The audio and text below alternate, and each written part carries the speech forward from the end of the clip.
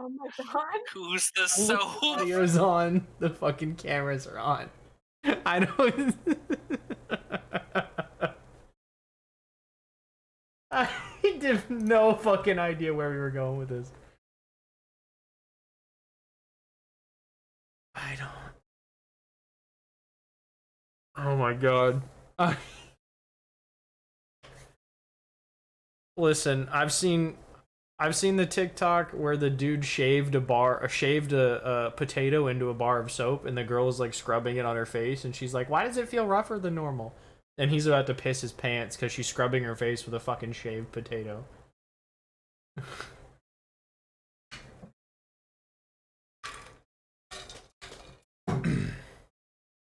Is it really?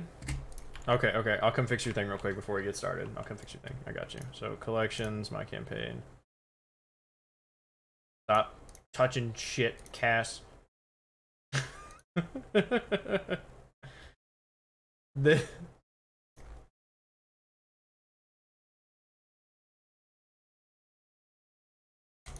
Okay, it should be up now. Is it up for you?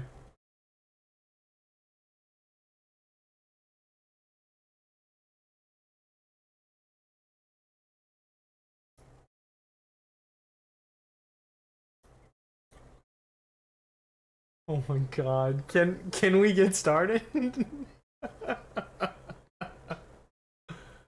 Oh my god.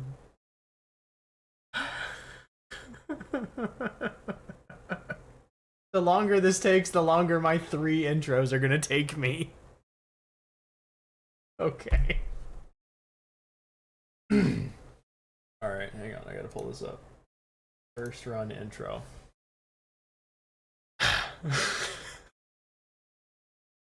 Hello. God damn it. I'm broke now. I can't gain composure.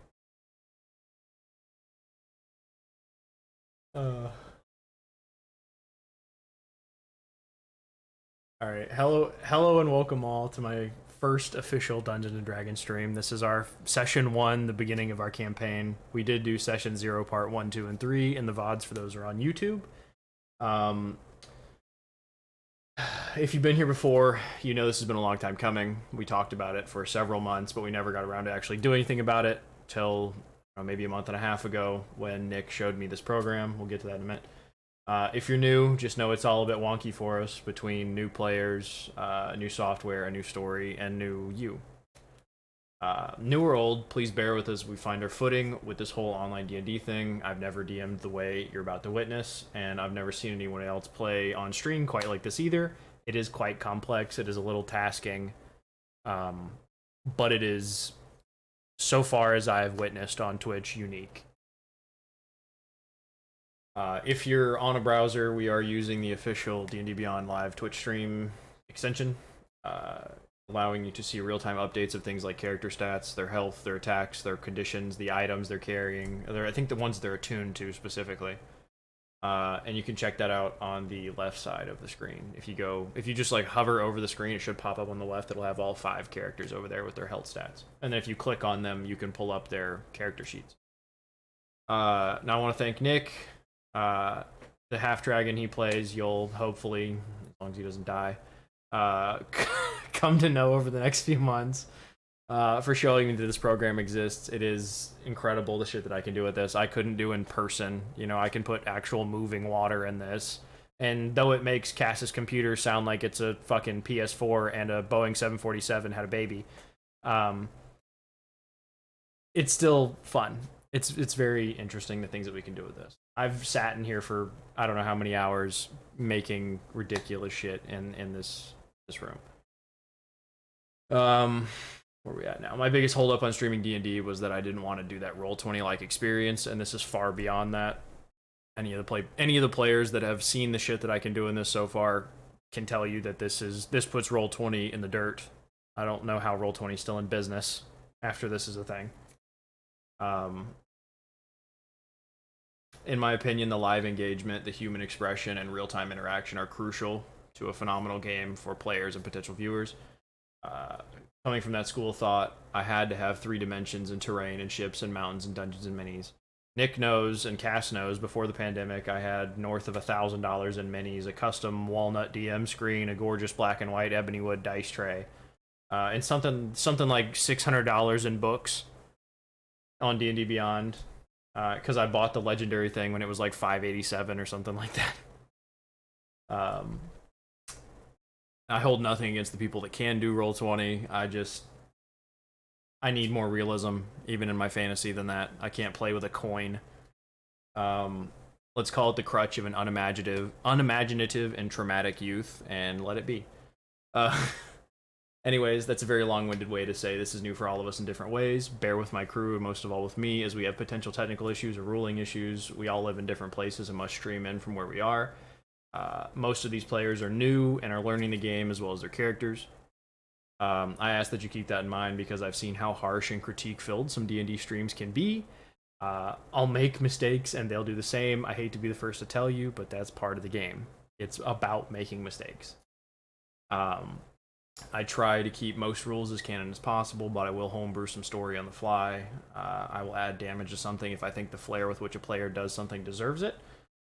And maybe it's necessary for character development to find out they're more powerful than they'd ever realized. Who knows? I'll do my best to keep the story moving along, but we're new and we're trying our best. So we all collectively thank you for your patience, we thank you for your viewership and your time. Now to player intros, since this is session 1, this could be some people's first time actually watching it. Don't do your characters just yet, just do you. So your Twitch, if you want to do it, it's under your character name, so you don't really have to if you don't want to. Your experience with D&D, whatever else you think you need to put, but I'll go last since I already mentioned him. Let's start with Nick.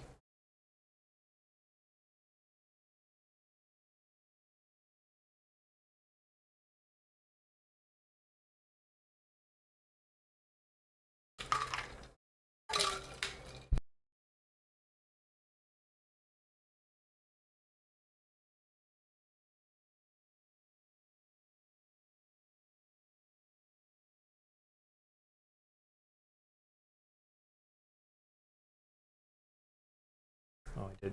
Thank you for telling me that.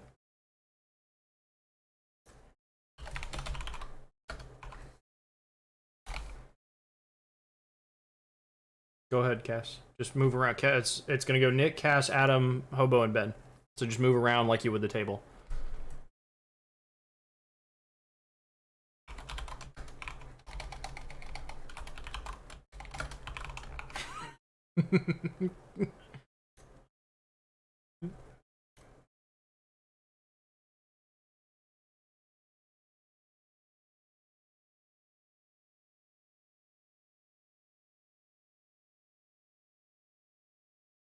Okay, it's fixed.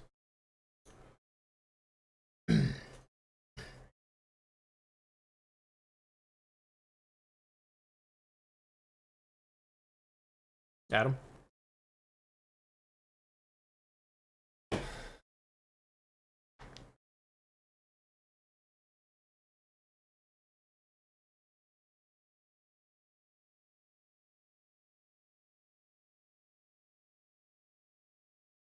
As with everybody, I kind of lost passion with it and then picked it back up here as a lot of things went digital. D&D Beyond was actually my first step back into it when the site came back on. I write, I do little things. I've done some projects that are on for D&D and things like that before my writing. Other than that, I have not really much else to go on. I'm kind of new at the whole streaming thing, as with a bunch of people they switched on during the whole age as it is currently, but that's really about it. I hope to have fun with everybody as we go. Hobo? Full username Hobono. I stream on Twitch. It's fairly irregular, but a lot. Let's see. I have about 5 years of experience as a player, with about 1 to 2 years as a DM, though the DMing was very inconsistent. And then I haven't been playing for about half a year, so I'm a little bit rusty, but been playing a while. Ben? Hi guys, my name is Ben. My Twitch is Lord Longballs, is if anybody who's been here before knows, because I'm always playing with Wade. Always so on there with him. I can't believe I talked to you. Dude, it took you half a second. Don't even try. I'm the most gullible person in this group. This is actually my first experience with D&D. A couple months ago, JJ said he had DM'd at some point, and I told him I was super interested. And then Nick showed him this program, and decided to go ahead and go with it. So I'm super excited to do this and actually play the first session. And yeah.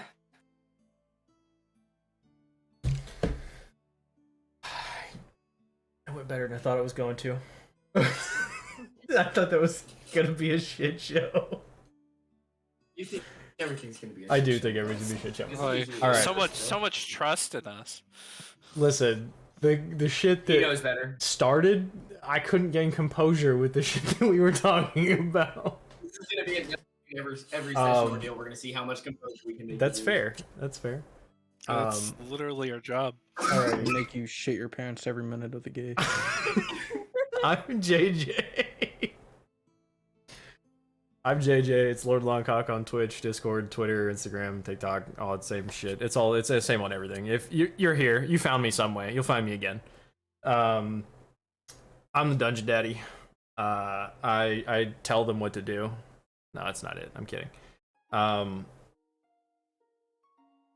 I wrote this. This is the intro that I wrote, and I'm excited because this was a good one. So, this is my living story. Though I'm not a god, that's not my style. I play one when they need me to, but I like to think of myself as a curator or literary architect of sorts. You, the viewers, are my tourists or my readers, whichever metaphor you prefer. The stars of the show are my group.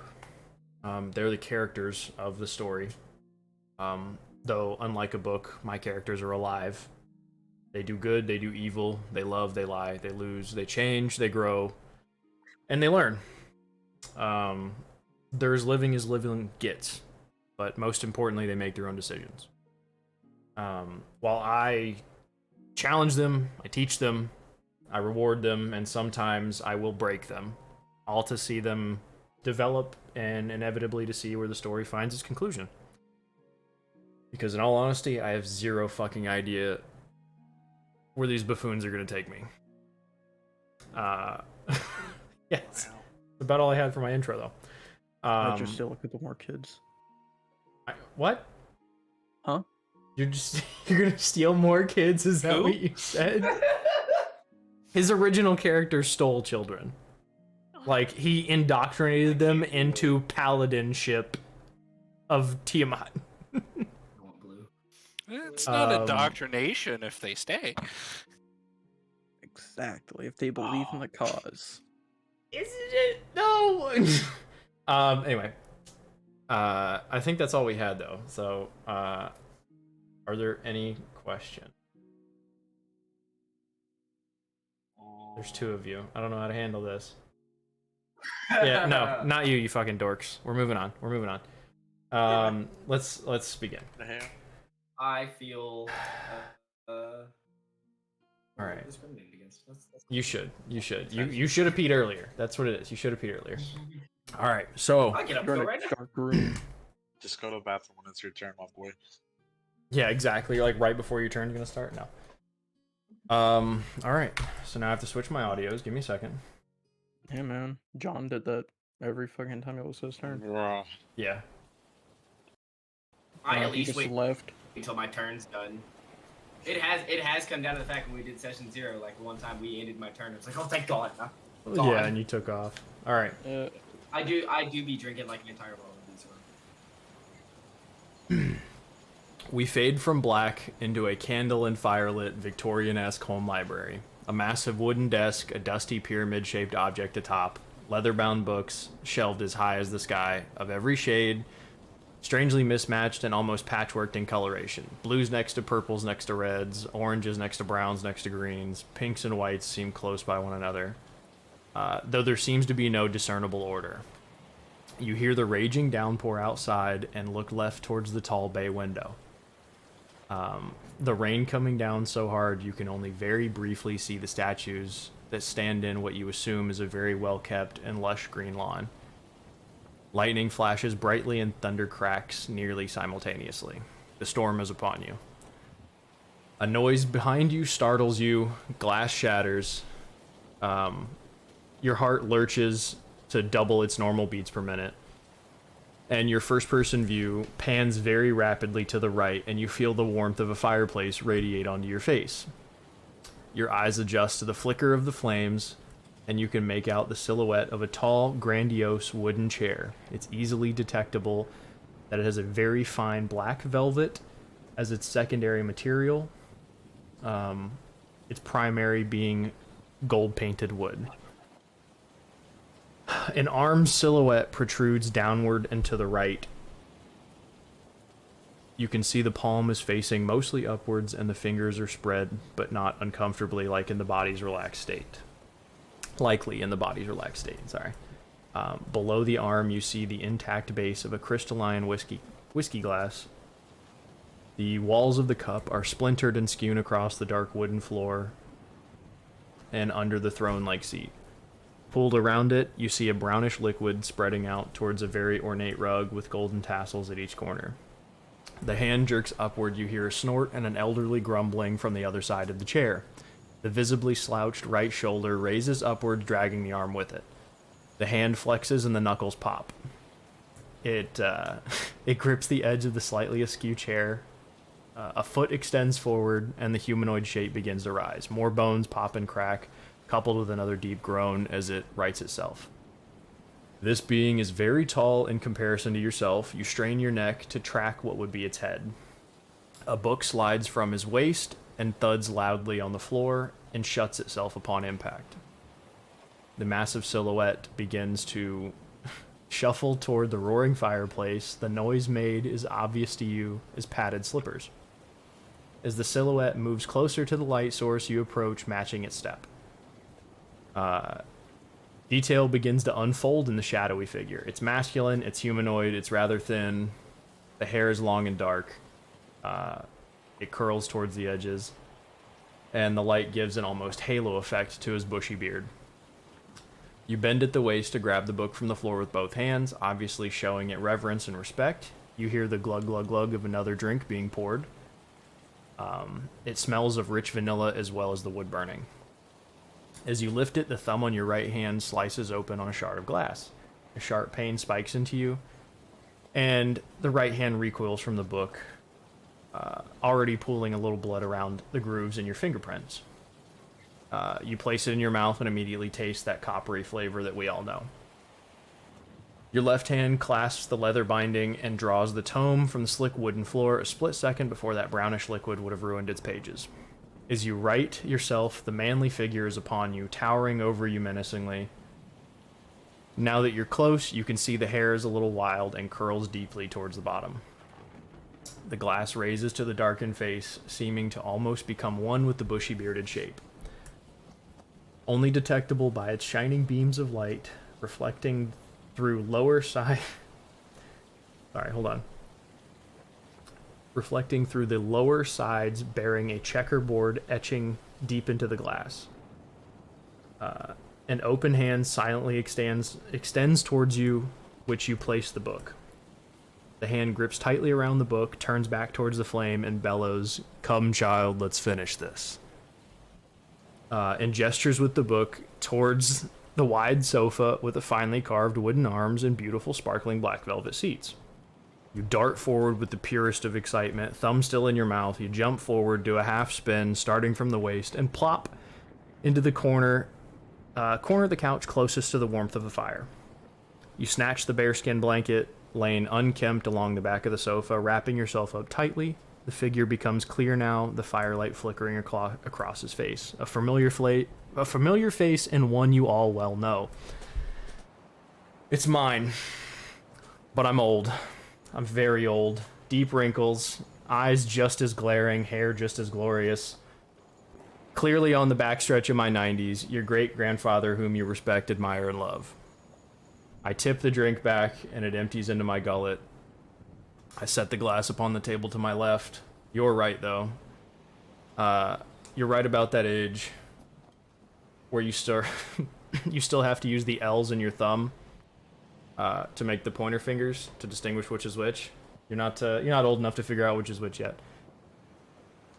I open the book directly to the page I left on. My lips smack loudly, followed by a deep sigh. A hand raises to my head and brushes the hair from my eyes.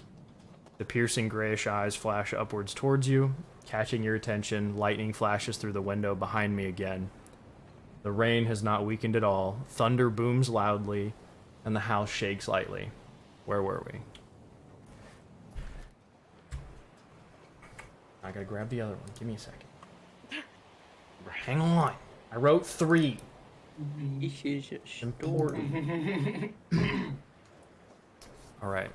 So, I know you can't hear it, but there is the sound of Stormy Waters playing on the stream. So you guys can't hear it, but it is playing so they can hear it. I can't figure out a way to stream it to you and the stream at the same time. But here's the true intro of our campaign. The library fades to black, but the sound remains for all of you. The storm didn't let up. It's worse now. You can feel the water. It must be the wee hours of the morning. Ben, the lightning flashes flicker through the blacks of your eyelids. No matter how tightly you squeeze them, the accompanying thunder is so powerful the ship vibrates. Metal things fall from the shelves along the walls. A shined metal plate falls from the walls and clangs to the floor. Hang on, I'm gonna move this so I can see it a little better. Where was I at? Water splashes your face again, just a drop splattering across your cheek, but enough to have woken you with how tense you've been. Wood creaks loudly and the ship lurches downwards. You experience a split second of weightlessness. You reach out. As you reach your apex, gravity grabs a hold of you and pulls you harshly toward the bed. Your shoulder and ribs impact the edge of the bed and ricochet you off the bed. Roll me a dex save. Oh, all right. Do a dex save. Yeah, dex saving throw.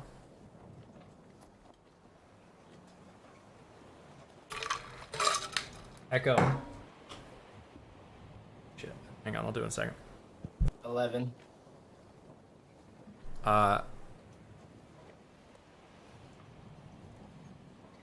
You know what?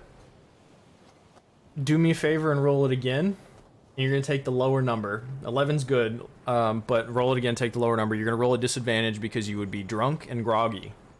11. 11 is the lower number?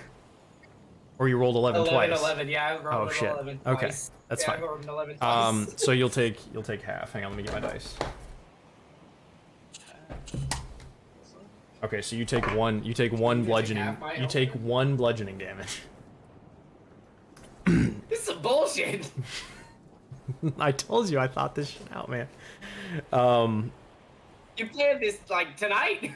No, this part has been weeks in advance. This was the very first thing I wrote. It was your intro because you were the only guaranteed player that I had. That's Your shoulder and ribs impact the edge of bed and you ricochet off. You take your 1 bludgeoning damage. You stand to right yourself. The ship lurches upward and violently downward, but your keen acrobatic skills allow you to hold on. You ride the jump. The wood groans loudly. It sounds like the ship is in distress. The ship is not doing well. Something glass breaks in the dark. What do you do? instinctively look directly through the direction that the sound of the glass break. The sound where the glass broke. It's not in your room. Just in the direction. It's even if it's not in my room. To describe where your bed is going to be the back left corner of the room. There's going to be kind of a vanity on the other side that you know is there. A shelf, kind of a storage-ish area, and then the door is going to be right in front of that shelf. So it would be, if you're standing in front of your bed facing the door, it would be like northeast-ish of you, kind of more east-ish than northeast, but that region. But it's not in your room. It was a room over from you. Okay. Yeah. I would still stay on instinct. I still turn in the direction that I heard the sound. Sure. Yeah, you can do whatever you want. That's why I'm giving you the option right now. So you tell me what you do. Yeah. And while you're doing that, I'm gonna swap the color of my room. So yeah, I'll turn. Go ahead. So I turn towards the direction of the sound, noticing it's not in my room, and I'm gonna kind of creep up to my door and kind of just listen, see if I hear anybody outside my door. Roll me a perception check.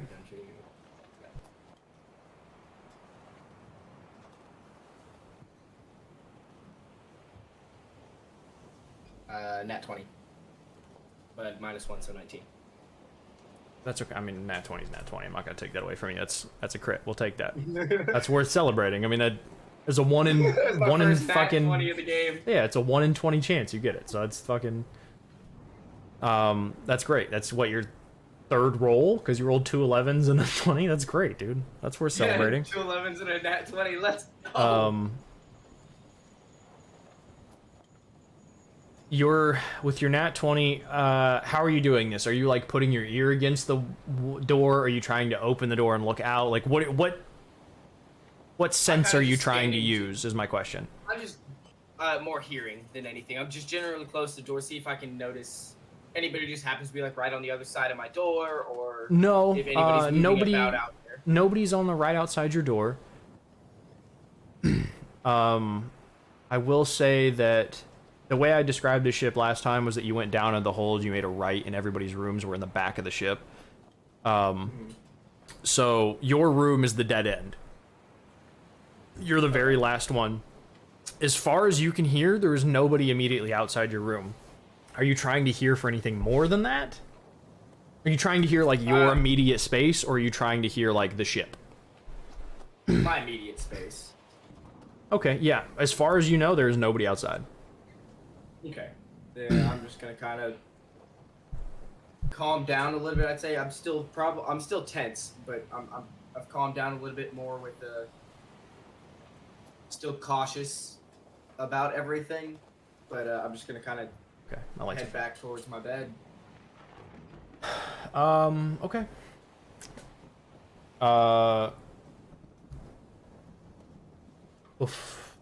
Before you get back to bed, you are going to hear a loud shriek from directly above you, like a pained shriek. And then a thud. And that's going to be all you hear. Nick and Adam, here's where you guys get together. Nick, you're a much sounder physical sleeper than our rogue is. But after the night before, when someone tried to rob you of your Mark of Tyr, you're on edge. When glass shatters in your room, you jerk awake. One hand on your axe, the other on your amulet. You lay on the bottom bunk, tucked in the far edge of a wooden-walled stateroom. You rocket upward and peer around. The room is dark, but thanks to your race, you can see everything in this room as if it were in dim light. The sword you propped against the door to pin it shut and use as an alarm sits exactly where you wedged it the night before, and the ship rocks violently. You have to reach for the bed above you to secure yourself. You've only been on a ship once before in your youth, and you felt most at home in the crow's nest with your mentor, Lana Verstrail. Though the captain of the ship upon which you've booked passage to Grisfolia, the Pained Princess, the name of the ship, refused to allow you to climb the mast. When you were young, it made you feel like you were flying, which felt so inexplicably second nature to you. The ASMR you're rooming with rolls onto his back and begins to snore lightly. A sharp and terrifying shriek reverberates from above you. He jolts awake, groggily wiping his face and saying, "Not again." He snatches his axe from its leather holster and jumps from the top bunk. The half-dragon says, "Grab your things." You both don your chainmail. The half-dragon grabs his cloak with the gold lining from its silvered hook. The ASMR grabs his purpled half-cloak from its accompanying hook. You both attach your leather weapons belts and snatch the door open, revealing utter chaos in the ship's hold. Barrels are loosely rolling, crates are tipping, sacks are pouring their contents all over the deck. The ship's swaying harshly left and right. You're having to stabilize yourself in the doorway. Nick is, and behind him, Adam, you're having to grab onto a desk or the vanity that was there. I was trying to think of the word because I lost it. Lanterns are swinging wildly on their hooks back and forth. This ship is getting beat the hell up. Crewmen are rushing to and fro in an attempt to control the chaos. What do you do? You're both in your gear, you're awake. The ship is ready. I'm going to move out the doorway so I can let the friend behind me leave the room. Aegis will take a quick look around, but he'll slap his hand on his free weapon hand on his shoulder. Darkness will kind of crowd around him. He's going to cast False Life on himself. Okay. So that lasts for an hour, but I get an extra 1d4 plus 4 health, so an extra 6 health. Cool. Yeah, add your 10 hit points to your D&D Beyond. Yep. An extra 6 health there, and then he's going to not pull out any of his longer weapons because it's a ship, but he's going to pull out his hand axe for now. And alright, so lead the way. Follow me. Great. Did I mention the scream to you guys? I did, didn't I? Yeah, that's when we woke up. You heard the scream, that's when you woke up. Yeah, that's right. Okay. We're going to cut to Cass and Hobo. Firstly, you know what? No, we talked about this. I wrote this into here because I didn't think you were going to sleep in the session 0. I literally wrote it in. I was like, Cass, can you please explain to me and make it canonical to our campaign how exactly a goddamn centaur sleeps? I think we still need a refresher just for But anybody we've who already wasn't talked here for that about it. Yeah. session. If somebody was standing in this room, how would they see you sleeping, Cass? Do you remember what you said last week? Are you muted? Thank you. Thank you. My bad. My bad. I also have to keep it a little quiet. I knew it was going to happen eventually. I It's just didn't okay. expect it to be cast Okay. first words in the whole session. I appreciate it. So a centaur sleeps. How I sleep is I just plop on my side, and I put pillows underneath my human body. That's how I sleep. How do you get up? Just out of curiosity, if you had a mattress, how would you sleep on it?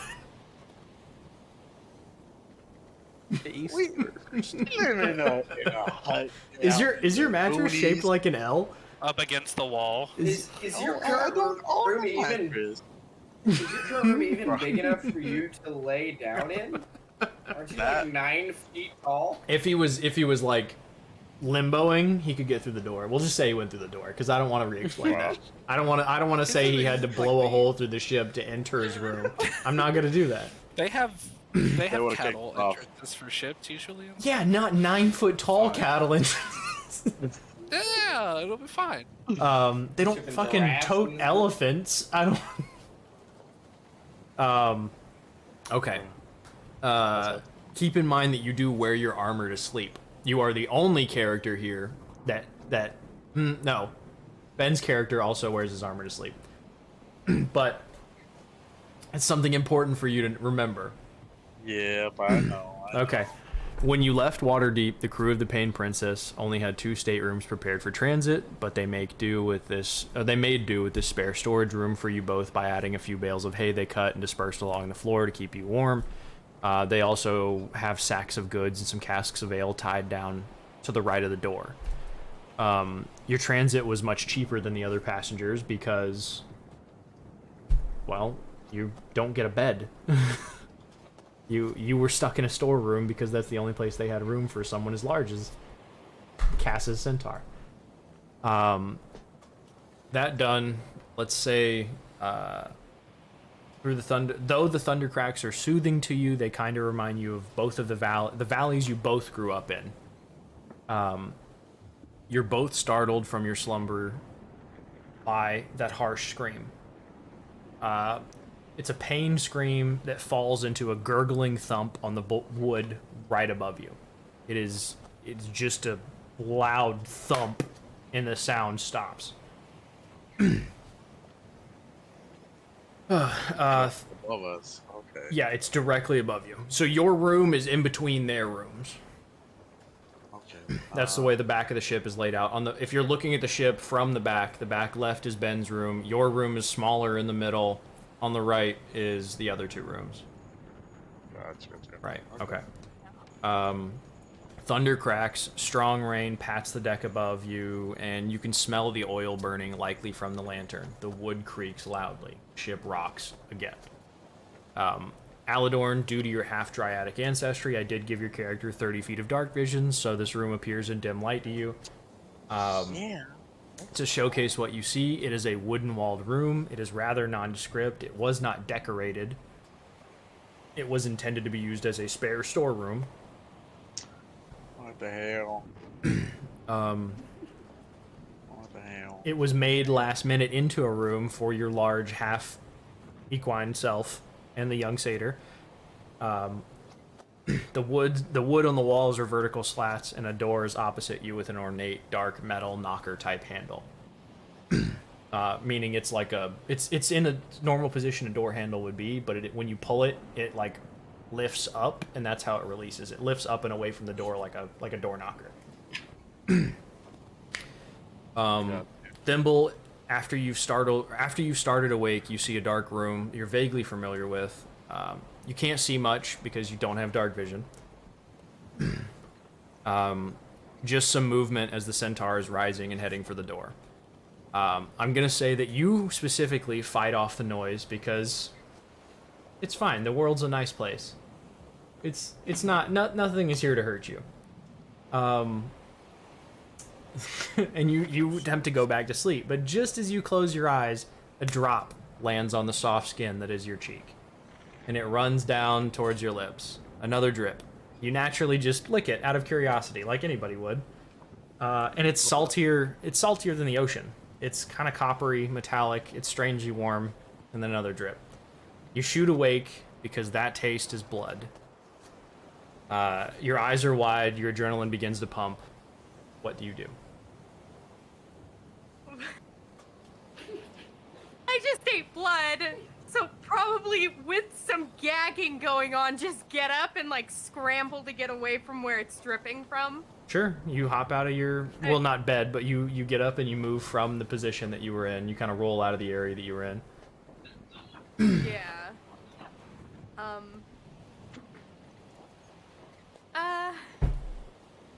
So I can't see. No, you can't see. Or are you saying that to him? Okay, okay. Character. I thought you were asking. Alador, I can't see. Help. Sorry. Oh. You're fine. God. Sorry, Chamber. It's all right. It's what's wrong? What's it's just a storm. What's wrong? Well, something dripped on me, and it tasted like blood. And I mean, we heard a scream. I don't want to assume the worst, but something might have happened. Someone might be hurt. Oh no. And... do I have a torch? I have a torch? There's no lights in the room, correct? It's just I can see dark vision. You can see with dark vision, yeah. Everything looks like it's dimly lit in this room. It's like you're seeing in black and white in this room, is the way I would like to describe it. Yeah. And it's very dim. You said there's a lantern, correct? No, you can smell the oil burning from outside your room. Okay. I don't want to turn on a torch in a boat. In a room full of hay. While he's 9 foot tall and his hand is against the roof. And you said it's just black, gray, black and gray, white, red. You see in black and white in the dark. Yes, you don't see in color vision in the dark. Right. If I open the door, will it light up the room a bit? Question mark. Do you open the door? I'm not gonna tell you what could happen. Do you open the door? I'm scared. I'm gonna open the door and see if it brings any light into the room so we can see better. Yeah, light shines right into the room because directly across from your door, they hammered a nail into the wall and there is a lantern hanging right there. Oh my god. I want to grab it and... Sure. Can I get up, grab it, and I'm gonna walk back into the room? Yeah. And walk to Thimble and see if I see anything dripping from the ceiling or whatnot. Yeah, you see on the roof. You know when water, like, there's water damage in a house and there's like a pool of water sitting right there? That's what's happening with the blood. It's sitting in the wood slats above you, and every now and then a drip just falls right where she was laying. Okay. Every few seconds, a drip just goes. Bloop. Oh, Thimble, you were right. It is blood. Oh, I think we need to wake up the others and let them know. Something must be wrong. Yeah. Do that. And Thimble's gonna just be wiping my face off the whole time, just like, Yeah, oh, she's just God, smearing the shit out of the blood all over her never cheek. feel She's clean just smearing it again. everywhere. Oh no. Can't get it off. She can't see it because she can't see herself, but you can see her just fucking smearing the shit all through her skin. Do I have War paint. Help. Help. do I have any cloth? Do not have any cloth. I'll Is say there you any have cloth? like a rag, maybe. You could wipe Okay. it off if you wanted to. It's Alright, fine. I'm gonna pour some water from my water skin onto the rag, and I'm gonna, if it's cool with you, I'm gonna start getting all the blood out. Be just like, it's fine. It's fine. Don't worry about it. I got you. I'll never feel clean again. Yornir and Aegis, the door opens to your left. And then you hear, "I'll never feel clean again." Busting down the door. Well, your door's already open, but the door next to you opens up, and you hear that come from the door. Do we recognize the voice? Yeah. Well, I mean, you've been on the boat with these people for 3 days, so you would have seen them in passing.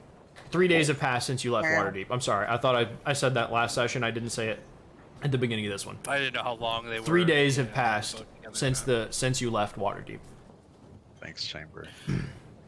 So, noticing the voice and perceiving the voice for who it is, he'll lean his head in real quick. We don't have time for that. We should probably see what's going on above before we're all below. And as you guys peek in, you just see the centaur wiping something off the satyr's face. No, I'm kidding. Oh, yo. It only gets worse. No, I'm kidding. I'm not gonna do that. It's only getting worse. And that Oh quote my. is a bit sussy. No, okay. We're gonna have to investigate this. You later. guys made the story. But, Please, Nibble is just a my baby. boy over here. That one's Rated going R. to Nicole. She's like 300 fucking years old. She's not 300 years old. She's like 136. Oh, that's just a baby. That's fair. That's only double my life expectancy. Thanks. No, okay, so no, that was just a joke. I just thought it would be funny. It is funny. So he peeks his head around. I don't have time for that. We don't have time for that. We need to see what's happening. The four of you are now in the hallway, we'll say. What do you do? The same now that you guys are out in the hallway, if you go to where their room was at the corner where you can see the hold, in the hold you see those barrels loosely rolling, crates are tipped, sacks are pouring their contents all over the deck, the ship is swaying harshly left and right. Every few seconds you have to reach up and brace yourself against the wall, but you start to learn the pattern and the waves. The lanterns are swinging wildly back and forth on their hooks. Nothing is broken. But, I mean, like, no lanterns are broken, sorry. Before we leave, I want to make note that I am taking my flute with me just in case. Okay, that's fine.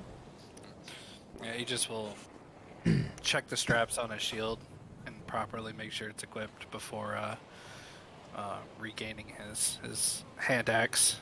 Okay. And then head on to the front. With your shield out, you do get your +2 to your AC, so if you have it off right now, make sure you equip it. That way it'll pop you up to 18 or whatever it is. Yep. So there's only 4 of us. There are only 4 of you, yeah. Iyan is who you're missing. You all know it's Iyan. And I'm gonna look around and I'll be like, "There's only 4 of us. Where is Iyan at?" Did he not? Oh, you're right. Actually, in that, did they ever even see me get on the boat? They've Oh, no, been you're not- you've been on the ship for 3 days, so if you went to go eat Oh, in okay. 3 days, they would have seen you. They know you're Iyan. And if you're keeping up the facade well enough, you would have pretended to at least be friendly with Yornir. Yeah. Okay. So you're all missing Iyan. This is room ahead. It's at the end of the hallway, so it would be to your left. Yeah, if you had just approached their door, then it would just be a little bit further. It would be, 10 to 15 feet further past that. That'll be, yeah. You just will lead them there. Well, let's make sure we find Iyan, and we'll head on up, and then head towards the door. Okay. Do you knock on his door? Do you kick it open? Do you burn it down? What do you? He'll knock on it first and see if there's give a brief pause if there's any expectation or any Role noise. play away. I want to kick the door open before he, as soon as he knocks on. Yeah, he's gonna knock, and I mean, if you want to kick it down, Do you want to kick it down? Yeah, because distress scene, people falling over and shit. Screaming. Screaming, Sure. I'm Glass breaking. knocking Yeah. that Yeah. door down. Make a strength check. Or an athletics Kicking check. it. Make an athletics check. Athletics? Yeah, we'll just do a straight athletics check. You might get a little bit of bonus to athletics. That's why we do that. I gotta prepare myself. 14. It kind of splinters a little bit, but it doesn't break. So you hear like that where it kind of flexes inward, but there's a dent. It's not, and a splinter coming from the dent, but it's not broken.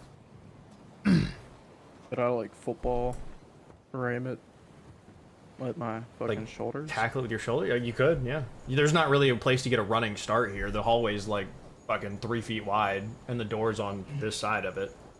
The hallway You don't is really 3 need feet a running wide. start to. Not bring really. the If door you get a down with step, your you can just shoulders. throw your body weight into it. Sure, go ahead. Go ahead, roll me one at advantage because you're quite heavy. Oh, athletics at advantage? Athletics at advantage because you're quite heavy. Iyan, there's a loud thud at your door after some quick little tap tap tap knocks.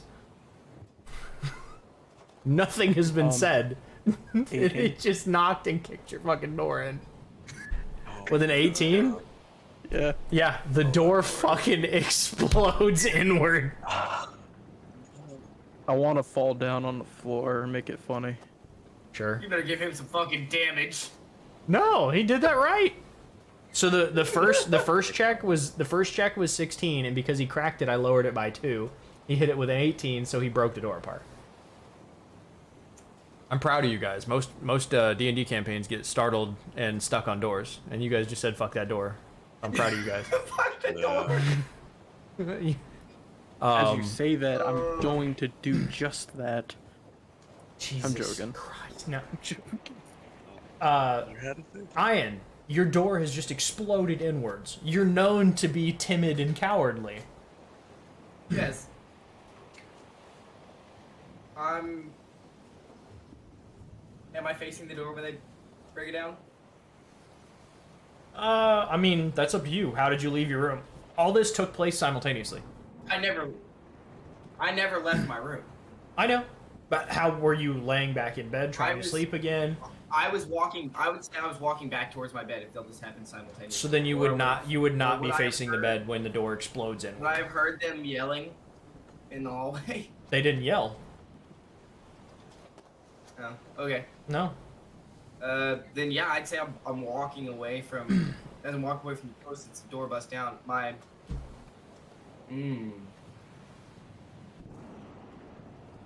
Come on. Make a decision.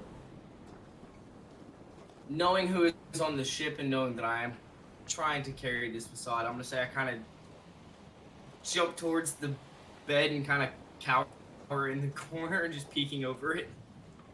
Or, like, Yornir, jump as you towards an edge. as you break down the door, you see your friend Iyan, who you've spent the last few weeks with learning, cowering in the corner at the sound that just protruded from outside, or I'm sorry, that just happened outside his door and then protruded through the door. Bro. Good friend, I'm glad you're safe. I want to run and hug him. He now is Yoda canonically. That's his voice. You can't change it. Oh no.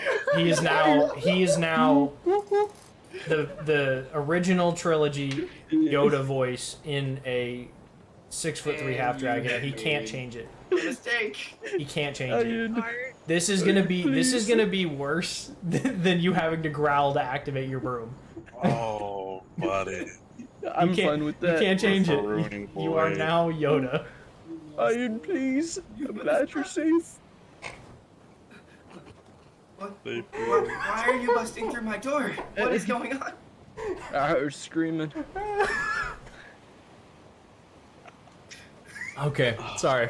I hate you so much, JJ. I hate you so much. What happens? I hug him. I hug him. I bear hug him. Sure. Do you want to hurt Bear him? hug me. Do you I'm soft and squishy. Do you want to hurt him? Do you squeeze tightly? I mean, I hug him like I feel fear for his life. You fear for his life? That's fair. Go ahead and roll me a Oh my god, damn it. roll me an unarmed God strike. damn it. No, please. The last time someone squeezed this poor boy, I took mean 3 me, I almost took damage. No. This is a different boy. I don't know what shit. you're Never talking touched about. Iyan. This is Ian. I rolled Oh, a you're nat right. 20. Yikes. You rolled a So- Ooh. Homie. Just for the sake of story, we'll say when he squeezes you, it pops your back. I'm not gonna make him do damage to you. I just thought it'd be funny to make him do Oh. Because that would have killed me. Probably. No. He has like 12 hit I have points. 11 HP. 11. He's 11. It hit would've- 11. You made Level me 1 take insta damage kill. on my bed. Kill. The would've bear been 6 hug. damage. I'm sorry, it would have been 6 damage. Would have been 6 damage. No, I'm not gonna make you do that. Okay. I'd have been quite upset for the rest of the night, that's for sure. Shameful persons. Mac. I'm gonna say Now- as he grabs me, I just kind of groan and you just hear my back pop all the way down its spine. Above you, through the wood ceiling, you hear large wooden smacks. It kind of sounds like the door that just broke. But you hear 2 of them almost instantaneously, one after another. Boom, boom, loud as shit. They reverberate through the boat. That sound is then coupled by a loud, not a pained scream, but a pained yell. It's not so much high pitched and like from. It's not feminine. It's more masculine. The noise that is made. It's not high pitched and shrieking. It's deeper. The noise that you hear is deeper. And that's above you. And then you hear a lot of like shouted talking coming from above you, but it's muffled just enough to where you can't hear exactly what's being said above you. I believe that might be our cue to hurry up and keep going. I Yeah, am go still currently upstairs. in this large man's arms. I'm just gonna put that out there. Nah, he would have put you down. He would have just hugged you and squeezed you, and then be like, "Oh my god, I'm glad you're okay," Okay. and then set you down. That's probably what would have happened. Nick, Okay. is that what would have happened? You would Clarify. have just squeezed him and put him back down, or are you gonna carry him like a him pocketbook? upstairs. Okay, that's okay. No, what? Carrying you with me like a suitcase. He is not wearing his cloak. He does not have his weapons on him. Ruh-roh. You would be wearing your armor, but you wouldn't I want would your. fall asleep with everything on. This is 3 days later. That's fair. God damn it. Got him, coat. Bro. And you would not want your weapons to be exposed. Yeah. I do believe. So you might have had one in your hand when you jumped up out of bed. You might I'd say I have. probably you might a have tiger one burning on you. me. Just because I I will. Well, wouldn't that one just return to me anyway? I'm gonna say it returns to its holster on your belt, not you. Damn it. Okay. It's not gonna come back to your hand and you can throw it again and come back to your hand and throw it again. That would just be stupid overpowered for a dagger. I'm fine with saying you can't maybe use like it repeatedly. maybe like in the process of them coming through the door, me going to cowering, I tucked the dagger I had in my hand and like my belt. You could have like shoved it up your sleeve or something like that. That's fair. Yeah. Okay. I drop him. You drop him halfway up the stairs. He falls down, takes another point of damage. No, I'm kidding. Takes 12 points of damage, dies. At the Takes a doorway, point of 'cause I damage for forgot to put every him stair down. he hits. No. I roll a d100 and You take everybody, 200 damage. the group, all of you, start to head back towards the corner where Aegis and Yornir's room is. You make the left going from there. There's another 2 doorways, like doors on your right. Both doors are shut and closed. One of them actually has a board like nailed over it, so it seems to be rather off limits. kick it down. And the stairwell is to your left. You The proceed up the stairs, stairs. Does Iyan tell me Yeah, or ask me to kick he'd it down? continue up the stairs. Okay, yeah, because Yeah, Aegis no, did say he that was was a leading the joke, way a that was minute a ago, joke. so if that's fair. joke. And water is going to be just water falling down these stairs. Not a lot of it, but enough that it is slick going up. I'm gonna need everybody to make a dex save going up the stairs. Oh, Alright, Dex save. Yeah, come on. 2 of your characters have hooves. I was about to ask, what's the minimum that you Get it, need boy. before I ever even roll? I got a 3. 9. 20, boy. Natural 20, Wow. a 9, okay. What'd you get, Hobo? 18. 12. 12 and okay, so everybody that's the 12 and up, make it up the stairs. The other 2 of you, I'm gonna say it takes a minute. Not a minute. no. I'm sorry, not a minute in actual game time, but it's gonna take a second for you to get up the stairs. It's gonna be 1 more turn. Can we That just being all said- agree- Oh, Sorry. what now? Go ahead. Can we just all agree it's like the scene in Home Alone where the guys are slipping on the stairs really bad? Yeah. That's fair. Yes. Yeah, Give him a little absolutely. Okay, dance. I'm gonna dumb this I- resolution down so I can run this right now. And it's Whoa. not. Ooh, are we doing I'm this? scared. No, wait. Wait, Oh, my computer's gonna fucking take flight. I'm just gonna try. Mr. Yui We're gonna jump to the I'm taking playmat. an Acer to that fucking space. We're gonna jump to the Help. playmat. I Nervous. need to go to objects. I need to go to components. Oh, Oh, Oh, he's gonna spawn it Real in. test, boys. it's coming. We're me and Genocide are about to just get booted, my boy. And me, Oh, hey, we don't forget, gotta I'm on be a gone. laptop too, homie. I'm on a laptop too, homie. Oh, here it comes. Oh, it's the Oh, it's water. here. There's Oh the water. god. Oh, it's here. shit. Oh no, it made it to 67. If I need to I remove the can't- water, I- I can. That's no big deal. I No, can't see my own ping. You might need to. You might need to turn my your. guy. Wait, this is being I done in need to what? Tabletop Simulator? Yes, it is. You might- Yes, it I is. like 260. You guys ping. might need to turn your settings down because I'm not controlling them for the whole lobby. I'm only controlling them for my computer. If mine are on the lowest possible. I mean, setting. like you might need to dumb your resolution down to like 720. That way you can process it. It's going to be a little pixelated for you, but very, Yeah. very low is an option, and that's what I just turned mine down to. yeah. I'm Yeah, gonna that's where mine is. I'm gonna trust that my computer can handle this, but maybe I'm giving it too much credit. Whose mini is out there swimming in the water? Shouldn't you be drowning? No, I'm slipping on the stairs. Oh, Bruh. oh, here comes the ship. Oh. There oh, it is. Hey, God. that- Here goes it. Oh god, oh, 67%. It's beautiful. Get me on this boat. Goddamn art. Why can't I pick up my mini? Sad face. Because I locked it so nobody could flip it. And we Someone could put my move money on. on We the- could on the move on boat from there. for You can me. have it now. Thanks, Why am I Hobo. so fucking Oh, tall? Oh, Appreciate it. stop. I'm sorry. Just downsize your characters a little bit so they actually fit Oh, on the shit. deck. How do I downsize a character?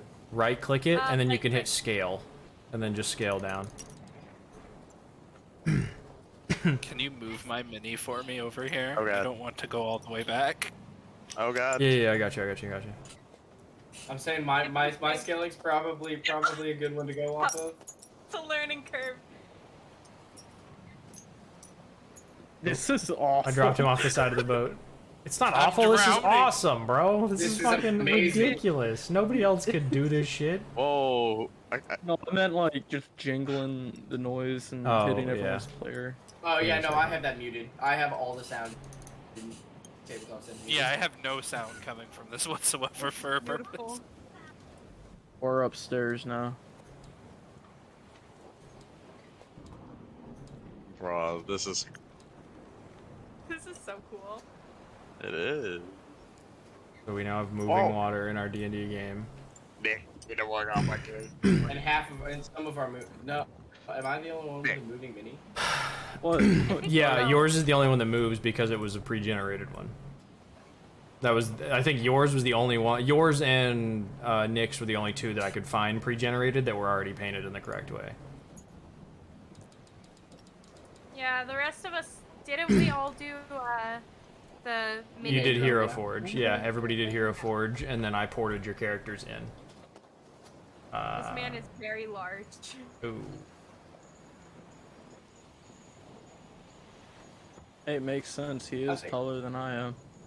I think I Okay. did my height right on. 6'6". So. That being said, in the captain's quarters, which are the two kind of arch doorways that are underneath the stairwells behind you there, the doors are flung open.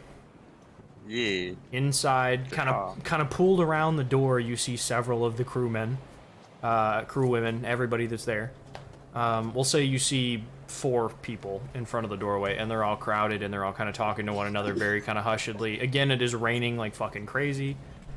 Hang on, can I turn the rain on? Who the hell is red? Yeah, now it's raining. And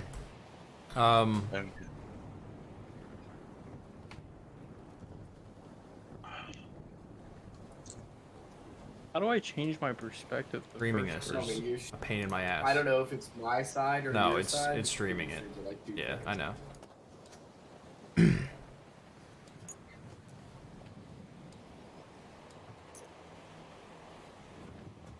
Should be If better you're now. listening right off that very low does not look bad at all at 19. Yeah, it's fine. The wood has a lot less texture in it than it does when it's on fucking high, but it's fine. It's no big Yeah. deal. As long as it still streams properly. Ooh, we haven't got to see this screen yet. Yeah, this is just the playmat screen. That being said, inside the room you hear somebody crying. And if you would like to move towards that, you're welcome to. The other 2 of you will end up there in just a moment. The 2 that could not make it up the stairs, being Aegis and Yornir.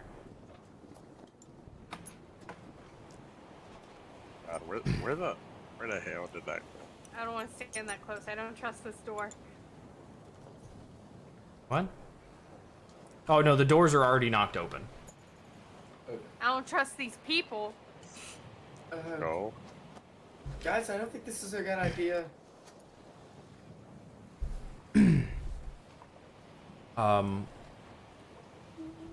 What do you do? Fuck me, I guess.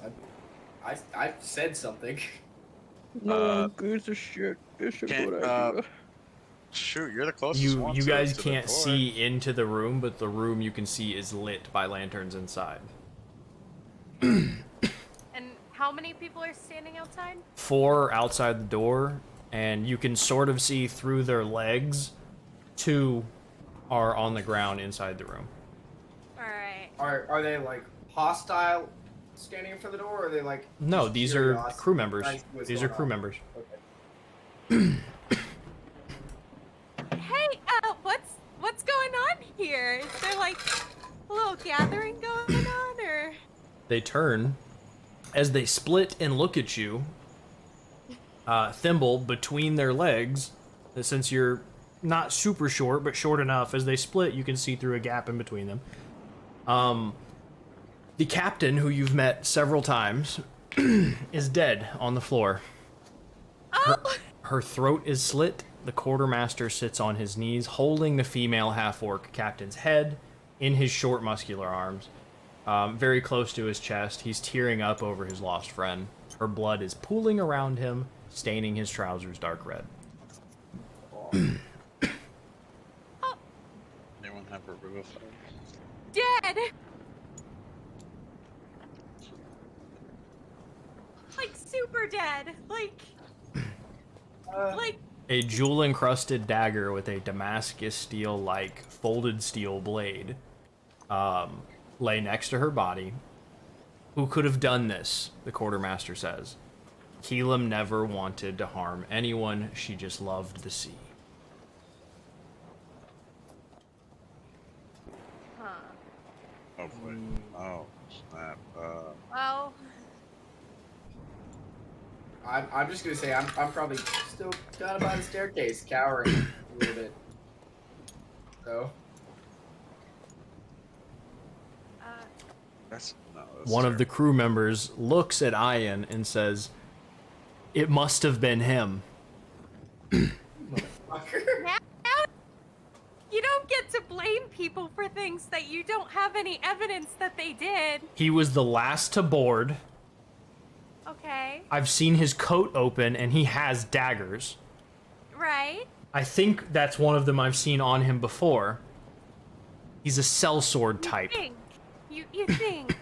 Ian wouldn't do that. And besides, when we all came out of our rooms, he was in his room as well. Like He could have gone back. Look at him. Oh, you're very set on accusations right now. Innocent until proven guilty. You know, you can't just In what society? Yeah. You know what? You don't get to just blame my friend for things, okay? On this For ship, blaming me. she's in charge, and now that she's dead, he's in charge. He points at the quartermaster. Okay, well, he hasn't been blaming him. You have. What charge do you have? What ruling do you have? Sit down, buddy. It's his job to say who's guilty and who's innocent. Look at him. He's not distraught yours. over the death Oh my of the captain. goodness gracious. He can be distraught all he wants. It's not Ian's fault. And then if we're up there by Yeah, this time, you two just will would go be in. approaching at this point. That's quite a He would longer than stand 6 seconds, behind. but we'll say you guys are approaching. Yeah, he'll stand behind her and kind of he'll bring his arms up into a fold, just kind of leveling his shield up there, and his axe is still out. She has a point. Who put you in charge? The quartermaster will look up. Stop fucking with shit. Just Stop put moving the it minis. put it still, Nick. Stop. You're just dragging it back and forth. Stand it up. I'm trying to Fucking make stand my it up. computer- If you look, if you right click it and you click flip, it'll automatically flip it on its head. If you click it again while it's in any direction, We're, it'll put it up the Okay, right side. buddy. all My right, computer is having a stroke from all your movement. I think I it's, got you. I think the mini might be too big. It just dies him down a Yeah. little bit. Yeah, it needs to be a little bit I mean, down. you would be. I mean, if you would approach, then you would be up closer, but you would have been back towards the stairwell down anyway. It doesn't matter. It's fine. Guess I'm taking a bath. Trying to there, right there. Boom, boom. We got Perfect. you. Beautiful. That'll work. The quartermaster is going to look up from the body and go, all of you to your rooms now. We'll sort this out in the morning. No one leaves their rooms. All right. As he takes a blanket and lays it over the head of the slain half-orc captain of the ship. And that crew member is going to chime back up, but sir, it must have been him. Oh my goodness gracious. Question. And then the quartermaster is going to reply, can it for now, they'll all be locked in their rooms, we're on a ship, they can't go anywhere. Go ahead, what's your question? Good question. Is it possible to do an insight check to see if he's like, if he's lying? Yeah, on who? On the fucking The dude on throwing the accusations, or Yeah. the go ahead, roll him. inside check. Damn, I'm not close enough to do that. Ooh, boy, Oh. 16 plus 5, baby. 21. Heck yeah. 21.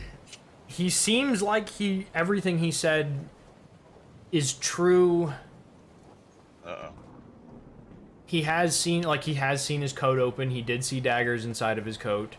You know, it could have been just that he was bending over to reach for food, and it just split open just enough that the shiny metal was visible. He's not 100% sure when he says that dagger was with him. He says he saw him with a dagger. That could have been it. Okay.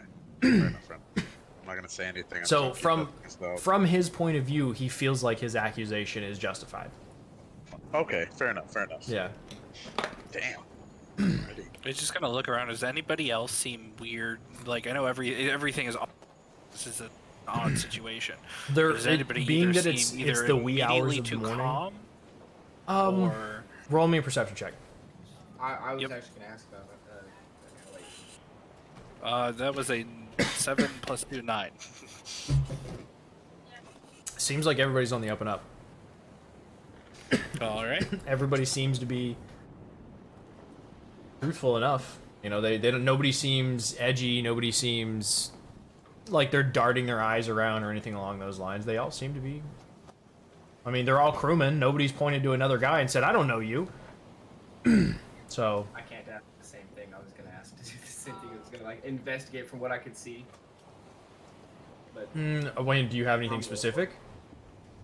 kind of just the mannerisms of everybody. Not per se looking for somebody being edgy or sketchy or anything like that. Looking for the mannerisms of who's the calmest.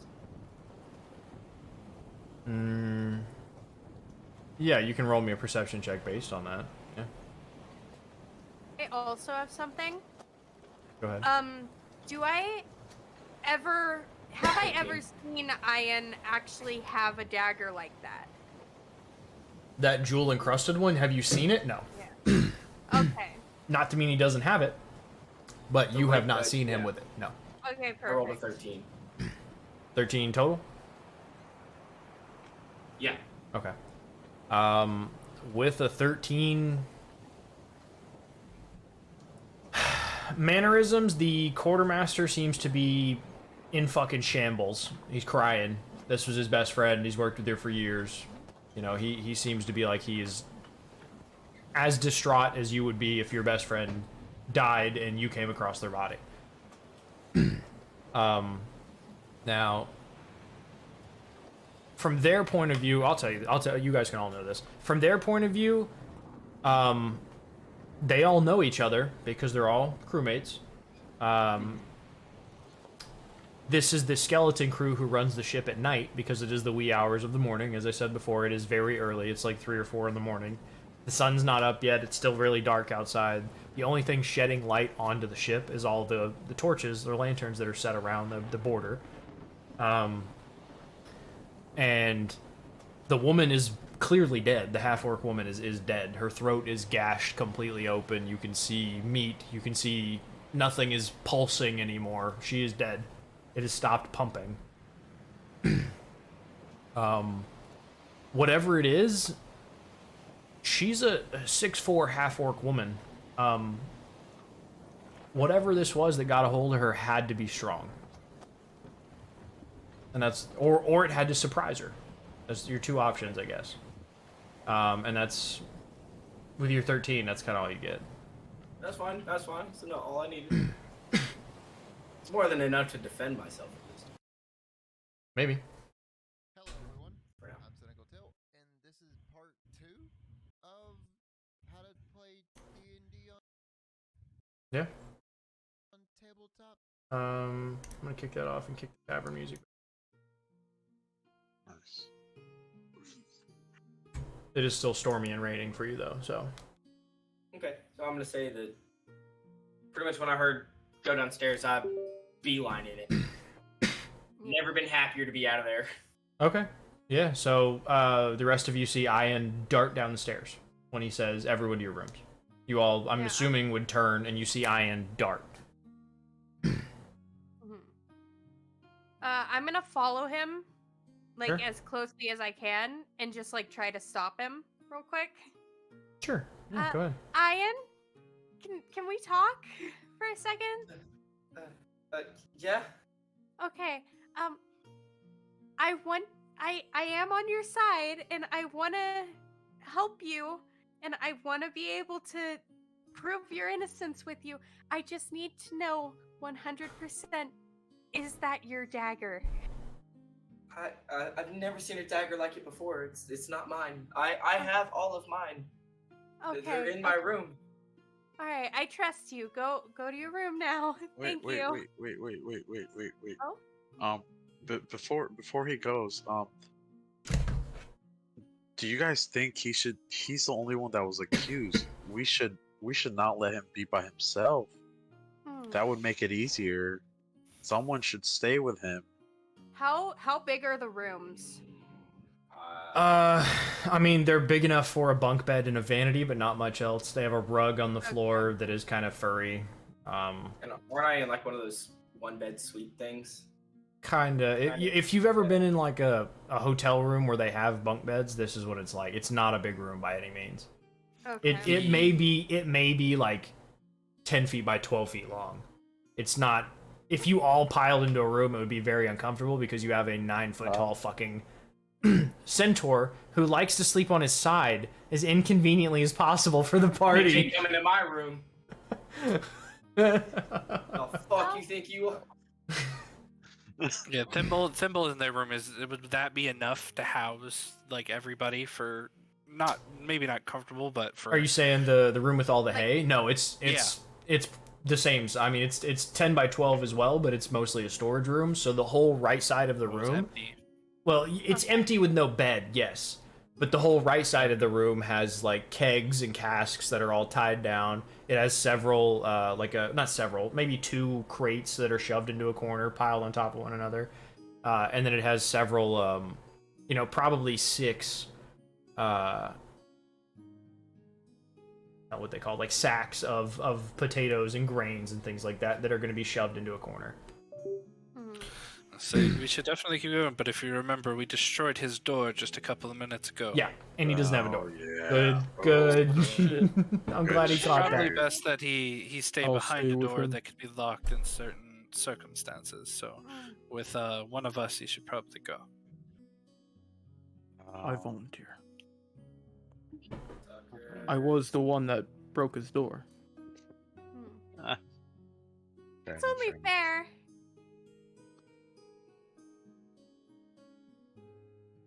Okay. I've taken off running to my room already. So. Oh, Yeah, wait. Your room doesn't have a door. Ahead. I'm already back at my room. Shit. So I am gonna say, about the moment I arrived in my room, I went ahead and put my belt cloak back on. Okay. Yeah, as soon as you enter the room. Knowing that I may have just made enemies on this ship. Sure. Yeah, as soon as you run back into the room, you grab your belt, you latch it around you. You're already wearing your leather armor, so that's fine. You grab your cloak, you throw it red side out. Yes. And you fix the clasps. Are they in... What color metal are they? The clasps, let's say you have 4 that go down the front. But they go down to like stomach. Well, no, let's say 3 because that makes it 1, 2, 3. Yeah, I'd say 3. I think it's like a chest, Yeah. mid chest and the stomach. I'm gonna say they're steel, So they're shiny silver. but Or- painted. Okay. What color? I'm curious, black. just for future reference. Yeah, Okay. I didn't think that part of it. So That's they're fine. they're steel, but they're painted black, and they're almost kind of like a design per se on them that looks like something a little more than I should have, but kind of like a leaf design on the buttons, but the whole button itself is painted black. Okay, so they're buttons, not metal clasps. Or clasps, sorry. Okay. Well, you just said buttons, so that's what I was trying to make sure we're going. Okay, so they are metal clasps. That's fine. Yeah.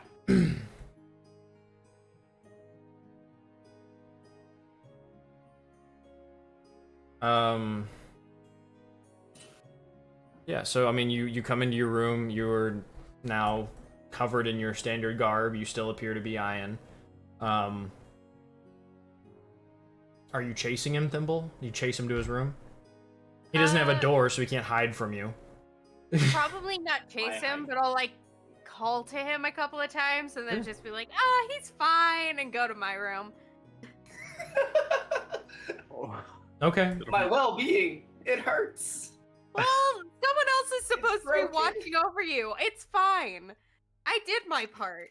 It's Yeah. not So Thimble's job right now. even though it's the wee Not hours of the Thimble's morning, job. we will say you all woke with a long rest, so you would have had any spell slots or anything you burned. I think we did this last time when I told you take one at the end. So you should have started with everything else. The only person that's taken any damage was Ben because he hit the bed when he fell out of his bed. Wow. Wow. That's because I'm 112 fucking pounds of nothing. Yeah. Would've been dead if Let you me wasn't see like that. what happens here. Yeah, Nick So fucking hugged me when he died. everybody is back below deck. So what I'll do is I'll nix the ship off the screen. That way everybody's computer can stop dying. Mine actually took it pretty well. All of us are drowning. Oh no.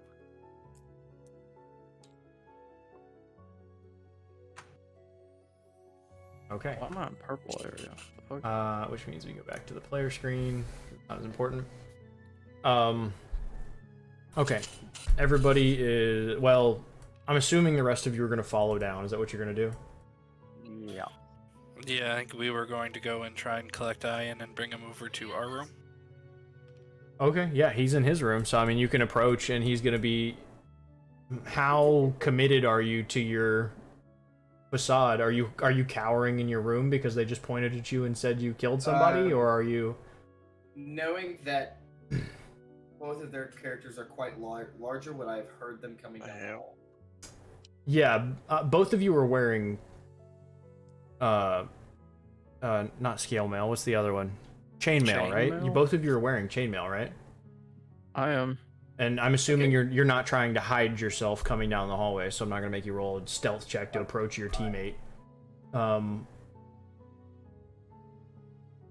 But I mean, when you approach, you can hear the thudding of their feet, but you can also hear the Rattling of their armor. the rattling of the chainmail. Yeah, that kind of noise as they progress down the hallway.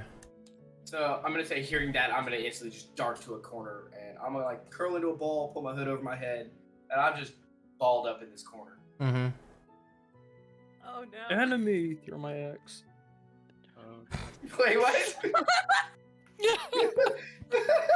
No. Do we need to unpack emotional trauma right now? Why are you trying to kill me? Who'd have figured? Shit. At some point, I feel like he's gonna hug somebody to death. Homie, I'm not even scared of the DM anymore. I'm scared of fucking Nick. Yeah, your character's best friend. Loves you to death. Literally. Lenny. Literally. Lenny. The under it. I'm just saying, if you ever hug me to death, Nick, you're never hearing the end of it, and I'm going to find a way to kill your character. You're gonna force yourself to become a lich. I'm gonna force myself to come into whatever character can kill you. I don't care. Okay. You know what? Boop. Now we can see the ball there. I do just want to thank Hardy real quick for the 1,000-bit donation earlier. Yeah, I saw Allie did it. I texted her and told her stop sending me money on the internet. Oh, I forgot that. Oh, that's why I recognized the name. That's Allie, yeah. Hi, Allie. That being said, I mean, what do you guys do when you enter his room? He just will stop. You're just gonna stand beforehand. guard over him? What do you? No, he'll knock on the door, or knock on what's left of the door. Yeah. The frame. Yeah, the sure. frame. As you tap it, it collapses from the hinges. What's left of the door just collapses from the hinges. The hinges separate from the wood wall. You just give a moment of pause for fine craftsmanship. I tense up more in the corner and kind of curl into an even tighter ball. Yeah, in your point of view, a hand just reached into the room and the door fell off. What was left of it? So, Iyan, grab your stuff. Let's go. You're gonna be bunking with us for the rest of the night. Okay. Can you stop breaking things around me, please? Why are you scared? I'm not going friend? to promise that. I understand, friend, but you also crashed in my door, and then now have What is the Nick rest. doing? I'm huffing and puffing because okay. he's scared. Oh my god. Is he gonna burn the ship down? He's huffing and puffing. He's gonna blow. He does breathe fire. He's fucking yeah. gold dragon. No. So you guys grab him. You take him back to your room. You lock the door. He doesn't have a bed in that room, but if one of you wants to stand guard over him, you can. It's not gonna be long until sun up. I was gonna have him come back to ours and then take one of our beds, and then like we'll essentially swap out whoever needs to rest. Yeah, I'm not gonna dock you a point of exhaustion for staying up to guard your teammate in this particular For an circumstance hour and a half? because I built this storyline. Yeah, for an hour and a half until it's time you would wake up. So, so as you sit there, throughout the night, you hear, well, throughout what's left of the morning anyway, I should say, the early morning, the dark of the morning, you hear footsteps come by the door and pass it. And they aren't stopping, they're just coming past it. And they kind of scurry back.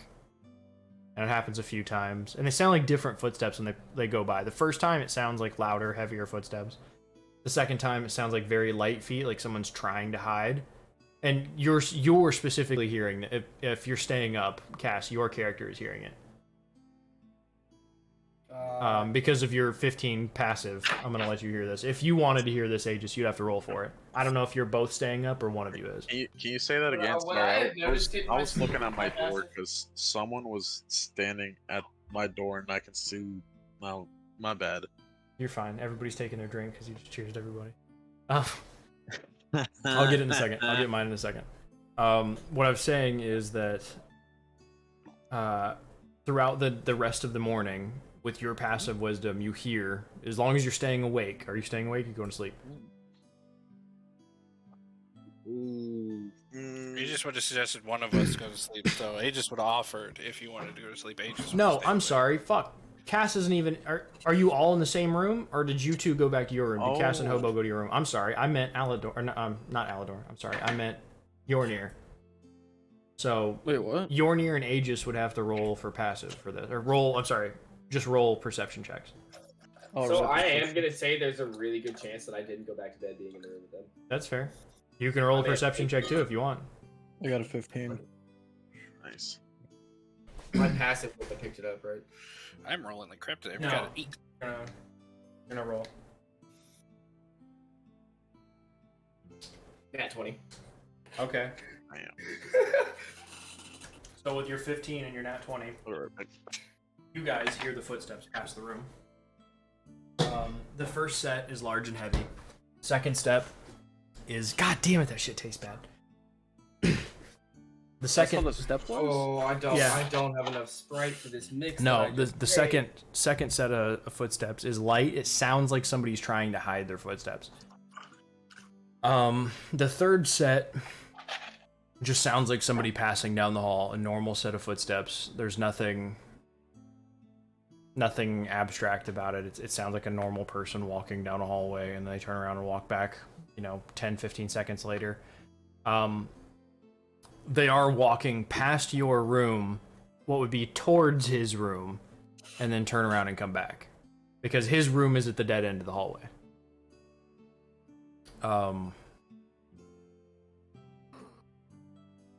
But nobody stops at your room, nobody knocks on the doors, nobody stops at either of your rooms either. Cass, you would hear the people pass your room because of your passive, you would hear it. Your passive is high enough that you would hear it. Fair enough.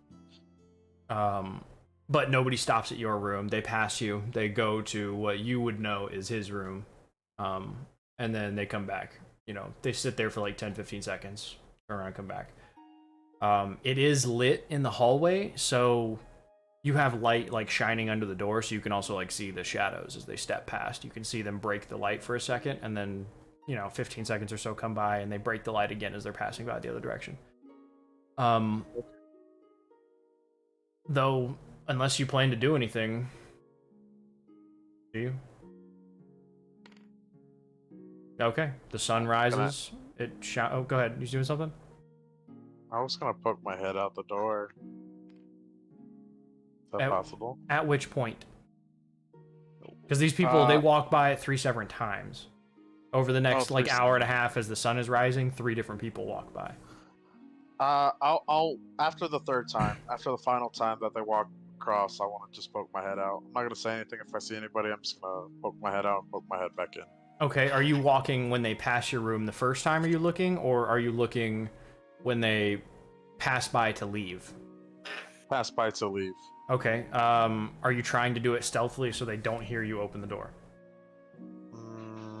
Or are you just like jerking the door open? Who the hell's in my hallway? I'm not gonna jerk the door open. I'm just gonna like, just slowly open it. Are you trying to do it stealthily, or are you just trying to open it? I'm just trying to open it. Okay. Just trying to open the door. Yeet. Okay, that's fine. No, you open it, and as you look out, it is a half elf, the third person, half elf, and you can see their ears. As they turn that corner, you can see their very sharp, angular jawline. They're 5'10"-ish. Dark hair pulled back into a ponytail. They don't seem to be ashamed of their heritage in any way because of how proudly they're showing their ears. If you want anything more than that, you're gonna make me a perception check on them. Sure, doesn't hurt, right? Skills, perception.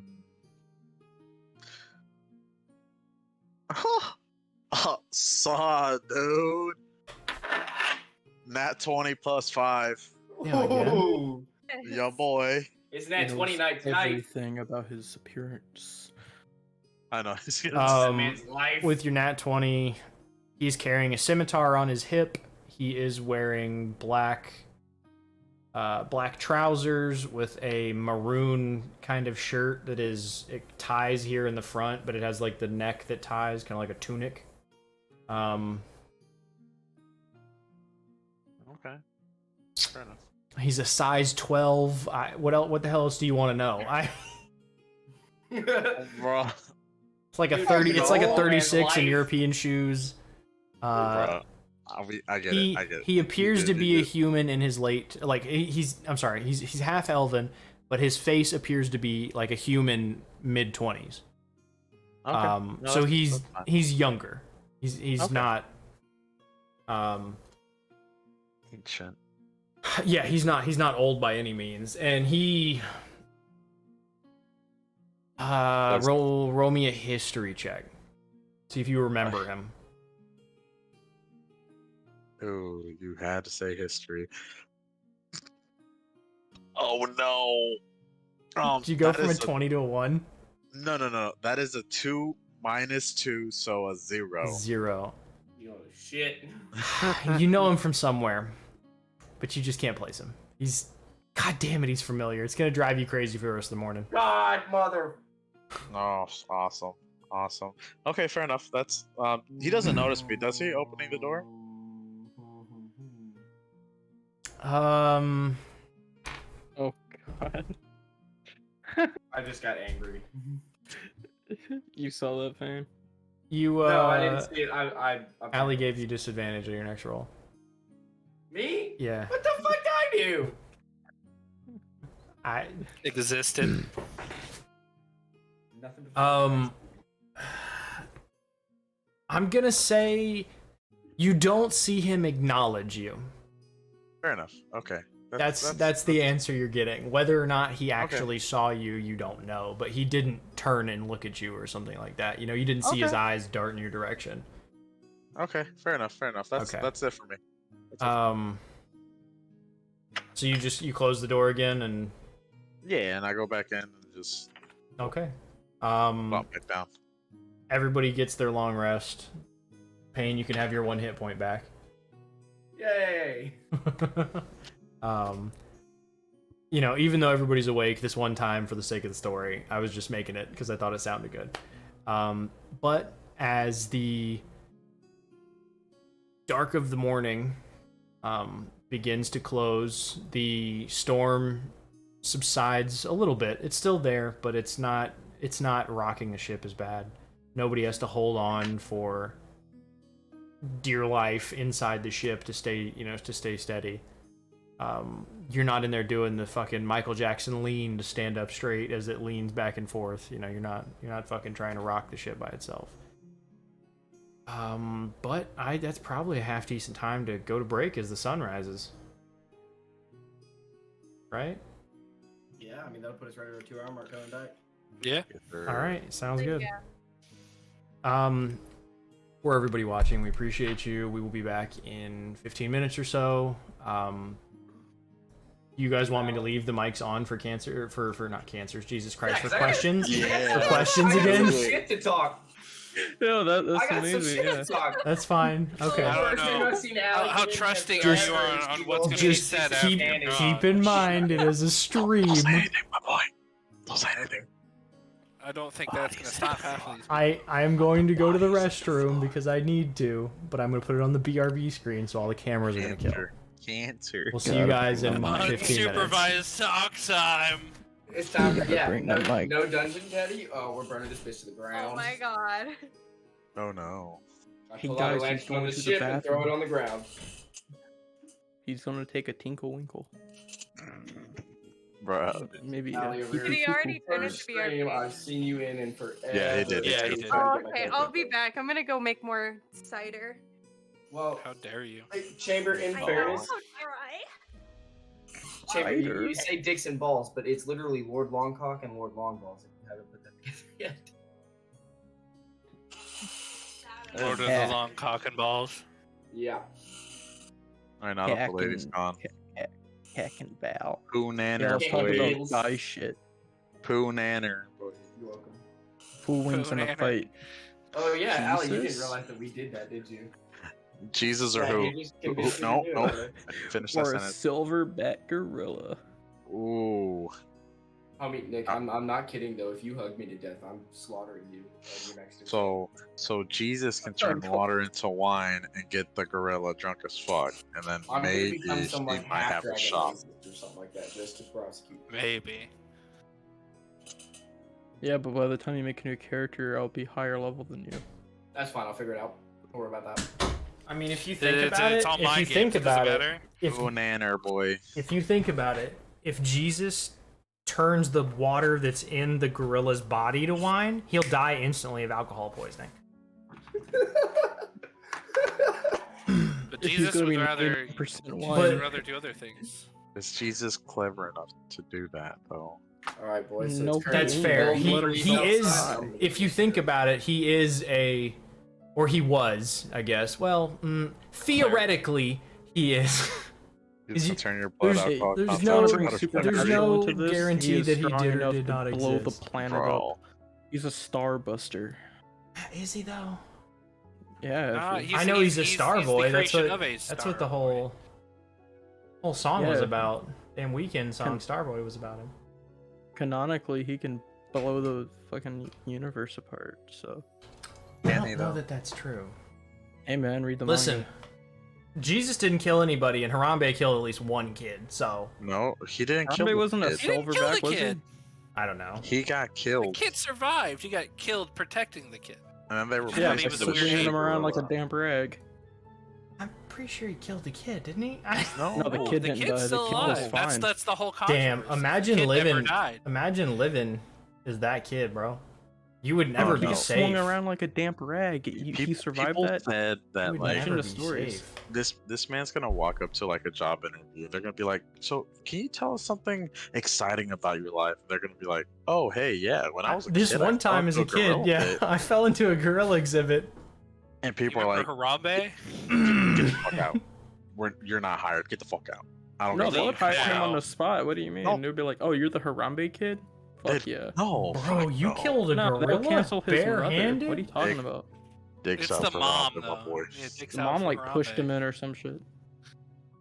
Well, it's the mom that you got to worry about. Everybody hated on the mom for the longest time because I need to watch your criminal kids. charges. I mean, yeah, You shouldn't let your kid like jump over a the fence. rally to a gorilla. behind her was so hilarious. Have you ever watched the 3-year-old? And I'm like, yeah, I have, and they've never ended up in a gorilla enclosure.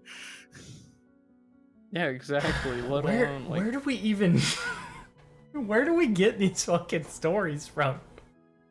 On that note, did you know he was killed because he picked the kid up out of the water, put him on dry land, and then was shot with a Winchester 70 chambered in 375 H&H? He sure You went to was. the bathroom and looked that shit up? He did. No, I actually. This is know reading this. material. That's It reading is. material. It is 100%. But I also know that the controversy on it is because he picked the kid up, put him on dry land, and was not messing. Correct. He was He was over him, protecting but the he was- kid from the water. The 100%. kid jumped into the water. Yeah. Also, Nick, you know the silverback is just the oldest gorilla in the pack, right?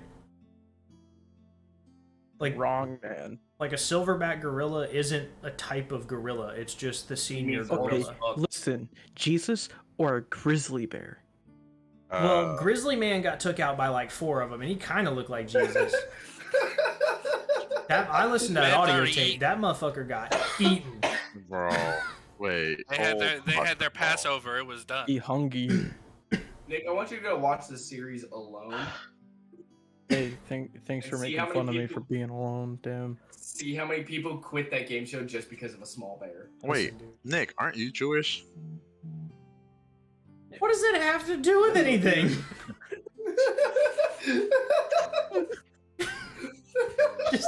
just doxing this man on the internet, telling his religion, his fucking name. Exposed. Dude, I just fucking Hey, can you go ahead and releasing just give me a all Mexican facts. and the name of your first pet? My first pet Chamber was Media said Grizzly all day. Well, what year were you born? And While you're at it, what's your we're social at it- security number? Yeah. Oh, did you know? What's your mom's maiden name? Give me the you know your wacky numbers social on your is credit card. basically- The wacky numbers Your and the social security card is wacky just your personal identification number to brand you. Jesus Christ. I don't know. My favorite superhero is the wacky, wavy, inflatable arm flailing tube man. That's fair. He has the ultimate power. Mine is Yeah. that fucking baboon we fought in It Takes Two, bro. He's my new favorite superhero. Bro, that man Boots do like be kind of big the ass. That goat. baboon went hard, bro. He was fucking beat our asses for I don't know how long. Oh, Someone oh, is you don't. Oh, fucking I know what you're talking about. upstairs The king guy. really fucking loud, dude. I don't remember. What'd you say? Someone's upstairs just fucking getting it, dude. Holy Jesus shit. Christ. Put your mic up against the wall. What it's like being in a hotel. Don't do that. Don't do that. Because I Pound on can't. the wall. Good job in Morse code. You I got it. can't fix that. Don't do that. Hey, me and JJ plan to finish It Takes Two sometime, probably either this week or next, whenever I have fucking free time. Yeah, we were supposed to finish it tomorrow. And then You met somebody had to the fire an elephant, right? employee. Fire 2. No, we're not Why? at we're not at the Why elephant you yet. firing That's the part people? we're on. Because Uh, we're climbing oh, the thing oh, to the why elephant we right fired now. this Right now, exact- I'm the wizard and he's the woman that has like the fire sword, and I'm the wizard that shoots Yeah. icy shit. Wait, why didn't you just water the employee? So the reason we That's fired fair. him is because he called in Saturday, right? His night off Yeah. was Friday. And then I went out to my bar Saturday night. And when I'm walking out of my car, he yells at me from across the parking lot, giving you this, he called in sick. He yells at me from across the parking lot saying, "Hey man, what are you doing here?" So he called in sick, but he was at the Yes. bar. And then, so this is a bar I frequent, so I know everybody there. And the bouncer, one of my buddies, who's a bouncer there, noticed and was like, "Oh, you know that kid? He got kicked out last night for being too drunk." And I'm like, "Oh, bet." So he called in hungover, and then Damn proceeded straight, to call in again Monday. Yeah, okay, So yeah, he he had deserved 4 to get days fired. off. And then he Oh. told one of my buddies at the bar something that I wasn't okay with, so I was already planning to fire him. Damn, And then you got we a had a tier double 3 no call, no subscriber, show. my boy. Get it. Damn. He's an extra. Is it Allie? Stop spending Yes. fucking money. I don't know. Whoever Hey, party, you got a party tier 3 or 27 is. my guy? Tier I 3, appreciate yeah. it, but stop spending fucking money. Send more. Stop it. That's code. Tier Tier 3 3 simp. Kate done spending money on Twitch and she donates another 1,000. I'm Yeah, sure she's she will. gonna donate 50 gifted subs and Christ, don't. Please don't. Listen, 100,000 bits. I just want to see him have a stroke at this point. I'm trying to get a 20 house, okay? billion bits. This is how you get a new house, my boy. Better link your Twitch up to your credit score. Oh, I'm sure how do Experian, you have a- Experian's got a hold of me somewhere. Yeah, I man. mean, you're on every list in the nation. I bet you Experience on somewhere on there. So, question: who plays Escape from Tarkov? Is it any of you guys? We Oh, have yeah, it. anytime I want to put a but gun in my I mouth. attempted it. It's Because I want to try It's it out. excruciating. No, you don't. Do you want to put Is a gun it- in your mouth, Cass? Have you ever done that before? I 'Cause that's have. what playing Tarkov's like. you want to play. You want to do it again? Play Savory Tarkov? metallic taste and everything. I You want to play mean- Russian roulette with all 6 bullets? You ever played Russian No. roulette with a Barrett 50 cal? Play Tarkov. Put Tarkov. It's also full. No. It's also mad full of hackers right now. Oh, It is, yeah. please Um, don't. Yeah, D&D it keeps blew down. up due to TikTok and everything, so They everybody's on it right now. Yeah, and all the hackers, they have like 6 sense where they appreciate hear like paper. literally everything at any time. Oh yeah, yeah. They have all sounds within like 100 fucking meters or some shit. There's one where they're hearing, they can hear people's proximity chats. Mhm. Like normally Yeah. you can only talk within a party, and they can hear people's parties. I've seen videos No, of no, dudes no, that no, are no, hacking no, where they Proximity can. test for everybody. I thought. Actually, yeah, they added prox chat. Oh, okay. That's It since just I've has to be played. close That's enough, been right? new because I Does didn't he know have that. a better time playing fucking like The hackers are playing League of PUBG while Legends. you're still playing Tarkov. Yeah, I used to play the fuck PUBG out just of got hit with a PUBG. big wave of hackers too because it, No shit. No, Didn't no, they? no, no, no. He's didn't they- saying their hacks are turning Tarkov into PUBG while you're still playing it as if it's Tarkov. Yeah. Yeah, you PUBG play is two yeah, different for games. free, though. Didn't PUBG ban like a fuck ton of people? It's not still too long yeah, it's ago? still full. Yep. Oh yeah, of course. It's And like now it's a like free, COD. and now it's They a free deleted to a play. lot of people in COD, and then Yeah, and now it's free to Fuck, play, God. so it's like trying to play a fucking Warzone lobby where you don't have somebody that's got a 0.6 KD in your group. Yeah. So mine and yours lobbies at any point in time. Yeah, it's terrible. I just don't want to play unless we have somebody that's like we can carry. a hacker. We got accused of hacking like 8 times last night. Anybody that gets a kill gets accused of hacking. No, No, but this was us I hitting won- some stupid ass clips. I one tap Mac 10 flicked a guy on a roof. Yeah, while he was three stories my below him. Oh damn. Not- One tapped him with a Mac 10. He was 3 stories outside. This dude Yeah, peeks Mickey, the my top of boy. a building and he hits him with Yeah, a Mac what 10 up? and kills him. I need some For the anime win. games to play. Like Anime games? if my Yeah. Activision name was my Twitch, I'd have Like had a mobile? very angry group of people. No, like PC Oh, wise. yeah, I got you, have Jamie. direct Don't- I've been don't- playing. I knew what Oh, you shit. meant. I went super weeb and got the new Pokemon, but I don't have a Switch. I can't play it. it's so Unfortunately. good though. I've Get an lost emulator, good. bro. I lost interest in Pokemon when I turned 13.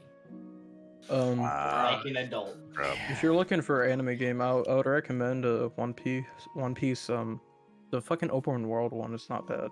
Yeah, it'd be like the Dragon Ball Z Kai one. Region is lock pretty China's, good. I don't know yeah. if that's on PC. The Kakarot? Kakarot, yeah. Just play Genshin Impact. Yeah, that one's an open world Dragon Ball Z. I hope which she is hurries pretty good. back. We have 2.5 minutes. Fire Or two- Warriors almost 3 minutes. 4 No, is pretty good she's too. back. Oh, I haven't heard her say anything this whole time. It's just been us No, talking. she never does on break. She just kind of listens Yeah, and she- hates on us. Yeah.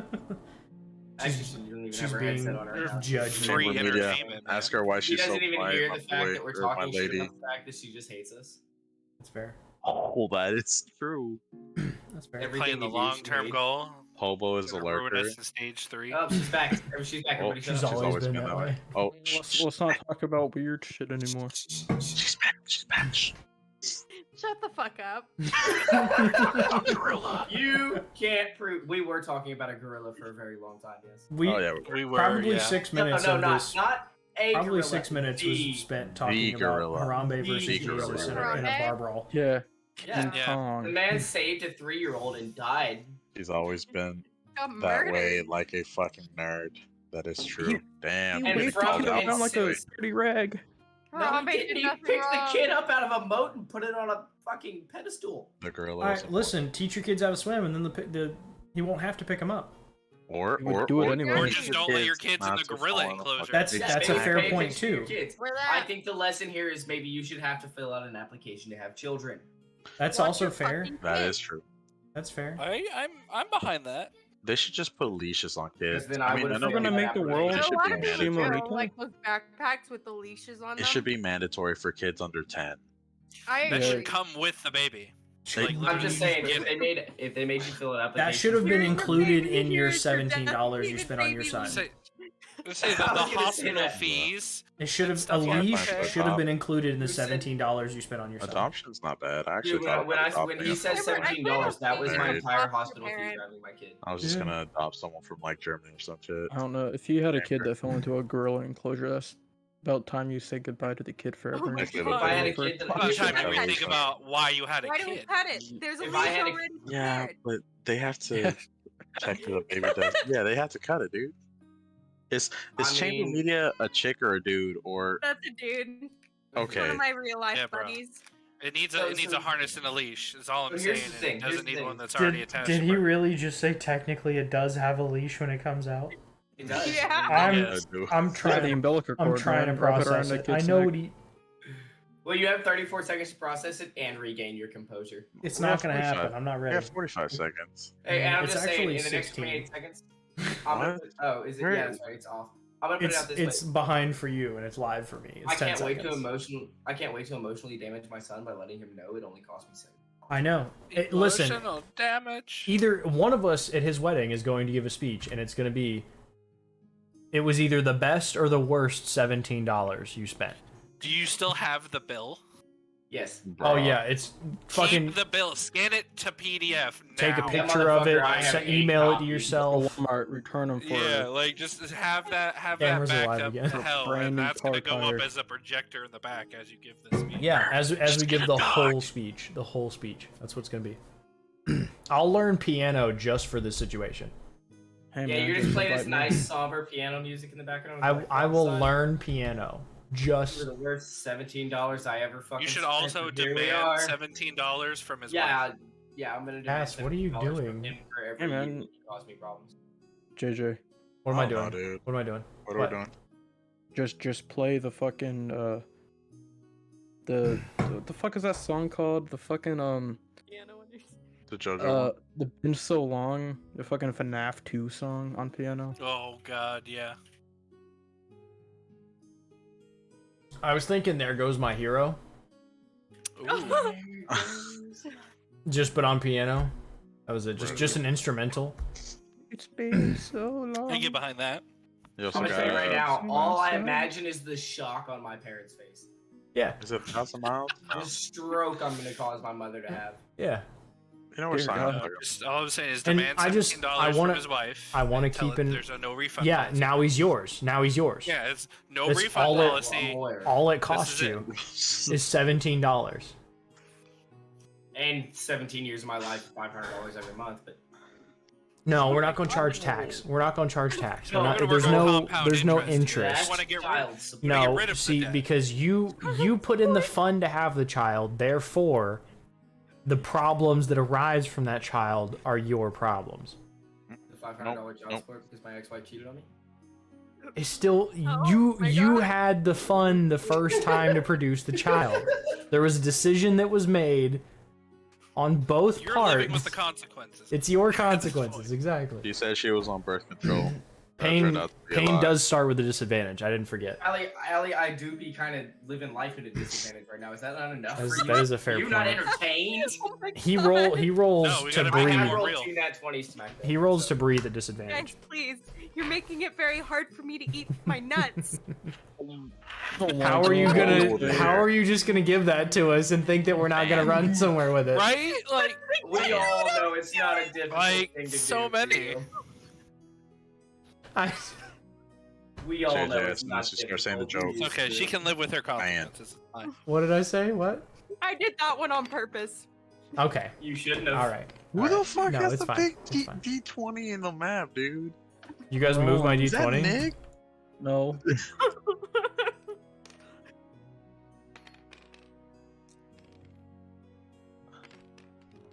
Dice terrorist. What did that roll? Bought back. Okay. 17. That was intentional. Okay. To fold back in. Sun is now risen. You begin to hear seagulls cawing outside. Oh. Oh. Sure. That's our seagull noises, everybody. They're Um, actually crows. Yeah, they're disguised as actually just albino crows. They're all With rows. crappy, I would say with Disguised crappy as white sea. paint. Yeah, when you look outside, all it is one of the. It's a crow flying next to the boat, right? And then it's just one of the crewmen throwing some white paint overboard, and it just splatters all over it. God damn it! These crows don't know what they need to be. No. So you hear seagulls cawing. You hear the storm has completely subsided. There is no more rain. The sun is up. It is shining through the two windows. Well, you're in one room that has a window. The storage room that you guys are sleeping in does not have a window. But the one room that three of you are in, that you're near, that Iyan and that Aegis are in, does have a window, and the sun is shining through it. You do begin to hear. Well, you feel the ship slowing down. The only one of you that's been on a boat before, Yornir, from your recollection, this would be meaning that you're approaching port. Uh-oh. Okay, well, I'm gonna leave the room. Okay. I want to let everyone know that we're approaching. Tell them. Don't tell me. Shit, yeah, I forgot that we're going through this. Yeah, tell them. Don't tell me, homie. We're approaching land. You gotta leave. Okay. You're only telling your boys, right? In the room. Yeah. Yeah, tall man and wimpy bitch. Just taking a nap. Are you doing a Yoda voice on me? Well, Thought he was gonna slide it in. Somebody gonna catch it. No, it's fine. You don't have to. I was fucking with you. Approaching port. I don't know how to do Yoda voice, man. It's fine. You don't have to. I was just fucking with you because you said it earlier and it sounded very like a Yoda. It was good for this endeavor. That being said, He was aimed at 612. Aegis will look to Iyan. Try to stay between one of us or within the group as we go up. We still don't know their mood. Okay.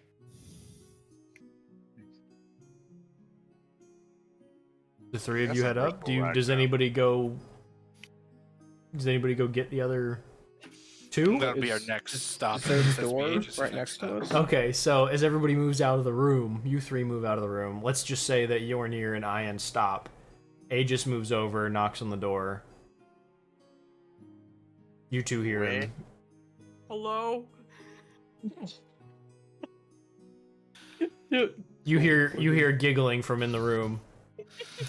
After. Bro. All right, you two, let's go. Breakfast ready.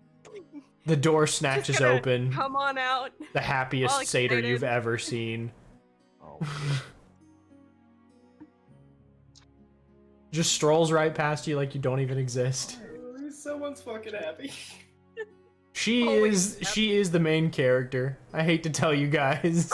I'm just a protagonist. Or just a side protagonist in this. The rest of you are just lackeys to the adventures of Thimble. We figured. You mean the bullshit Thimble's gonna get us into? She's gonna try to be nice and all the.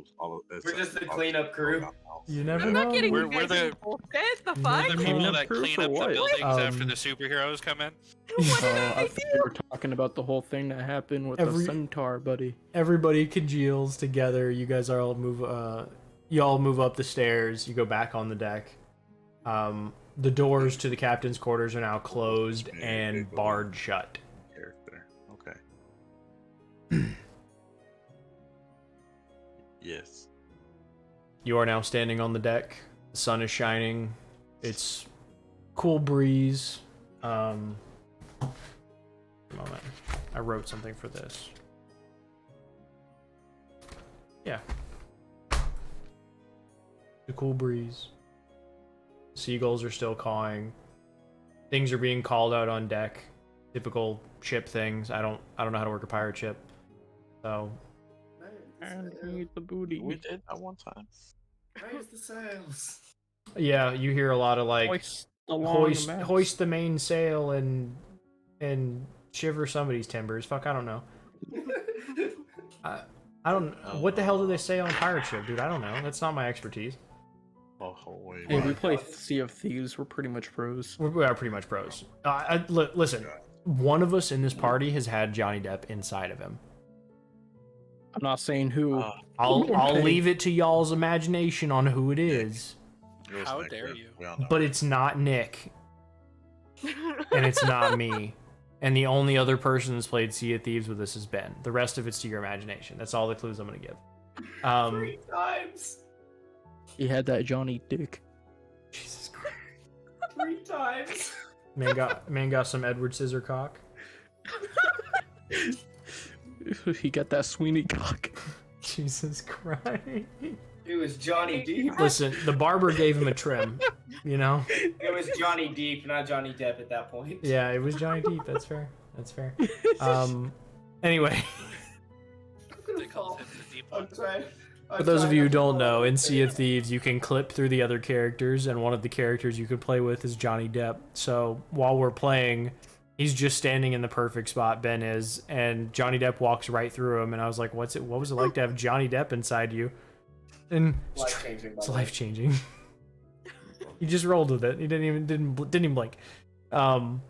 Anyways. They're saying typical ship things up top. I don't know what you say on a ship. Hoist the mainsails and give me half shaft. I don't know. That sounds right. Half mast. No, we're going with shaft because I like that one better. Shaft. Give me. Pitch a tent. Get ready for plundering. Jesus Christ. It got so much worse. Okay. Prepare the booty. Where do you guys go? Do you go towards the front of the ship, towards the rear of the ship? I kind of walk up towards the side of the ship, just kind of look around, see if I see why we're slowing down. Yeah. As you approach the side, we'll say you go to the port side, which is the left side. I do know that. I know port and starboard. You go to the port side of the ship, which is the left side of the ship. And yeah, well, listen, I wasn't in the Navy. It's not my job. You approach the port side of the ship. You look over. In the distance, you can see a picturesque outline that is Grisfolia. It is rocks seemingly piled up on top of each other, and atop it you see this massive stem. From the distance you're at, it looks it's big for the island, but it looks small from the distance you're at. Stem poking straight up in the air, and then it branches off into this broccoli type tree. It looks like a big old piece of broccoli. It is so tall that from the level you're at, it has this blue tinge to the whole top of the island. Wait, does that mean the island is protected by rain? No. Oh. How did rocks stay balanced like that? What? He said that it looked like rocks stacked on top of rocks, and Not like one of those when you're a hippie girl and you go to like Moab, Utah for the first time and you like stack rocks for your Zen mode or whatever. Not like that. I'm saying like it. Have you ever been to a jetty? How rocks are just piled against each other. It seems to be disorderly, but they are like massive rocks and small rocks, and they're all piled together. It doesn't seem to be much tree coverage on this land except for the one big one right in the middle. I stand by what Thimble said. She's stupid. Fair enough. I just wanted to clarify. I'll take it. Thank you. It's just common science. It does that. I actually don't think they're stacked. I think that's just naturally how they work. Shut up, Iyan. Weird. Yes. The smartest man in the group just gets told to go fuck himself. Oh, Riri now. Welcome to being the wizard without having spells. I know what I'm That is what you are. Oh, Dude, no. be a scholar though. Sure. A fake one. Shut the fuck up. They don't know that. No, you guys don't. You don't know. As far as everybody knows, he is Iyan. He appears to be Iyan. He seems to be portraying that same cowardice that Iyan had, just like ingrained in him as a personality trait. Even standing next to the edge of the boat, you can see his hands are like visibly shaking as he grabs the edge of the ship, and he is holding on for dear fucking life. Like he's white knuckled, holding the edge of the ship, the banister that runs around the side of the ship. Yes. I'm just gonna reach over and pat him on the back really hard. It's okay, Iyan. You'll be fine. You don't have to hold on so tight. You get spooked by a hand on your back. No, I'm kidding. Actually, I was gonna say Overboard. I jump instantly and kind of back away with a small wince of pain. But when you turn, you do see his thimble. You know Thimble doesn't mean you any harm, so you're fine. Or does she? Intentionally. Or does she? Secretly. Intentionally. Am I a Consciously, DM you who's know smart she enough to broke your let one hand. of my players She play a did. big bad? Break his hand. Am I smart enough to let my players play a big bad? Where's the end of the game? I don't know. Is she a low-level big bad? We'll find out. Oh my god. I hope You so. know. I owe her back for It my was hand. too soft. Is her character going to be possessed at some? No. Oh. We'll see. Well, we gotta kill her now. Yeah, side no. character begins. EED. Next time on she E&D. taps you on the back. She says everything's gonna be okay. You gotta see it. Cass, you're Howdy. on deck too?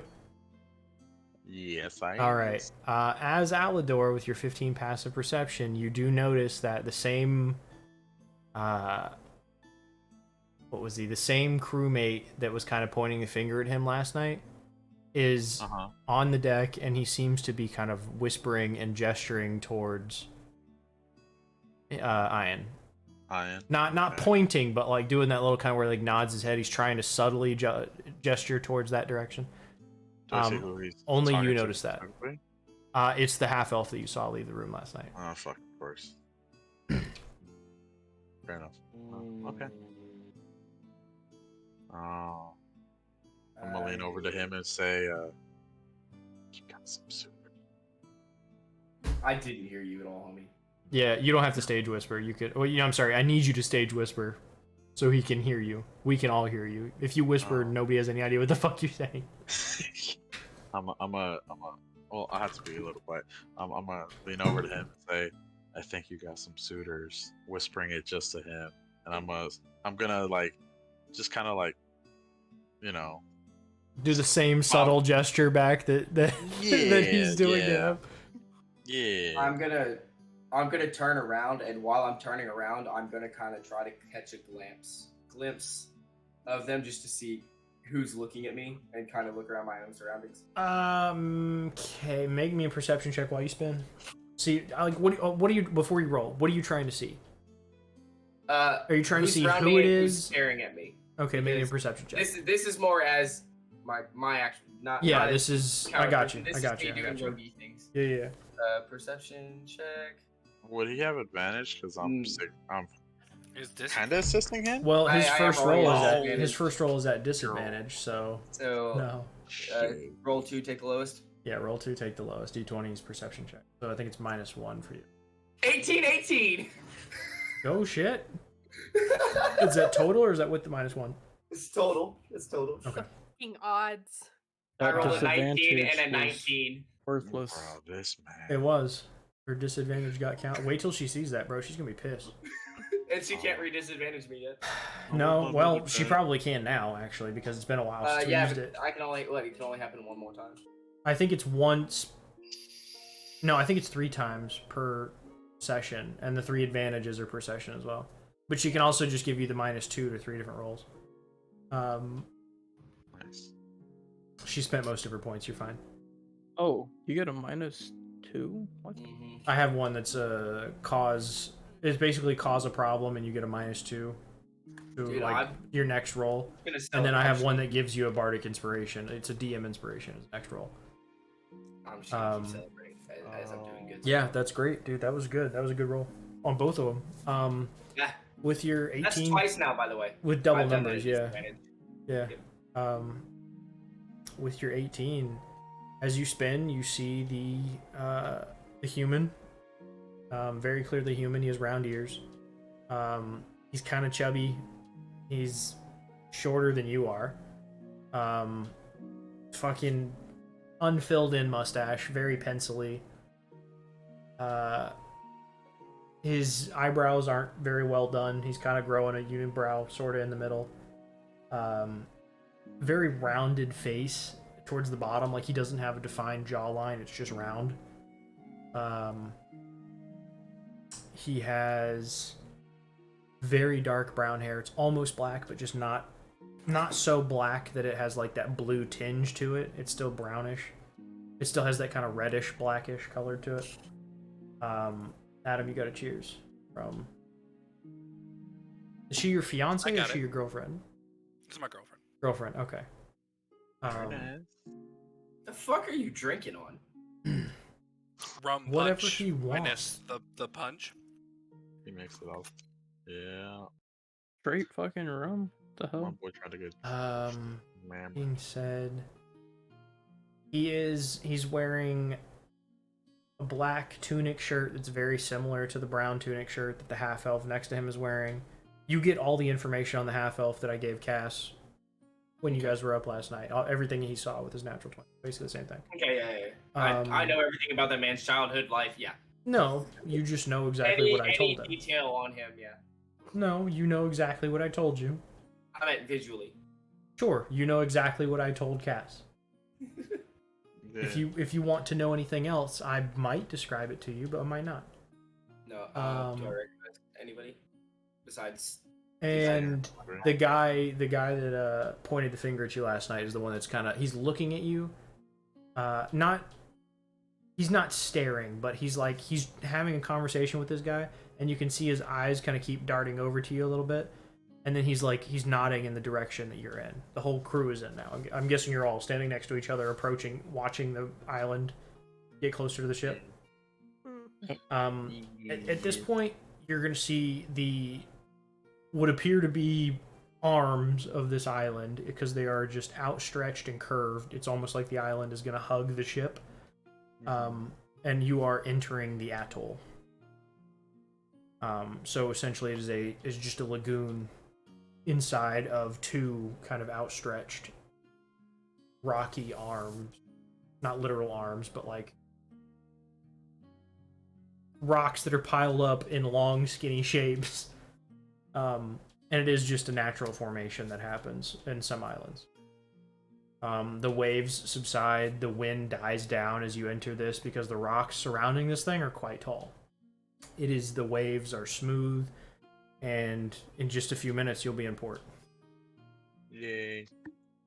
As I'm looking around it, when I did my look around, did I recognize anybody beside that wasn't there last night, or no? No. Okay. Nope. The quartermaster is now steering the ship. He seems to be keeping an eye on you with your 18, but he's not. He doesn't seem to be screaming, hang this man by his feet. He's not trying to attack you in any way, but he does seem to be keeping an eye on your group. Okay. Fireball. And I will tell you with your 18 that the half elf has not opened his mouth. Okay. You haven't, he's facing away from you, but you haven't seen his jawline move at all. And he's super clean shaven and very, very tight skinned. Yeah, he's very defined through the jawline, so if he spoke, you would see his jawline move. His jawline has not moved. You have watched enough people in your practice as a rogue to know when somebody is speaking. He is not speaking. Okay. And the other guy seems to be getting a little more and more panicked as he's trying to nod in your direction and gesture that way without using his hands. What they're doing is they're pulling something up from the side of the ship.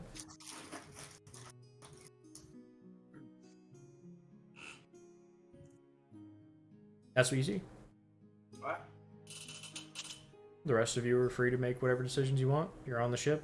The ship is approaching dock. You'll be there in just a few minutes.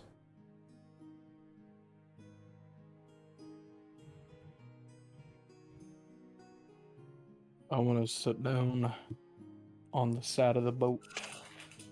Okay. Yeah, he's just gonna hang out off to the side, not away from the group, but between the group, probably what would be the rest of the crew line. Sure. Yeah. Most of the crew are back behind what I would say is like the main mast, and you guys are probably in front of what is the front, whatever the foremost mast is, towards the front of the ship. Yeah. I would say that's probably where you guys are at. You're towards the front of the ship, kind of admiring the island as you're getting closer, and it's becoming more and more defined. So you could be maybe on the side of the ship, and you're actually like leaning against the mast, maybe. That way you have a little bit of room between you and Yeah, I can kind of see if anybody tries to pass at the same time. Admire the scenery. Sure.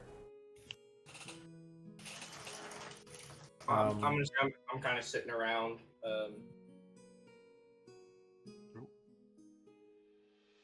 God damn it, Nick! I can't ever. I'm shit with your name. I'm sorry. Yornir. Yornir. Yeah.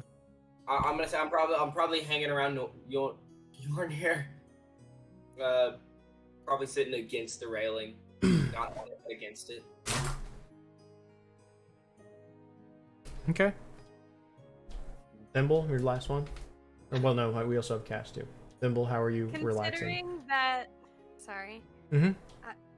Considering that Alador and I have been rooming together for like a week, I'm probably just gonna linger around him. Sure. Not do much, just like maybe play with my flute a little bit, but other than that, just kind of sit around. Are you trying to like make music? Maybe. Sure, yeah. Roll we'll do that. Performance check. Oh no. Gladly. Alador, what are you doing while she's getting ready? I was gonna say I was gonna hold her over the side just so she could see for shits and giggles. She can see over the side.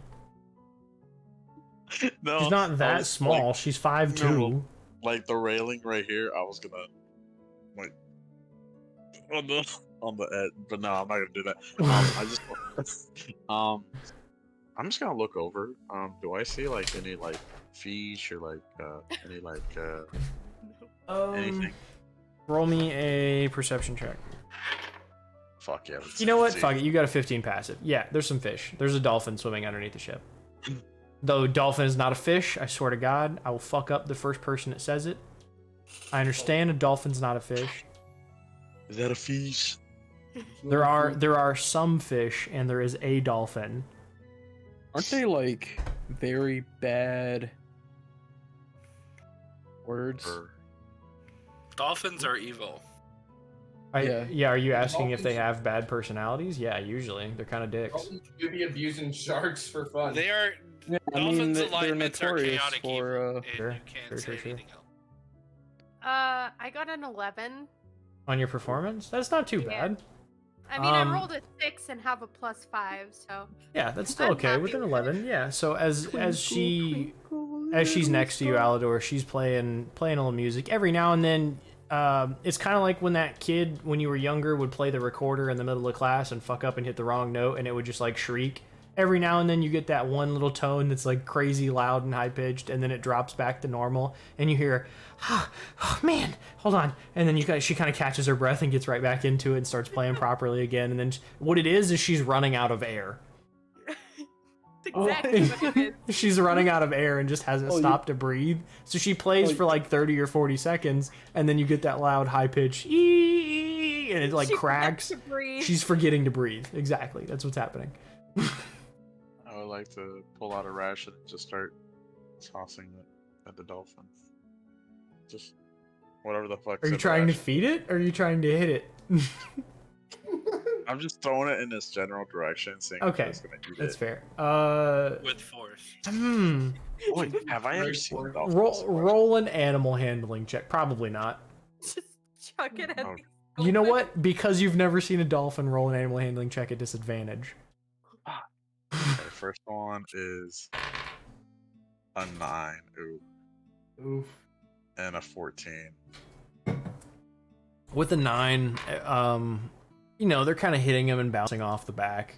Every now and then, one will land in front of him, and he'll kind of scoop it up, and he's he's eating what is essentially the graham cracker out of a ration, out of an MRE. He's eating what is essentially the graham cracker out of an MRE. Look! He's eating the food. I'm gonna stop real quick and like look down. Oh, Sure. look at the little friends. Okay. I can't speak not to gonna him. react. I don't know if you can. I don't think you can because you're a spore No. druid. No, I can, but I don't have to spell for it.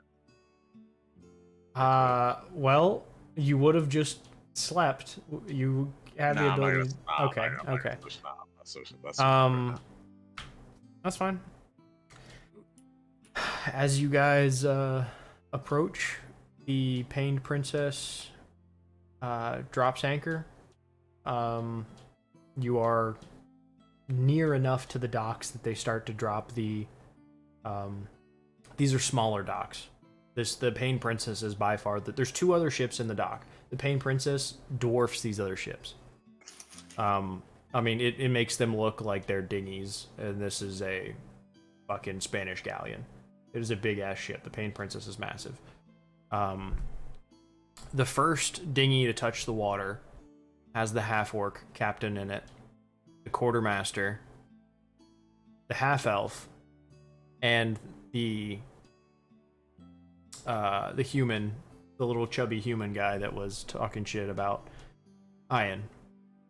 That's the first ship to touch the water. The rest of the crew sets up the other 3 dinghies, and just for the sake of time, I'm gonna not count that you have a 1,200-pound horse person with you. And we're just gonna say that you all make it to shore. What the fuck did I eat? Unless you want to roll disadvantaged acrobatics checks because you're on hooves in a wooden boat that's Keep gonna it rock. dolphin. I'm leaving that up to you, dude. No, I'm not gonna make you do that. What you want me to do? No, you guys, everybody makes it to the dock. Everybody can get off the boat, get on the dock. Once you're on the dock, you are immediately met by the weaselly fucking wharf manager. Now, I wrote down what he looks like. He is 5'8". He is a white male humanoid in his mid-30s. He is thin, weaselly, greedy. He just carries a greedy demeanor.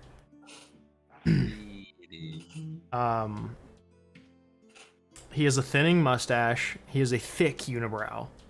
A leather-bound notebook and quill in his hand. He has matted, clumped hair under a hat that it's flat on top and down the sides has like black ear covers. You can't tell what exactly he is racially, but he appears to be humanoid. He has pale, very pale, pasty skin, sickly looking skin. But he is like chubby cheeked and let me see. He has an ornate handled dagger on his hip. He has an open, very like open, it's not even a cloak, it's more of a cape. Like it stops at the corners of his shoulders. It doesn't cross his front. Let me see. Cass, with your passive perception, being you're the only one that has the 15, you would know this. That blade is kind of slightly hanging out of its holster, like it's not made for that blade. The holster isn't, and the blade has pitting along the not the handle, but on the metal of the blade. It does look like it's rusting. Oh, okay. His belt buckle is pitted in greening fake gold. It's like he's trying to hide it. He's trying to hide behind a demeanor of money and presence. But he not. Rich. His rings and his necklace are that same greenish fake gold, but around his rings, around his fingers, They're dyeing his fingers because of how oxidized they are. Oh, okay. He wears that black cape. He has a silver clasp, right, a single one around his neck. And it is tarnished as well. It carries a little bit of rust, but these are very, very minute details that only you notice. Beyond that, he has black underclothes, and there are 2 other ships in dock. Everybody notices this. One is crewed by dwarves that are hauling stone onto the ship. It seems to be that they're getting ready to set sail. There's someone standing on the deck yelling orders. There's another larger ship, still substantially smaller than the Pain Princess. Okay. The other smaller ship is completely desolate. There is one single lantern at the top of the gangplank that is on the ship. There's one single hook that's set right there, and there's one lantern that's lit on top of that ship. Oh, wow. Alrighty. The noises you hear are those seagulls. You hear waves lapping at the ships, lapping at the dock. The breeze is thrumming through the ropes that hoist these sails. And you hear the hardy dwarves grunting and hefting stones aboard. You hear the stone grinding against the wood as some of them, drop it and it's a little heavy and it rolls a little bit. You hear the wood creaking as they climb one plank and descend another to kind of make a chain of getting the stone onto the ship. Yes. And that's what you see when you come into port. Hurrah. That's what I see. As everybody exits their boat, the wharf manager approaches you, and he hits you with this hardcore nasally voice that I'm gonna have to pinch my nose to do, because it's the only voice that I can think of doing. Let's go. Let's do it. It's gonna be so bad. I don't know what that sound was. It's gonna be so bad. Comedy gold. There's nothing wrong. Hi, I'm Deputy Wharf Manager. God damn it, it's so bad. That was so good. Keep going. I'm Yeah, Deputy. stop using them. Not over yet. I'm Deputy Wharf Manager Lurtrum Lockswaddle. Lockswaddle? I'm here to collect everyone's fee for entering the island. What fee? It costs everyone a single gold to set foot on Grisfolia. I'm not gonna pinch my nose anymore. That shit hurt. Why?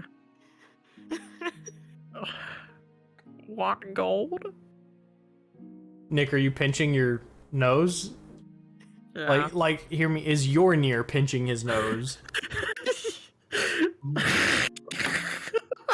That's my question. Is Yornir pinching his nose? No, he's just fucking. I don't know. He's mimicking a voice like this. Okay, so he does it in like a. It's not on purpose. It's just the thing he does. What was his name? Lurtrum Lockswaddle. Lurch. Lockeswaddle. I thought you said Bertram. No, Lurtrum. Lurtrum. What was Okay. his last name? Or first name? Whatever. Lockswaddle. Lockswaddle. Gold is a little steep, don't you think? She's definitely plugging her nose. Oh god. Oh god. You of us are making fun of him. Oh my god, did I say 3 gold? I'm so sorry, guys. I meant 3 silver. I don't know why I said gold. You said That's my gold. bad. That's my bad. That's on me. I meant silver. 3 silver to get on the island. I apologize. Oh yeah, fine. Yeah. what the Fine. I'm Squidward. That's my bad. Better. I definitely meant silver. You know what it was? Is because I said gold like 6 times of the fake gold shit that he's wearing. That's why I clicked gold in my head. So yeah, he hits you with it. It's 3 silver to enter the island. And this dude is very much giving you Alfred from Lake Town in Lord of the Rings, the fucking deputy dude who wants to throw the fish overboard in The Hobbit. That's what this man is giving you vibes. He makes you Disgusting. feel greasy by being in proximity to him. Is it like with him being the way that he is? Is he like slight insight check just to figure BSing us about this toll? Yeah, go ahead. Because I'm interested now. A good idea. Ooh, that was a 3. Seems to be telling the truth, and so much so that you see somebody else leave the boat and hand him 3 silver because of what he said to you. Gotcha. Yeah. Can I say something Yeah. to him? Yeah. I'm gonna just look at him and be like, "That's a nice belt buckle that you have," and that's all I'm just gonna say. I'm not gonna. Well, thank you for noticing the fine craftsmanship. I had this custom made. It was very expert work. It cost me several gold. And you said it was like the gold lining was falling off, right? It's very ornate. Think of like a cowboy belt buckle, but instead of the chrome, it's all gold. And then within the little like nooks and crannies, there's small pitting marks where like he's been trying to polish it, but he can't get into these certain areas. He's been trying to make it look pristine and shiny and very nice and very expensive, but he can't get into these little tiny crevices. He doesn't have a Q-tip or whatever. Q-tips don't exist in D&D. I made it canon right now. For sure. Hopefully that just, makes him a little happy. I'm just trying to play to his good side. That's fair. I'm a nice guy. Oh, we were thinking about calling this man a fucking liar. About this time, the half-elf approaches, and should I draw my dice? The human, and the human goes, "Cousin, our captain was killed. And I believe that man did it." And he points at Iyan. You're back again, aren't ya? You lying person, you. Whoa there. I've killed no one. I've not capable Look at of him. doing such. He's soft. He has noodle arms. He couldn't hurt a fly. Does have noodle arms. I mean mug the fucking guy who The humanoid? Or the human? Yeah. Sorry. yeah, the one who fucking said that my trusted friend murdered someone. Mm-hmm. I want to try to intimidate him. Just by glaring at him? Yeah. I mean, I'd be fucking intimidated. Sure. Try it. Go ahead and roll me. He pulls a water boy.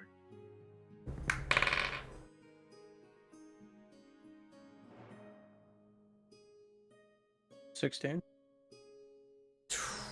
Roll again.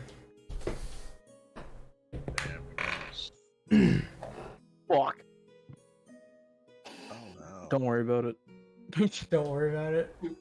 I'll say that you tied at first because I got a 16. It was 15 plus 1 for me.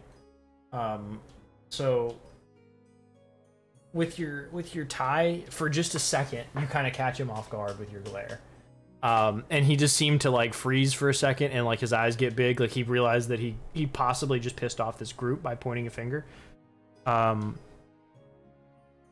But he does, and then he doubles down because if what'd you roll, Nick?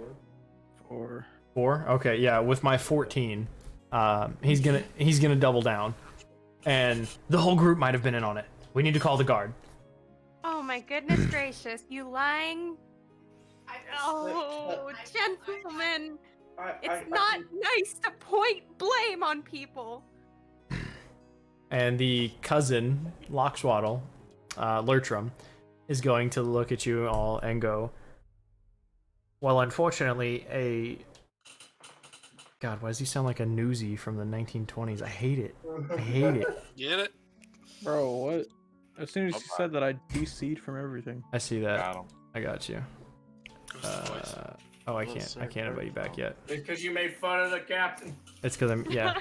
The cousin Axolotl. His name is Lurtrum. Lockswaddle. Lurtrum Lockswaddle. I worked a long time on that name, damn it.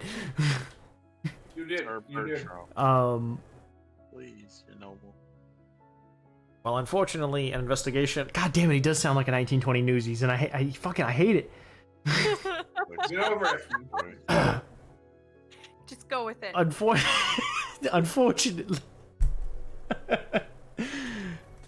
Unfortunately, an investigation will have to be pursued, and we might have to detain your friend for questioning. Guard, and as you can see, guards are moving down the dock towards you now. We'll kind of try and interrupt him or his train of thought. Sure. As he goes to the guard, he'll just... So I know what it's like to have family that give you troubling matters, and he's going to look over to the guy real quick and give him a dirty stare. Sure.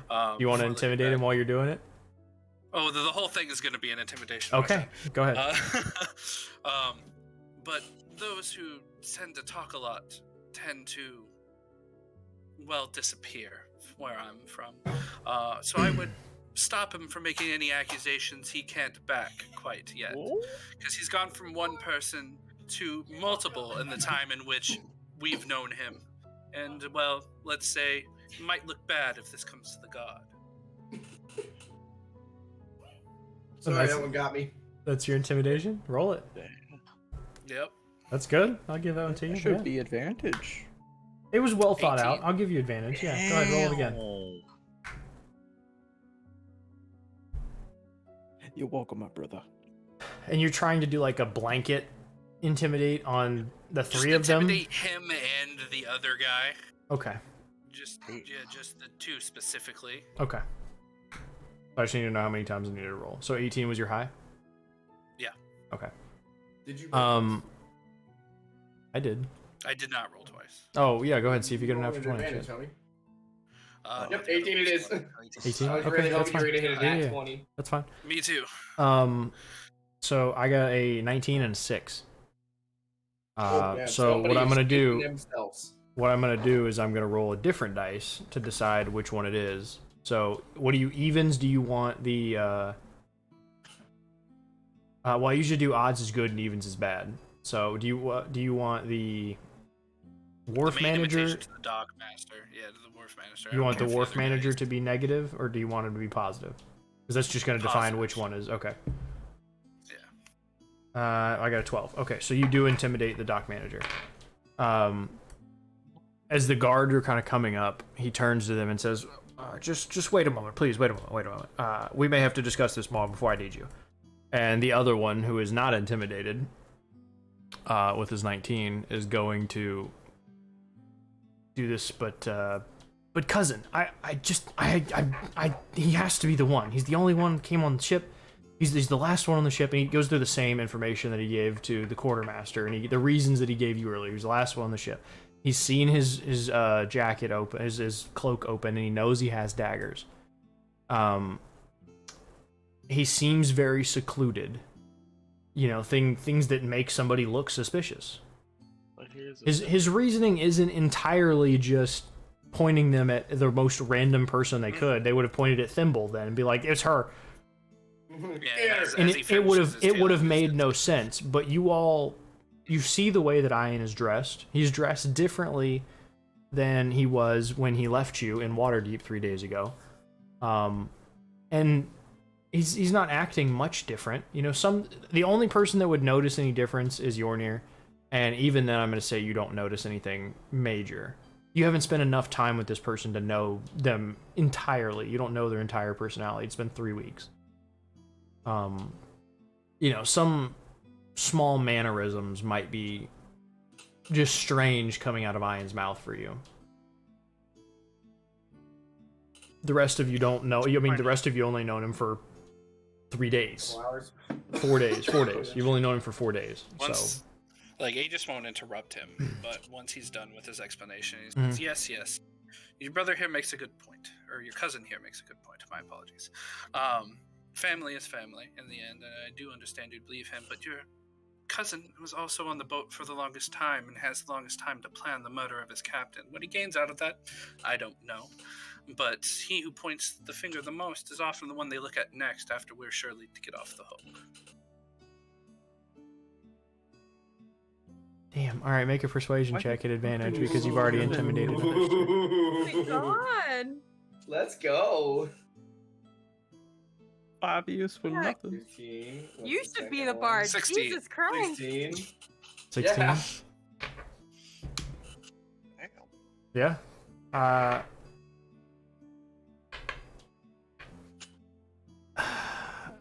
He's going to make eye contact with Aegis specifically and say, well, as long as the authorities can find him and where you're staying, I don't see any need to detain him immediately. But he may be needed for questioning. He may be needed for questioning later on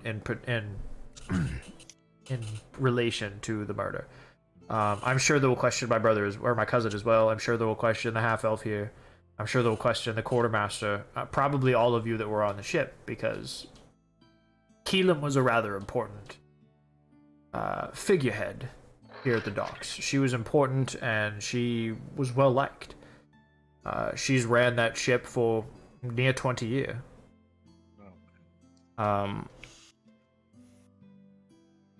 Yes, and we're not trying to escape any questioning of sorts. Any just And he cuts you off mid-sentence and he raises his hand and he says, "Where would you go? It's an island. With 3 days from shore. You can't go anywhere, so stay at an inn. And if you can, approach a guardsman and let them know where you're staying, and that will get back to who they need to get to. Otherwise, they'll have to come looking for you, and that will inevitably be worse." Of course, you have my word. You're 3 silver and then on your way. So he takes 3 silver from everybody if you all offer it. Yeah. Okay. Yeah. So, Yep. you just go to your inventory, go to silver, type in 3, hit subtract, and it'll drop your total funds down to where it needs to be.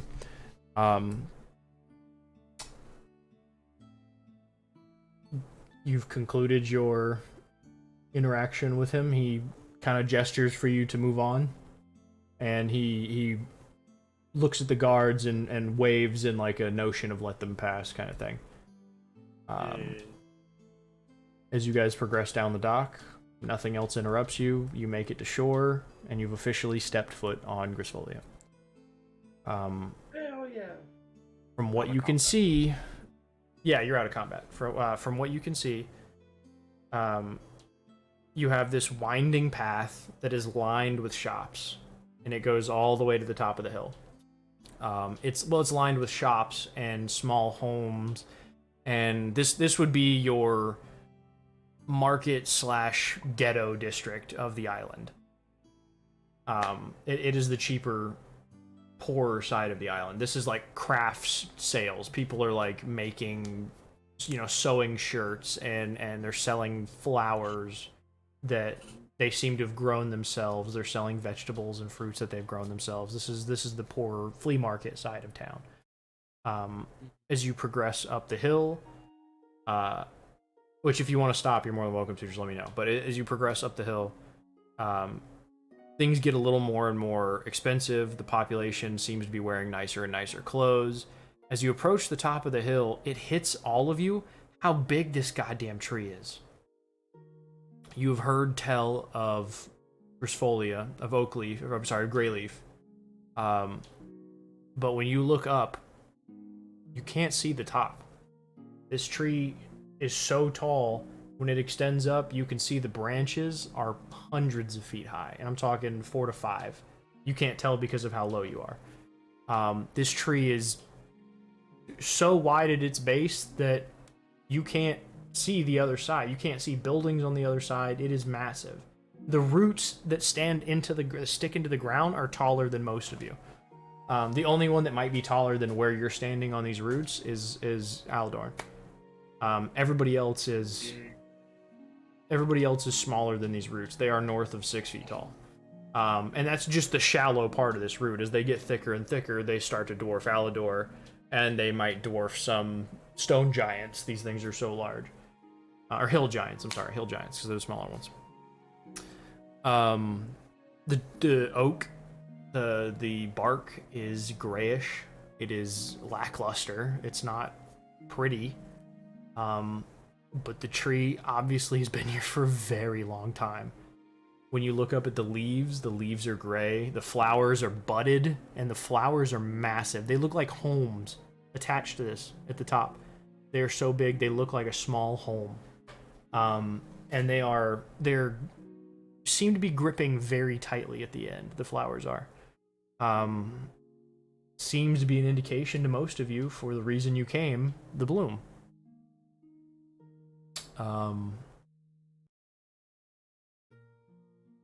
Across from you, well, no, we'll say a couple hours go by if you're traveling around town. Roll me, whoever's going to lead your group right now, roll me a survival check. So you just decide amongst yourself who's leading you around. None of you have ever been here before. So who has the highest survival? I have 4. I do be a coward. Probably not going to be me. That might be you, my boy. I got 3. Survival? I think I have like a -1. Oh god. God damn, what the fuck? Yeah. Yeah, my survival's a -1. So the highest. He just isn't really good at directions. You're the anyway. highest, my boy. Let's Not go. good at directions. I guess His only I'm good gonna... directions are stop. Yeah. Stop and die. I want to make a couple survival. How many? Make me one. Just one survival check. Make it an investigation check. Oh well, I Make just an rolled investigation. fucking nat 20. That's fine. It's nat 20, whatever your investigation modifier is. -1. Okay, it's still nat 20, so you find it. Within a little bit of searching around, you guys find, amongst talking to people, amongst approaching small shops and asking for directions, you find that there are 2 major taverns in town. One, the Millennium Oak, much nicer, is on its own little rocky outcropping. You have to cross a bridge to get to it. Or 2, the Crimson Root. Seems to be a little more on the riffraff side, but the liquor's cheaper, food is cheaper, the rooms are cheaper. It's your local bar versus your hotel chain. That's your differences here. Hell yeah, boy. Which would you decide to go to? Nick, if you're leading the group, you make the decision. I'm gonna ask everybody around me though. Okay, you can do that too. Where would y'all like to go? I'm just following you. I mean, I guess the question is, you guys are the ones that came here. Not to be out and about.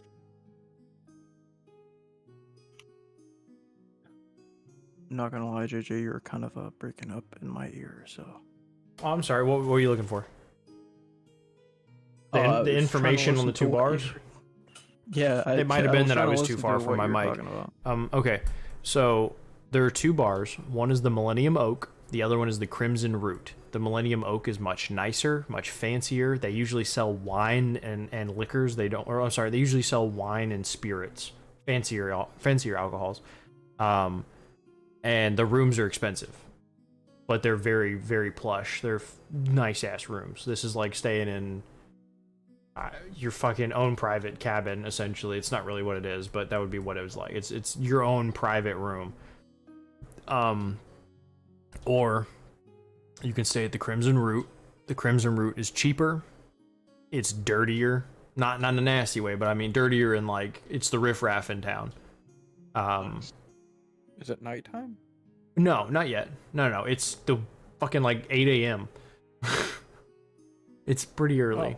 It'd be like 7-ish. It's well, your walk up the hill. Let's say 9 a.m. because it took you a little while to walk up the hill to get here. The island is just one big hill of these like piled rocks against each other, and in the middle stands the tower of the tree. You can also see on the far end of the city is the castle. The castle, with your natural 20, I'll say you would have found this out. The castle is... It's known as Ashcliffe Stronghold. It's just Ashcliffe for short.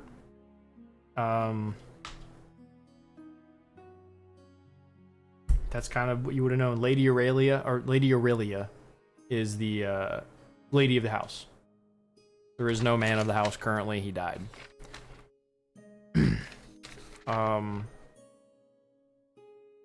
Yeah. Going to the she's Lady Aurelia Ashbourne.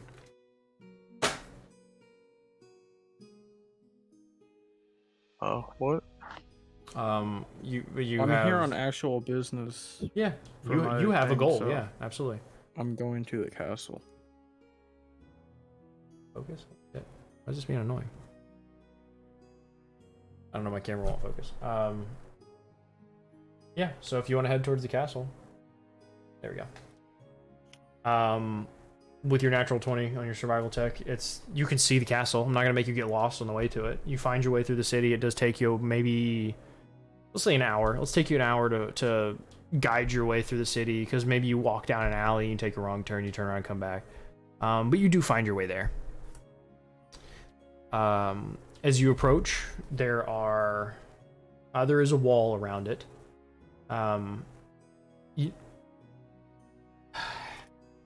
Do you have did I put the picture in the Discord of the island? Yes. That I drew? Okay. Okay. Not the like side profile of the island, but the top down view. Did I put that in there? I think so. It should That's the have. first picture I saw. I would say it should be in there. I don't know, but if I open up my Discord, it's gonna fucking kick all the cameras off. So that's what I was asking. The Oh, drawing yeah. shit? Yeah, it's the sketch that I did. Okay, so the two dark spots you can see the gate in the middle, right? Mm-hmm. The two dark spots about it are just fucking holes. They're deep as shit. Like, they go further than 60 feet. Oh. And dark spots. they're Right next to the gates. yeah. Right? Yeah. Okay. So the gate door is laid down over them. This is in place of a moat, because this is on a several 100-foot high cliff. They don't have a moat. So it's a drawbridge, yeah. And on either side and underneath the drawbridge is a hole that just is dug straight down. And it goes down so deep, and you can see water shimmering at the bottom if you approach it. That's how it's deep. It's hundreds of feet deep.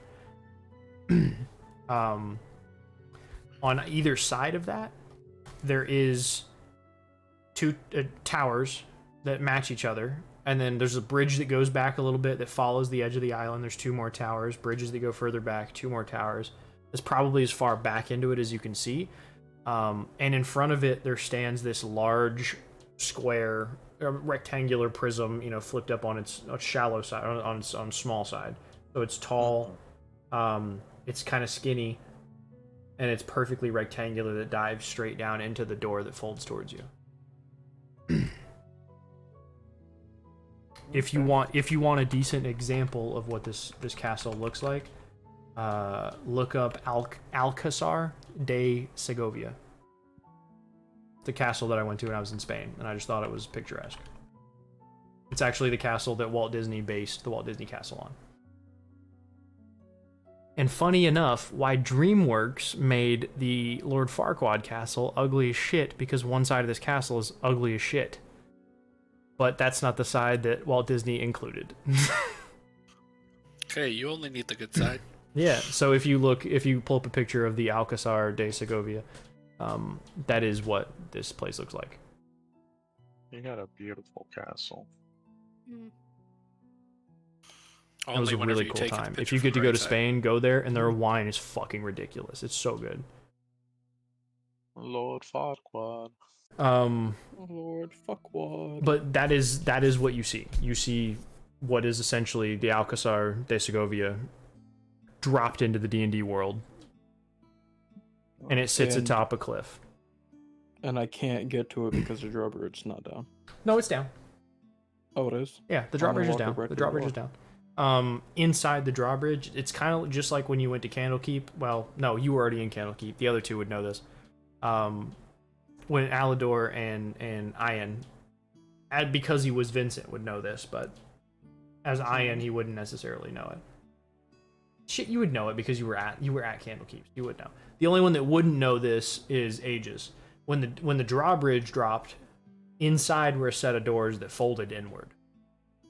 And they overlap each other and like connect in a, like the wood is cut unevenly, so when it folds together, all of the boards sit together. And on the inside, those of you who were at Candlekeep would know that you can drop a block of wood right down the middle of that like a spike, and it functions to hold that door in place. So the doors are shut, the drawbridge is down. And on the little kind of hallway, the rounded arched hallway that goes into this, as like the drawbridge is set down, there's an archway that kind of projects into the castle a little bit, and then the doors are there. On either side, there is a small wooden door, and as you approach that drawbridge, both of those doors open, and 2 guards come out of each in full armor. Their armor is adorned in the crest of Ashcliffe, which is a gray oak leaf, but not one of those like round, ugly oak leaves that kind of looks like the OK symbol when you put your hand up.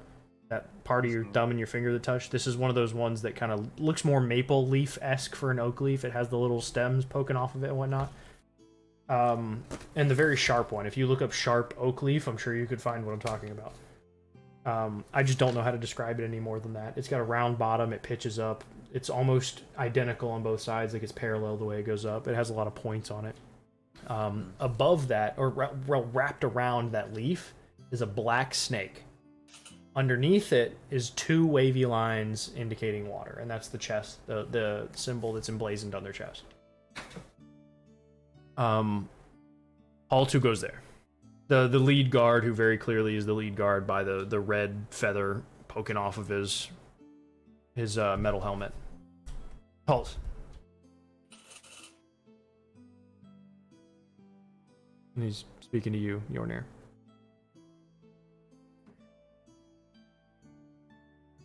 Nick? Is he just staring at him? What the is he asleep? What is he doing? Oh, yeah, what? Oh my god. I'm not re-explaining all that shit, homie. That was so much. No, I fuck, I'm okay, Were you just eyeballing them really hard? Is that all that was?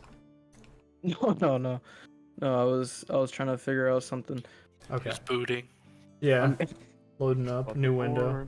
I pull out the note that I got from Strail, right? Yeah. I'm gonna hand it to him and say I'm here on business for the what is it? The Hall of Justice. Yeah, but the Order of the Gauntlet. Ah, yeah, your specific order. Smart. Okay. And I hand him the note. Okay. The lead guard takes it from you, pops the seal, opens it up, reads it, lets it roll back up, and says, please follow me. Yep. The gates, you hear this loud, you hear him scream, open the gates, and you hear this loud kind of metal gear grinding noise, and the gates kind of break from each other. The noise you hear sounds like they haven't been separated in a long time. Like these doors haven't been opened in a while. And as they pull apart, dust falls from them, and you hear this loud like cracking as they separate. Like the wood had been together for so long that it had almost refused. When it comes open and it fully open. Inside, you see lush greenery and beautiful marble statues, ornate windows, beautiful stained glass, and it's a garden between you and the first building. Is everybody coming with you, or are you there by yourself? I don't know. I walked.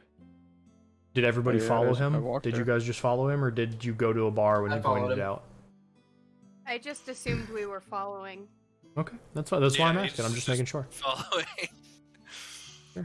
Yeah, I figured you would be following him anyway because you didn't want to separate from him. So everybody progresses forward. Everybody enters the castle. Nobody Nobody seems to pay anybody any mind. None of the guards seem to be eyeing anybody because you don't look like anybody suspicious. Everybody comes in.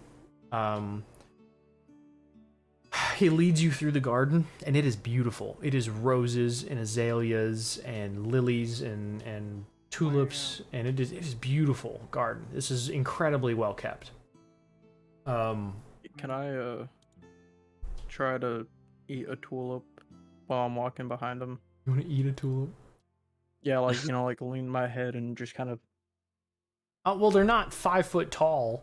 You would have to bend down and no, pick I'm it. doing And this. oh, you're gonna bend over at the waist to down like it.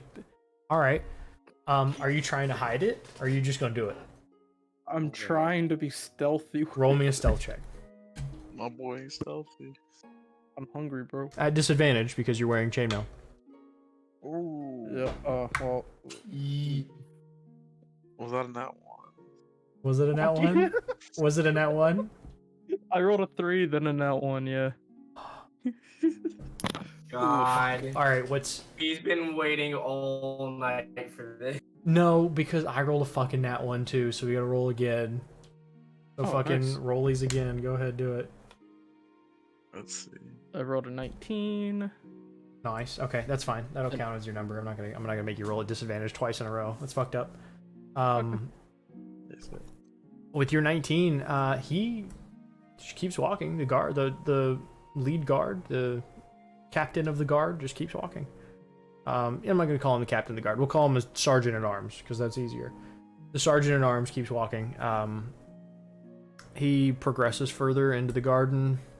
You hit that center point in those like rich old people gardens where they have the circle in the middle and like the seating all around it, and there's usually a fountain in the middle, so we'll say there's a fountain in the middle here. You progress around it and you move on to the actual cathedral-like entrance of the castle building. Nice.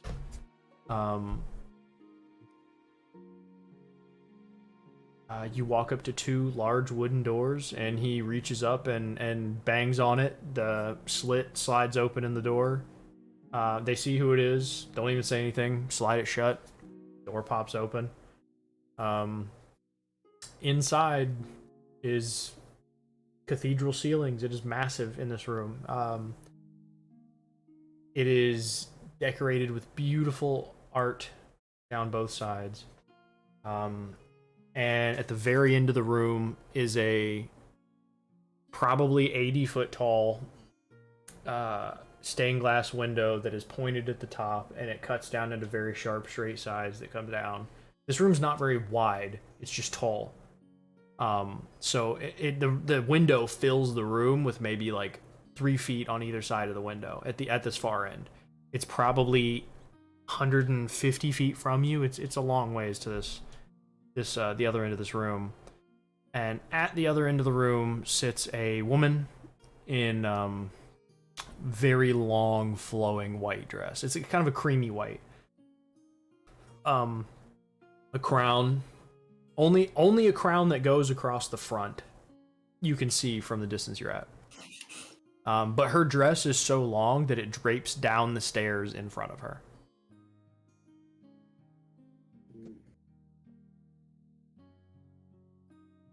What do you do? The guard just kind of waves his hand for you to go inside. He doesn't go any further. Oh, well then I walk Oh, and inside. he offers you your note back. I take it back and walk inside the room. Okay. Everybody follows? Yes. All right. It's tile floor, so all you hear is clip clop, clip clop, clip clop, clip clop, clip clop. Okay, so does it break the tile? No. It's not really tile. It'd be granite or something, but Yeah.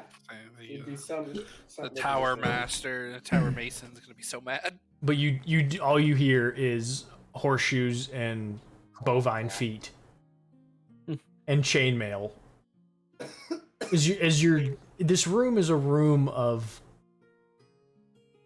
you want to be quiet in this kind of room. It's just a room that demands that kind of respect from you.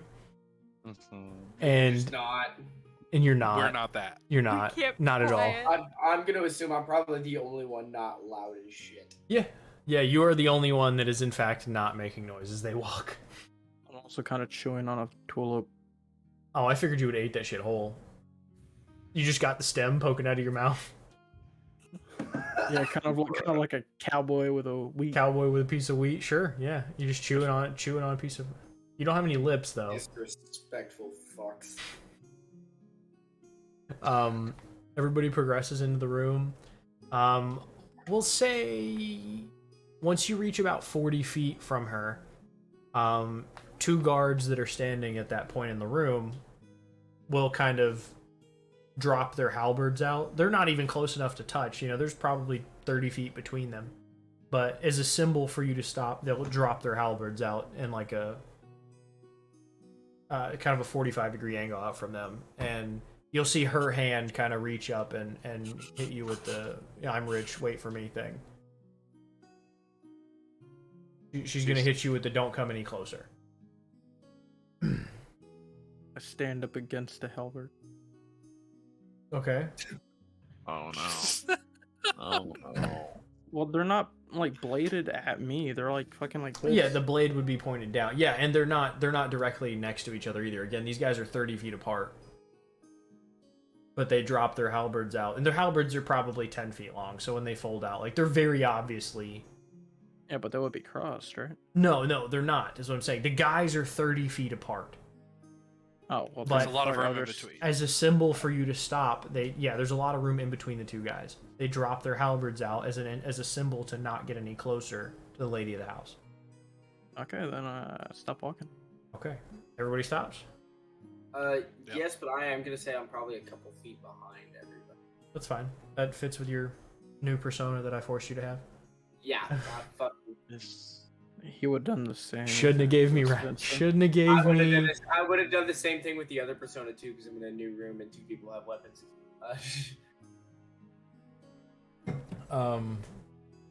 Yeah.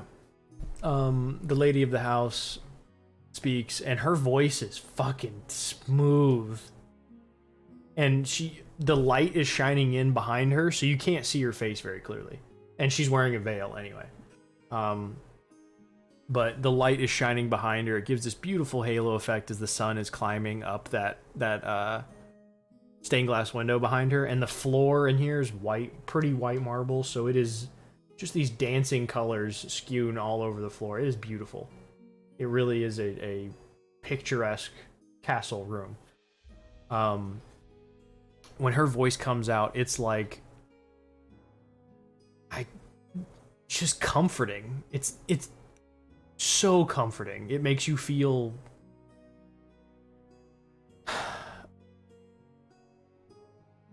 Thimble, it reminds you of home.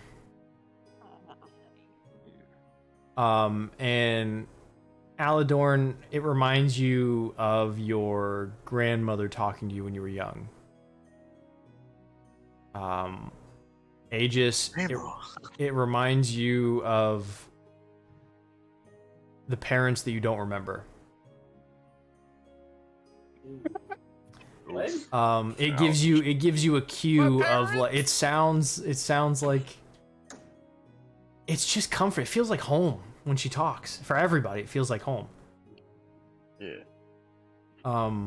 And it is just, her voice is so beautiful when she talks. And you can't see her face. Again, you can see her jaw moving through the silhouette, but that's all you can see, clearly. Find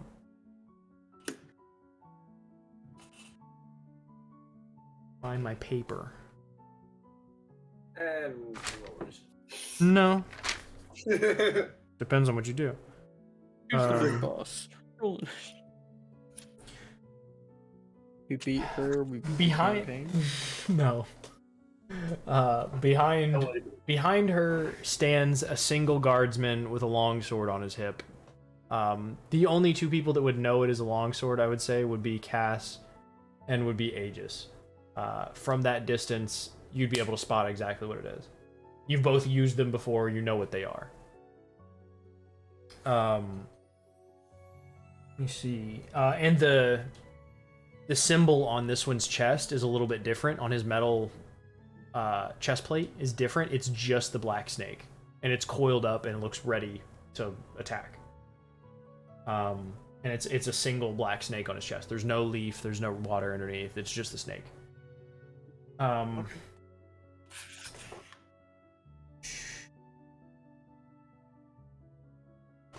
The only thing you can tell, that Cass can tell because of his passive perception, the only thing he can tell about this woman is that she has grayed hair. But her voice doesn't sound old. It doesn't sound weathered or like she has experienced a lifetime's worth of memories. It's smooth and youthful. Very, like, comforting. That's what her voice gives off. And she asks, Squire, why have you come? I was sent on official business by the Order of the Gauntlet. I came bearing a note from, hold on, give me a minute. Strail. And I pull out my note and kind of, like, present it to her. That guard that stands next to her steps down the 3 stairs that her little throne sits atop. And there are 2 smaller thrones to either side of her, by the way, but her throne is the larger one in the middle. He steps down a couple of steps, comes down the 40 feet to you, picks it up, walks back, hands it to her, and she opens it and reads it, and says,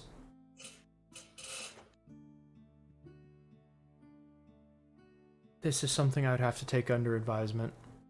And you know your note is essentially that the Order of the Gauntlet wants to set up a church here on the island.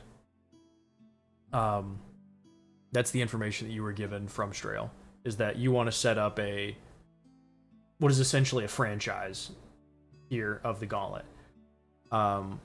Okay. And she says it's something I would have to take under advisement, and we would have to discuss on a broader scale.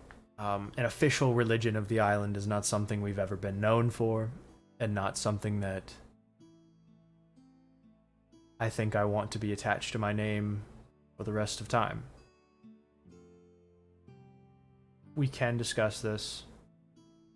If you have any more information, you can offer it now, or if you can get in touch with Strail for more information, that's something that we may need to discuss. But as of right now, I appreciate the note.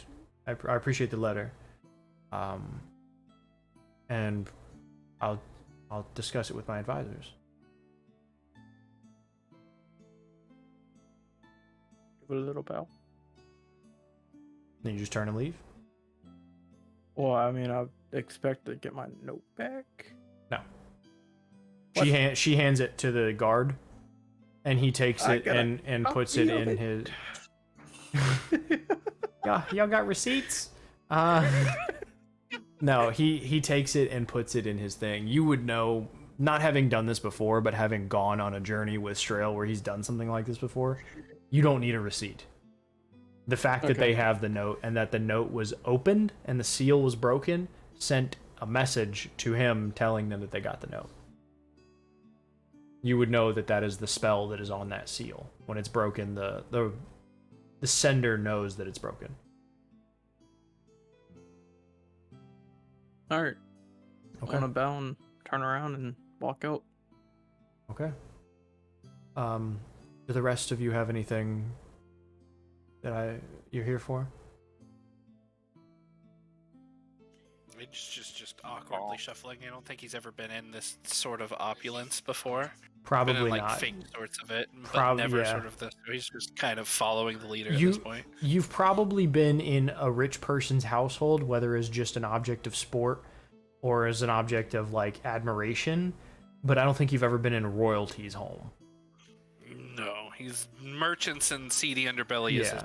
This is a different kind of money. Do the rest of you have anything you want to talk about? Nope, I'd scatter right on out the second the owner passes me. Pretty as this setting is, this is not Thimble's jam. So No. I'm out. All right. No snide comment from Thimble. I'm gonna hand you something because you said it before, and I know you might have forgot saying it. Well, it's something that Iyan did before. Iyan was given a message to give to her as well. Oh yeah, I missed that. Well, you were there for it, but it was when you as Vincent had stepped away. Iyan was given a message to give to the Lady of the Keep. I would assume that I would have gone over Ian's things that I grabbed from him. In the 3 days, yeah, you've probably gone through his thing to try and adopt his personality as best as possible, sure. I don't know that you would have opened the letter, because you, having stolen many a thing in your life, would also know what a spell on a letter will do. If you open that letter, the person who sent it knows it's opened. The person who sealed it shut would know it was opened. Especially if it came from somewhere as magical and driven as Candlekeep. So as we're walking away, actually, I almost forgot. I have a message from Candlekeep. Okay. You offer the letter. The man comes down. Takes it from you again. When this man approaches you, I wrote up his information too. Hang on.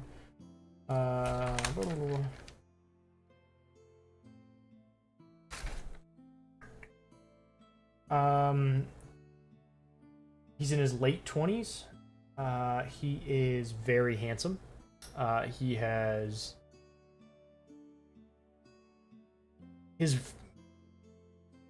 He's one of those guys that can pull off a thin beard. Not thin as in like patchy, but thin as in like close shaven.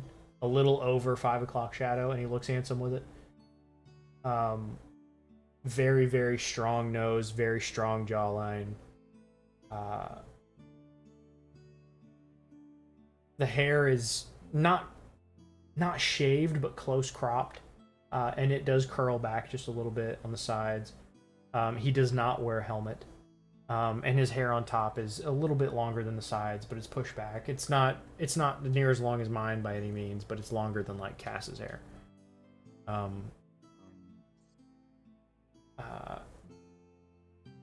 And again, that logo. The logo itself is a little intimidating the way it is drawn. It looks like the snake is intended to be an intimidating piece of art emblazoned upon this man's chest. As he comes down and he takes this from you, he turns, he walks away, and when you get to see a glimpse, you would know what this is, Ben. This particular longsword is a luck longsword. Okay. It is incredibly valuable.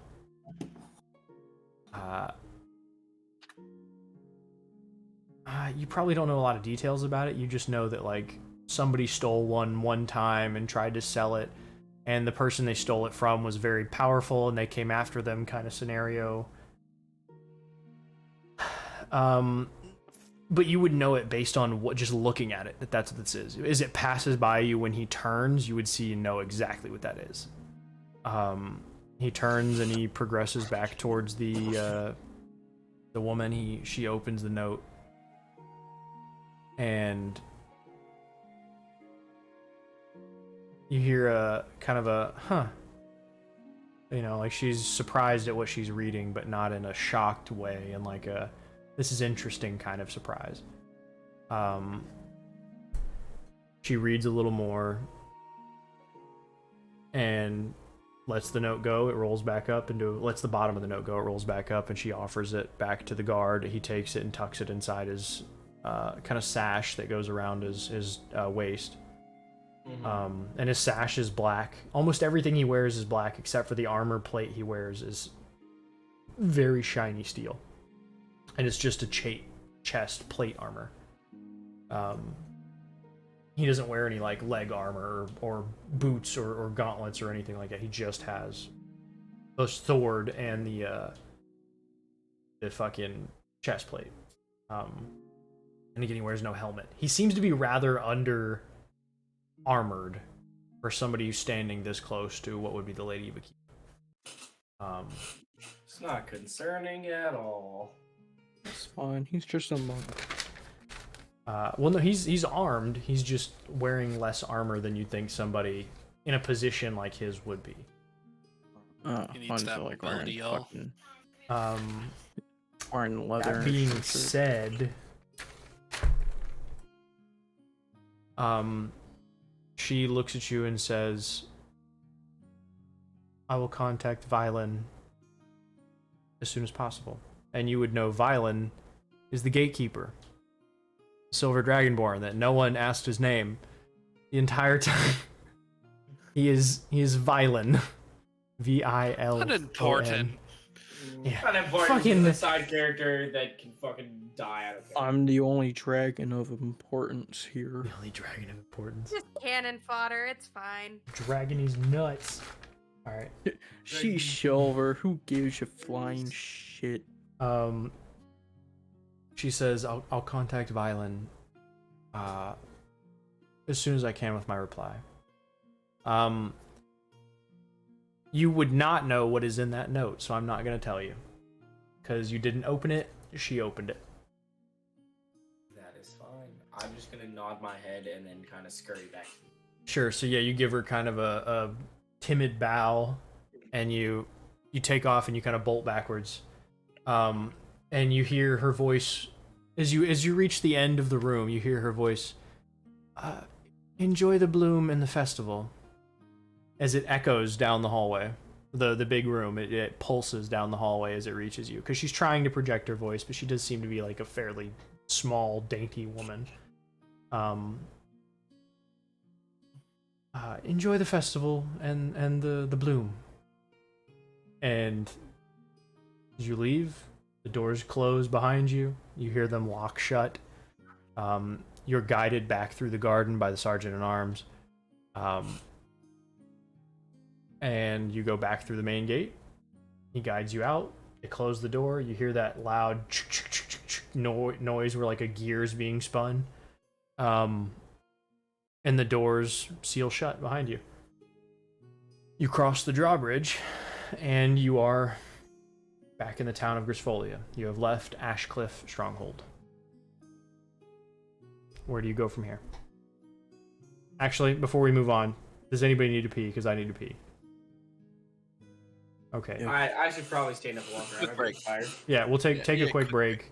Just 5 minutes or so I can run to the Not even a restroom. BRB spring or anything like that. No, I'm just gonna leave it up. I just have to run to the restroom. That is fine. Oh, I need to stand up and wake up a little bit.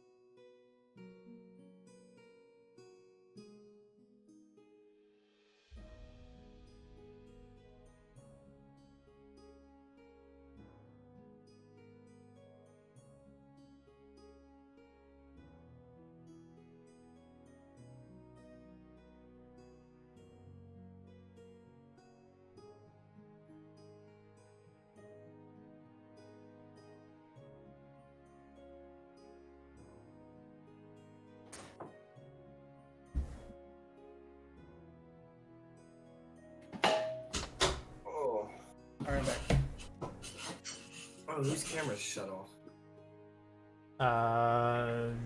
It might be that I have to fucking re-access mine. It's just Nick since you recovered. Yeah, mine's cut off on the stream, but not on Discord. Okay, it's fixed. Cass, are you back? Bum beat 'em, bum bum bum bum bum. Honor. Rumbling, rumbling, it's coming, rumbling, rumbling. What are you talking about? Okay, are we ready? Yep. Okay. As you exit Ashcliffe Stronghold, we'll say getting close towards midday. What do you do? You've exited, you have the town in front of you. There is a pond to your left. Some buildings, some trees in front of you, smaller trees. The massive oak leaf stands in front of you. The gray leaf, I'm sorry. The gray leaf stands in front of you. And the town is before you. What do you wish to do? Hey guys. Festival. You know what that means? 2 words. Cool shit. Oh, I thought you were gonna say shit face. I'm taking a point away from Nick's charisma. He rolls a disadvantage for the next 7 charisma. No. I'm taking a skill level point away from Nick's charisma. Just taking a point in general. He is now -1. What? If you're taking a point, I'll be +4. I know you'd still be quite high. I'm just kidding. That was pretty when bad. does the festival That start? was pretty bad. So they're setting up today. It was officially meant to be joke. I said it that way on purpose. Oh, okay. So They're setting up the festival today. So as you've been walking through town, you've been seeing people hang banners and colorful flyers and little streamers and things like that to kind of celebrate the festival. You've been seeing people setting up a stage near the as you passed by the roots of the tree earlier, you would have seen the red root, not the crimson root, the bar, but the red root, the literal root that is dyed red. And it's the one singular root is the color red. The rest of them are that same gray barky color.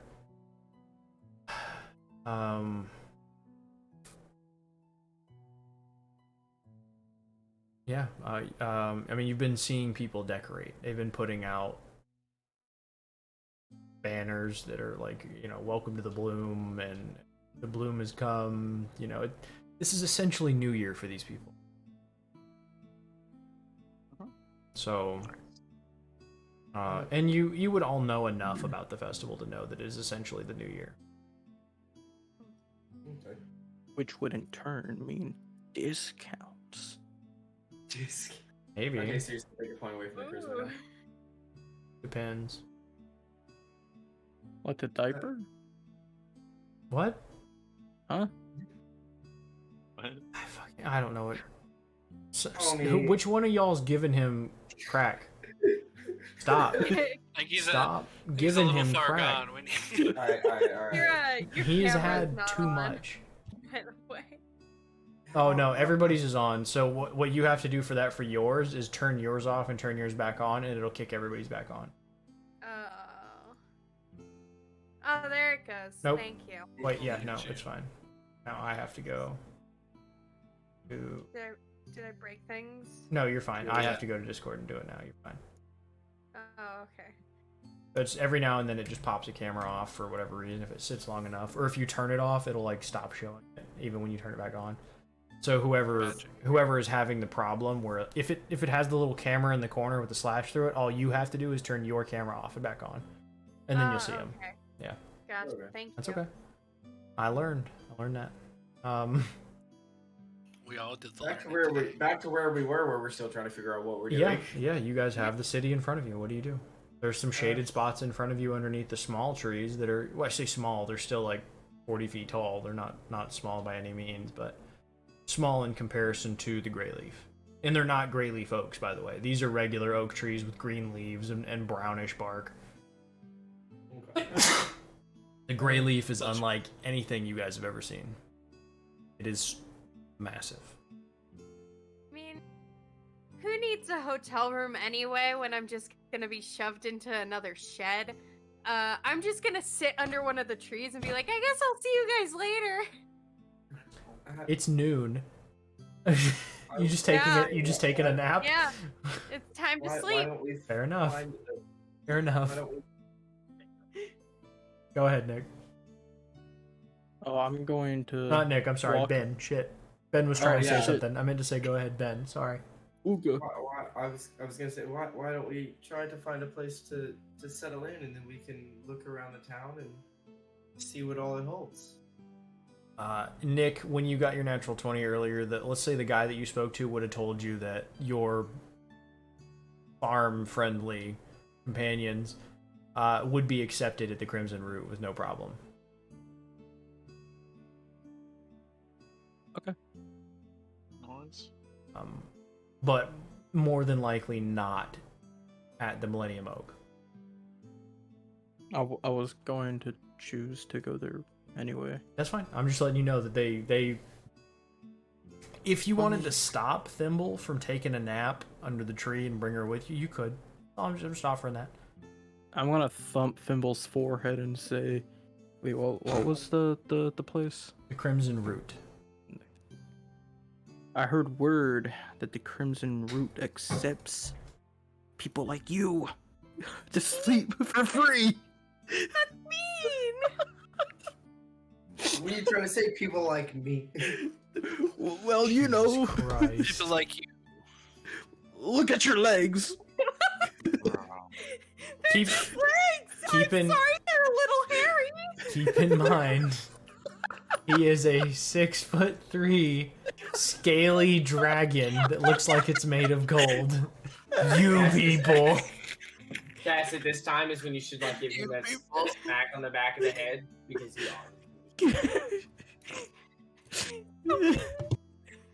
Holy shit. Thimble will get up, just take the L and follow along, Moping all the way. pouting Doesn't say like a word to fucking anybody. child. Why does Cass look like he's giving me the dust stare? What? Cause that's his roomie, bro. You just insulted his roomie. Yeah, we've been super besties this whole time. Cass doesn't even know what just happened. You were zoning out, and you looked like you were giving everybody the death stare. Oh damn, my bad. Nick just said to Thimble that there's a place that accepts people like you. To sleep You for people. free with Now, no hold on. issue whatsoever. I didn't say free. You said with no issue. What Right. the else does that mean?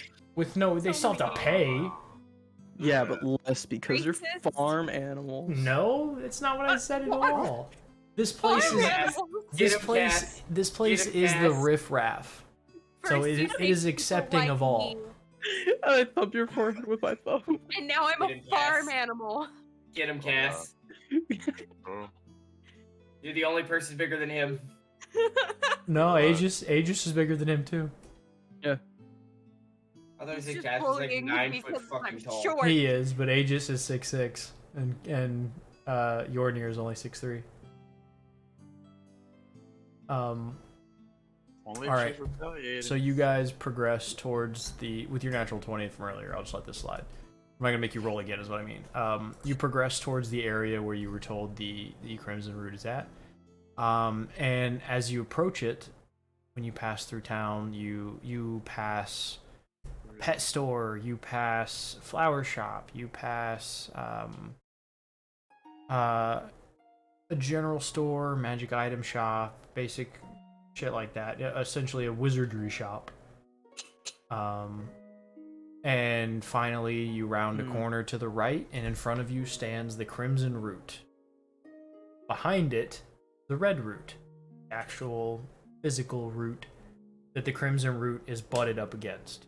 When you had passed by earlier, you would have passed by the other side of the Red Root. When you came back this way, you came around the side where the Crimson Root stands.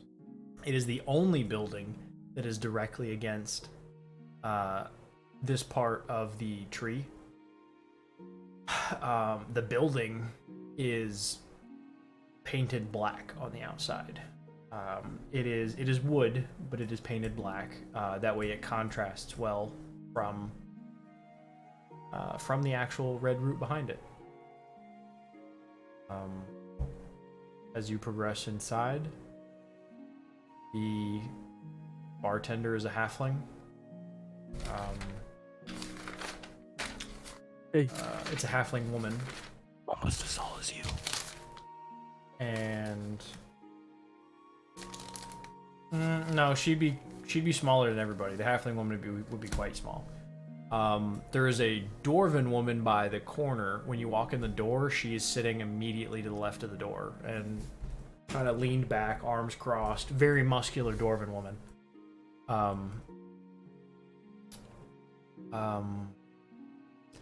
Lots of patrons. Seems to be pretty popular. In the back corner, there is a fight going on. Nobody's paying it any mind. Seems to be second nature here.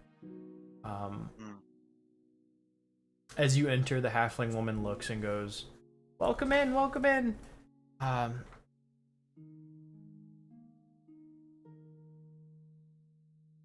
That's what she says. Huh? She says, "Welcome in." That's all she says. That's it? Oh. Oh. What the hell do you expect? A 5-page essay when she enters the door? Yeah. Yes. I want to know their Yes, I entire want the menu. entire history. I want to know their menu, the entire history of the place, who died here. I want to know what kind of Okay, farm animals they have. fine. When you enter, she yells, welcome in. The special today is pork. No, the special today is smoked lamb. And we just got a stock in of a dwarven spirit. Much better customer service. Yeah, there you go. That's what she says. As she's carrying bottles to the end of the bar. She's not just directly addressing you. She's addressing you because you entered her bar, and she's doing her job. So she's moving around. Sitting down at the bar. Okay. You sit. What do the rest of you do? I'm gonna sit down as well Okay. and like think over the menu. Is eating lamb like? Do you think that's cannibalism? It's a sheep. It's One not of- a goat. Can I try to intimidate? It's like I'm scared. Can I try to intimidate Thimble and say, "Yes, it's like eating your own cousins." Dude, what is up with you and this hatred, man? roll for intimidation. She doesn't even Awesome. need to. She would just start crying right then and there. 13. Yeah, Yeah. she said you don't need to roll. She would just break. She Oh, just okay. essentially she forfeited the roll. Awesome. So she just starts I mean, crying. Thimble is now the crying. only character I could probably intimidate. We're gonna put it that way. Thimble just breaks down crying at the bar. Pat head and said, "Don't worry, they're dead already." No! He's just gonna The smack. lamb got so It much only gets darker than I worse. thought it was going to. It just gets worse from there. You would know that lamb is sheep. It's not goat. Well, I know that. And satyrs But, are like- typically depicted as goat. Is that how you want to be depicted? As a goat, yeah, but Okay, I mean, Phil. Thimble's not that smart. that's fair. I was just That's why I said just cousin. making sure it was clear. They look similar, and so she's like, "Oh, must be the same." That's fair. Yeah, it would look like your hindquarter leg. Yeah, that's fair. So Yeah, the rest of you, what do you do? yeah, I'm gonna order look Thimble's some crying lamb. at the bar. Oh my god, Yornir's ordering lamb.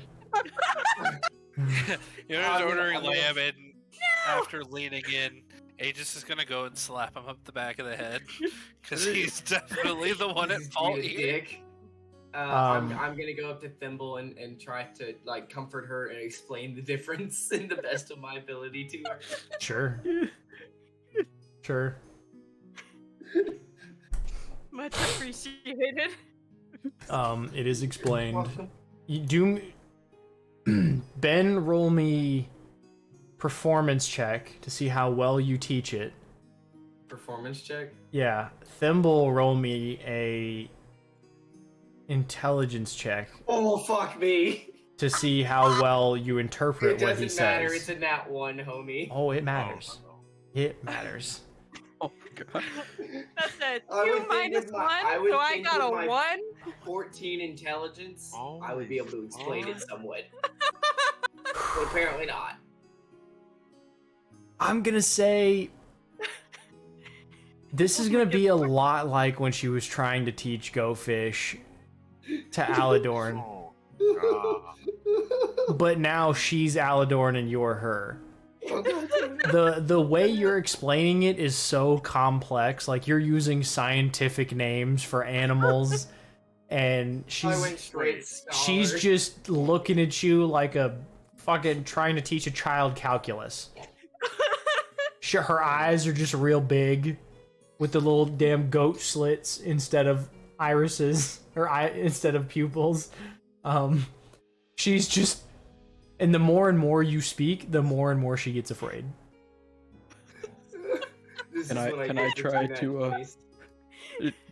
Teach her the difference. You've said enough. You've done enough. I want to make amends. Cass, save me! It's just food.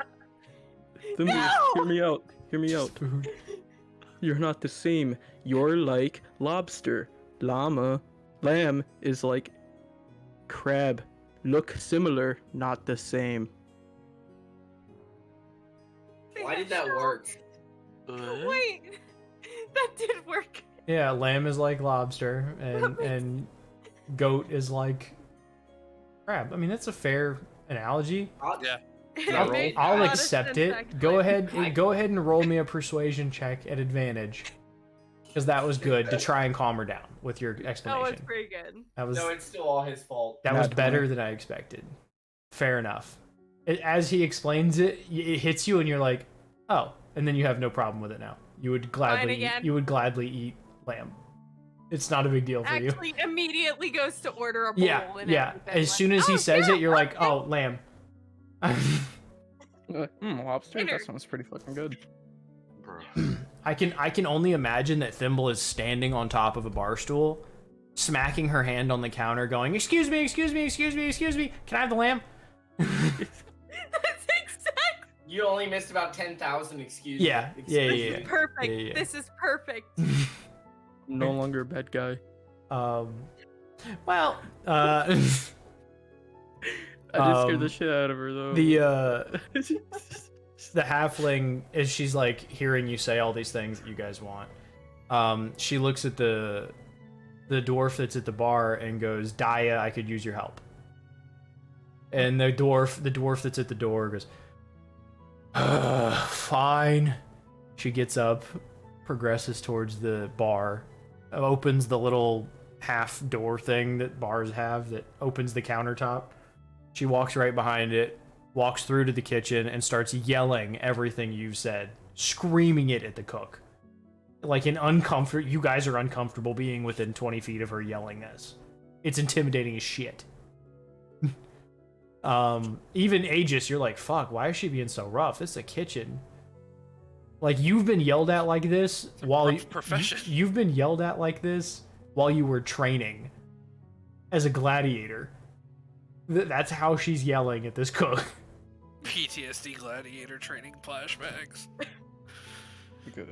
Like a drill sergeant. Yeah, she's very much giving. This is my first time as a drill sergeant vibes. Oh god. I'll shove my foot so far up your ass it's gonna come out your throat and break your teeth or something. How did you get that? That's 3 goddamn lambs.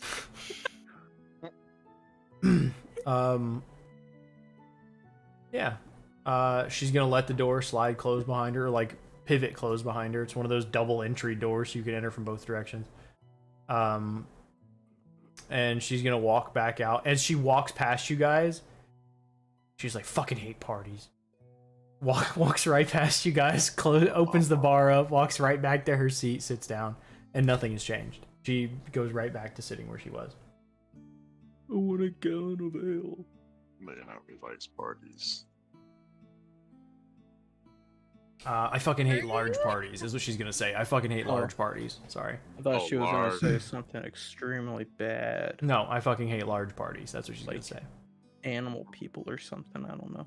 Oh, like you and you Oh, people? oh, We're we're- gonna talk about that. We're back Oh. on animal people, are we? You're a After a few I'm minutes, racist. after a few minutes, the halfling gets her shit together. She approaches you guys. Hello all, I'm Eloise. This is my bar. This is the Crimson Root. Hello. Sorry I couldn't get to you. I had other people I was dealing with, but hopefully Daya took care of you. She's kind of mean, actually. It's fine. She grows on you. It's fine.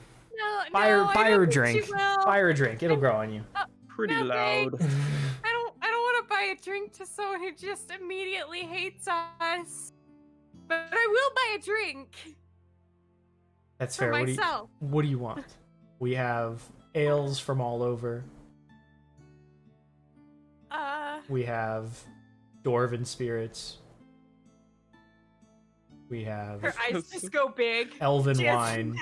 she has no idea. Hang on.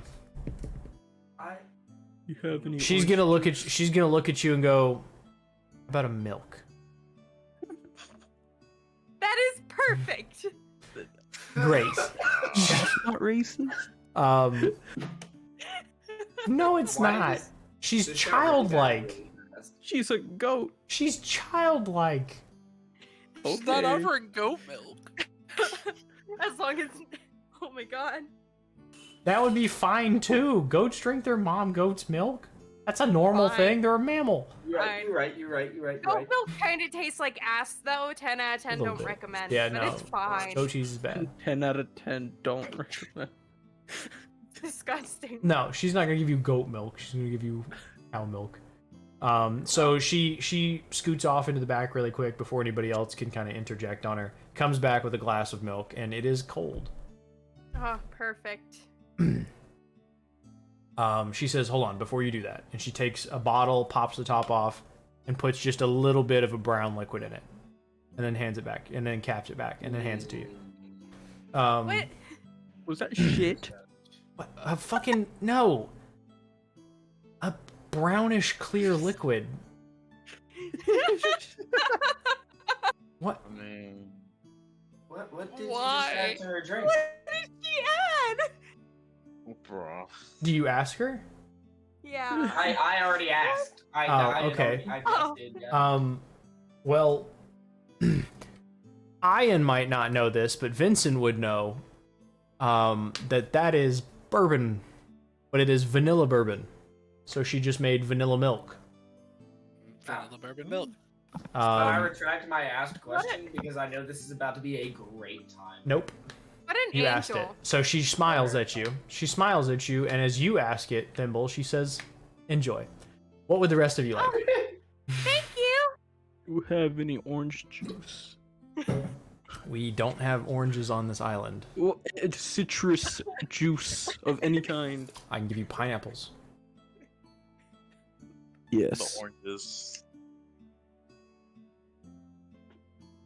What about you, Centaur? Some What? meat. Pineapples exist, but not oranges. Pineapples Some exist, but not huge. oranges. Yes, because pineapples can grow on islands and float like coconuts, and then make root on islands. Or they could just have them imported because they last longer in travel. Bungo. I would just like some She- meat, please. You want what? Meat. Great. Do they have meat? Yeah, I mean, it's fine. Yeah, yeah. She comes back with a big, and this is big. This is big for you, and you're a 9-foot tall horseman. A big, like, what the hell is that called? It's a barrel with a handle. Yeah, a flagon. That's what Lug. that's called, right?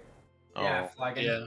Or flog. It's like flogging or something Pretty like sure that. it's flagon. Doesn't matter. Anyway, it's essentially like a tiny barrel. oh shit. That is, it has a handle on the side of it, but even then, like it's bigger than your hand. It is quite massive. So two-handing this big bit. You probably should. After maybe the first half of it, I would highly suggest using two hands. And she goes, local honey mead, slides it across, and then slides it across the smooth wooden bar, and it is fucking glass. It looks like glass, and she slides that shit right over to you with no problem.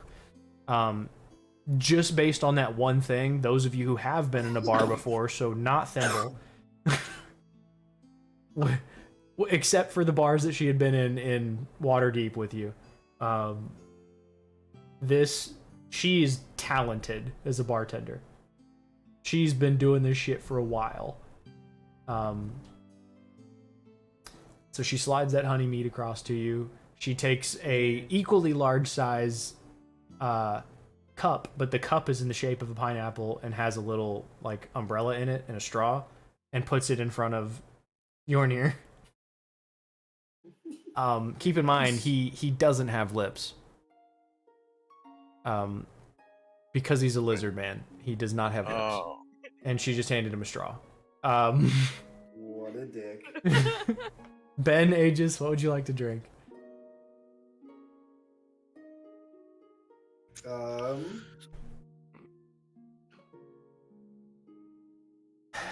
Aegis will ask for just one of the dwarven spirits, and then something for the angry dwarf at the front of the bar, and the poor soul she yelled at in the back. Nice.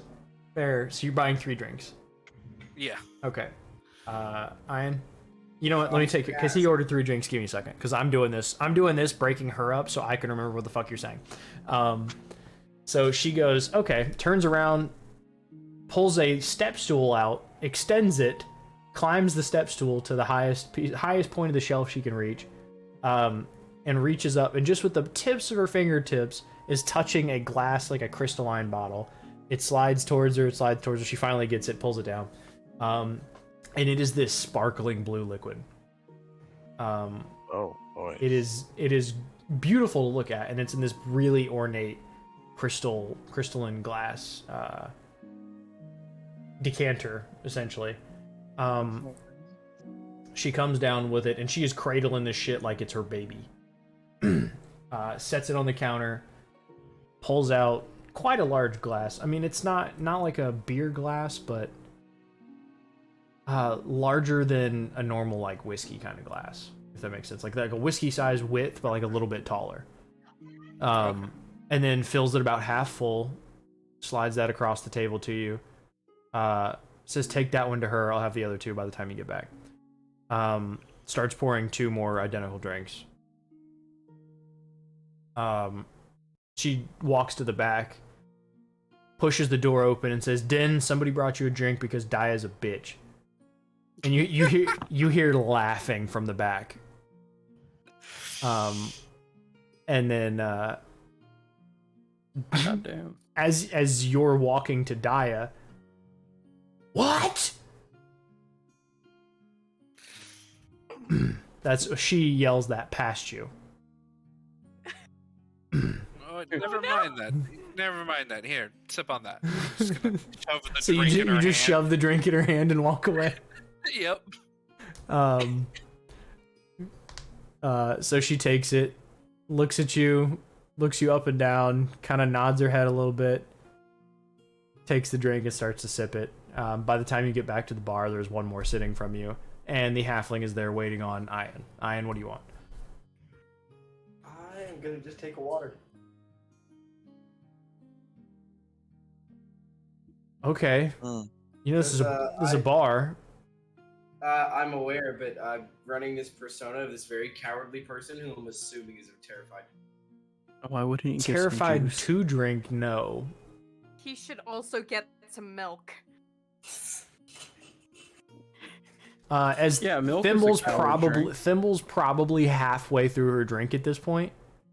Oh god. Go ahead and Okay. go ahead and roll. It tastes good. Go Oh, ahead and roll me a no. Constitution saving throw. It's delicious. delicious. We're doing this. So And actually, I'm gonna go with, and It's a nat 20. oh great, yeah, it's good. This shit's good.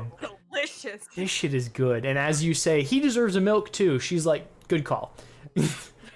walks to the back, comes back with another glass of milk, reaches down, does the exact same thing, pops the top of a bottle, dumps in about 3 times as much as she was giving the satyr, closes it, Oh my god. hands it to you, and says, What an enjoy angel. yourself. I'm gonna say I kind of give her this little look of you fucking suck. Kind of giving the acknowledgement that I know what she's pouring in. And my that's when she winks and says, enjoy yourself. I hate you because I was gonna get elven wine and water. But No, that's well. Okay, well, I mean, you could order elven wine too, but you well, just it's got. too late now. You're about to have me fucking slaughtered. Well, maybe we'll see. If Um, You're not gonna give my actual drink. For the dwarven spirit, it's 3 silver a drink. So drop 9 silver out of your thing. For the milk, it's 3 copper. She's not gonna Damn. charge you for the alcohol because she's trying to get you fucked up on purpose.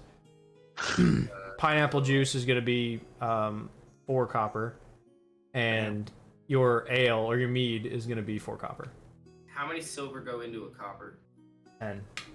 10 silver into 10 copper into a silver, 10 silver into a gold, 10 gold into a platinum. And you said it was how many coppers? 3. For you, it's 3. Wait, how many So it was silvers more? go into a copper? It's 10 silvers into a copper, so it's like a penny into a dime, right? And then a dime into a dollar, which would be So 10 coppers is a silver. 10 coppers is a single silver, yes. So that would be 10 pennies equals a dime, yeah. 10 silvers would be a dollar, so that's a gold, right?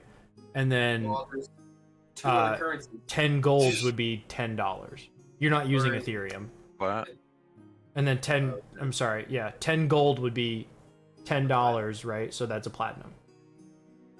That's the easiest way to think about it is pennies, dimes, dollars, and $10. Correct. You said it was 4 copper? 4 for yours, yes. And 4 for Nick's. I Yeah. know I thought you said 2. rolls about to suck. Are we all shit faced now? No. Not yet. Hell yeah. Well, I'm not. I'm drinking fucking pineapple juice. Ben, roll me a Constitution saving throw. Yeah, there's what I was looking at. There it That's is. gonna be a 2. Oh, That's gonna be a no. fucking Fuck. 2. Because I have a negative As- 1 to a constitution. As most of you expected when she poured alcohol into his milk, Iyan is unconscious. He's only like this fucking just an inch into his milk, and his ass is unconscious on the counter. Thimble, on the other hand, is cup deep at this point. The rest of you, I'm just making them drink fast on purpose because I think it's going to be funnier when their characters get drunk. Iyan is unconscious. He's asleep. As expected from his personality, you would assume that he is quite the lightweight. Aegis, how are you sipping your dwarven spirit, or are you? He's sipping it. He's not Okay, laying down. yeah, you're taking your time. I mean, it did cost you quite a bit. It was 3 silver. It was quite an expensive drink. Yeah. But He's had it's good. decent It's spirit smooth. before. Being where you're from, you would have had dwarven spirit before, but this one it's a little different. It has a sparkle to it that most others don't. For the next 24 hours, you get advantage on wisdom saving throws. Oh shit. Aladorn, Howdy. with your honey mead, are you chugging? It's just drinking like It's normal. very I wouldn't- sweet. I wouldn't say I'm chugging the fuck out of it, nor am I just like sipping it. I'm just like how you would drink a normal drink. Like, Yeah. Okay. just- So over the span of maybe an hour, you finish it off. that's a long time. I say like 30 minutes. Like 30 minutes. Okay. Does anybody order another one? Other than Oh, no, I Iyan can't. because he's unconscious. I do. I'll say maybe 15 minutes goes by. Iyan, make another Constitution saving throw. Oh god. As the rest of you have ordered your second drinks, if you want to have them, Ian's gonna make another con save. 4. 4. Still unconscious. I'm changing where I'm rolling dice. Yeah, because you're unconscious, I'm gonna say you fail what would be the next saving throw because it's dexterity. I feel like you have to be conscious for it. Ian's now laying on the floor.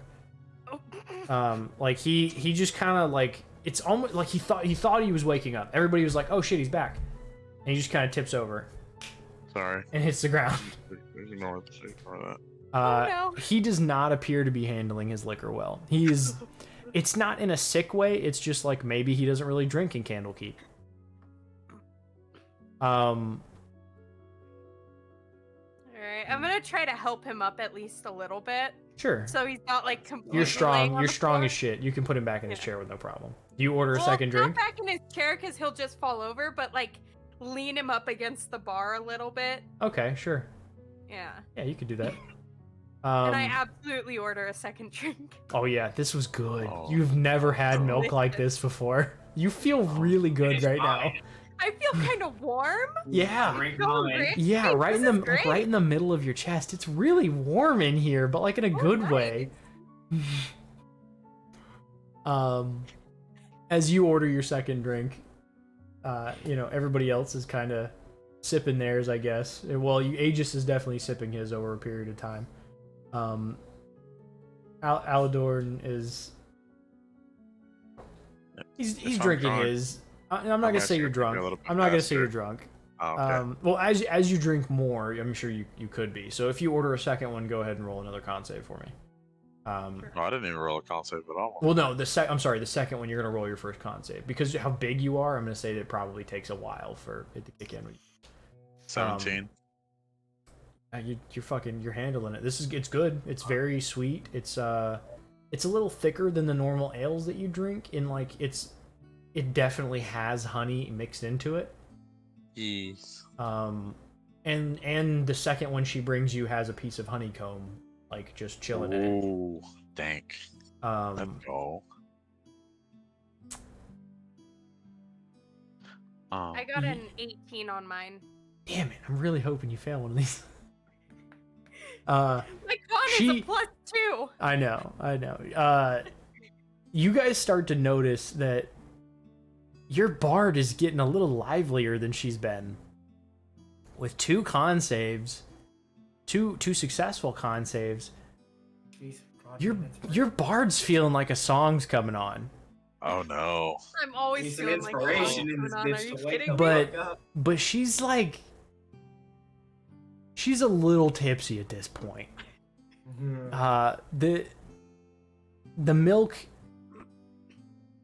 The milk was strong. Bruh. So she's gonna climb up on the bar with her flute. I'm gonna do this. Okay. Do you need me to roll performance? I would like you to describe what you're going to do now that you're up on the bar. And then we'll see what you roll. You've rolled 2 successful con saves, so you're not going to be at disadvantage on anything, because I was going to make you do this anyway on disadvantage. I am on the bar. Sure.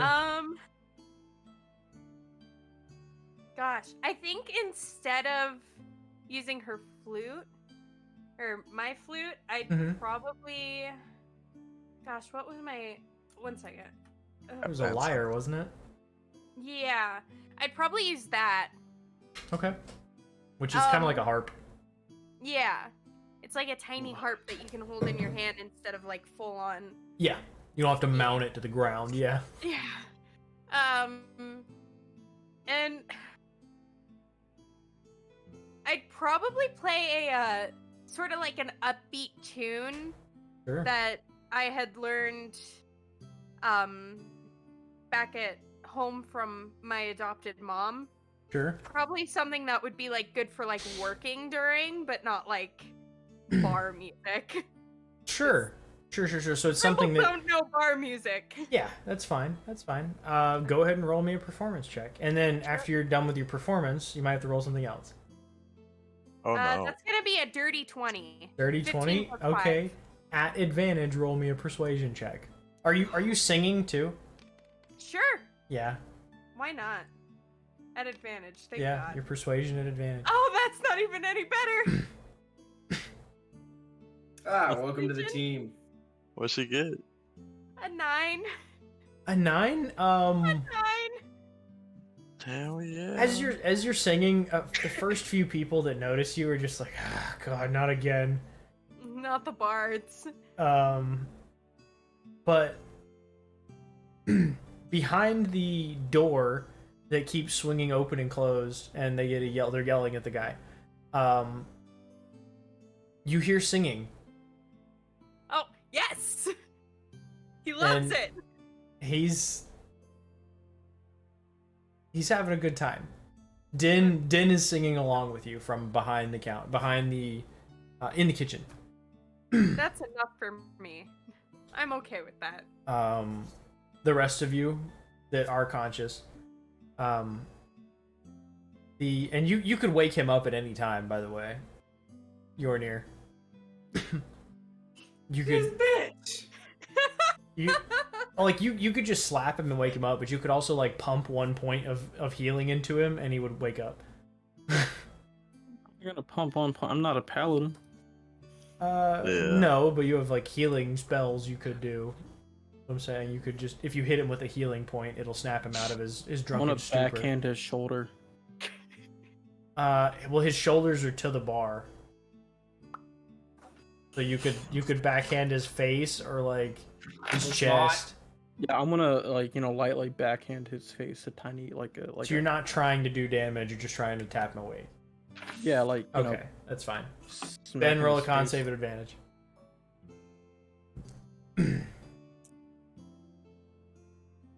11. 4. Oh no. So, You know what? Within 11, you wake up. But you wake up to this really lively tune, and like you're feeling it. I just will bend down So you're and hand him a glass and be like, "Drink this, just all in one go." the rest of the dwarven spirit, or the milk that's been sitting on the counter. Rest of the dwarven spirit. Oh shit! Do you take it? I'm sure. Wow. Roll me a Constitution saving throw. What was that advantage from that dwarven spirit?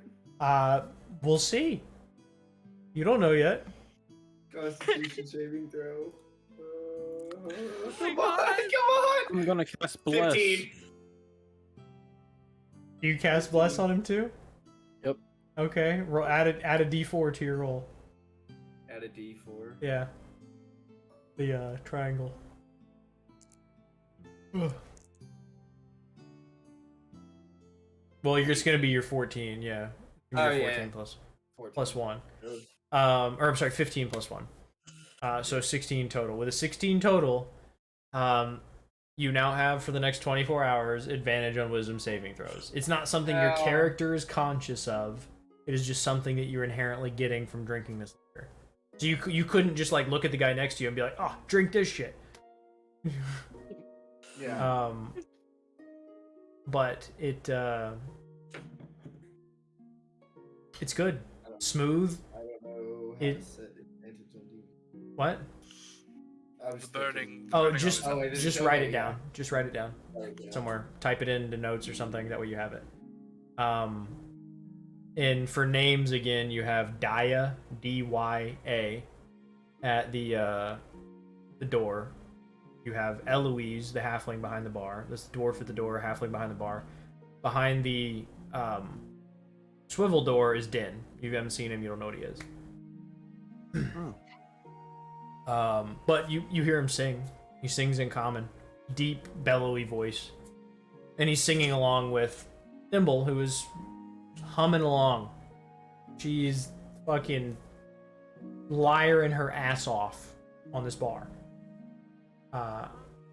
With a dirty 20, she is making some music. And it's not bad music, it's just a little different than what you would expect in a bar. And back to the left of the bar, there's still a fight going on. It's a bunch of guys crowded around two guys fighting. Or a bunch of people crowded around two guys fighting. I wanna go watch. If you want to, you can.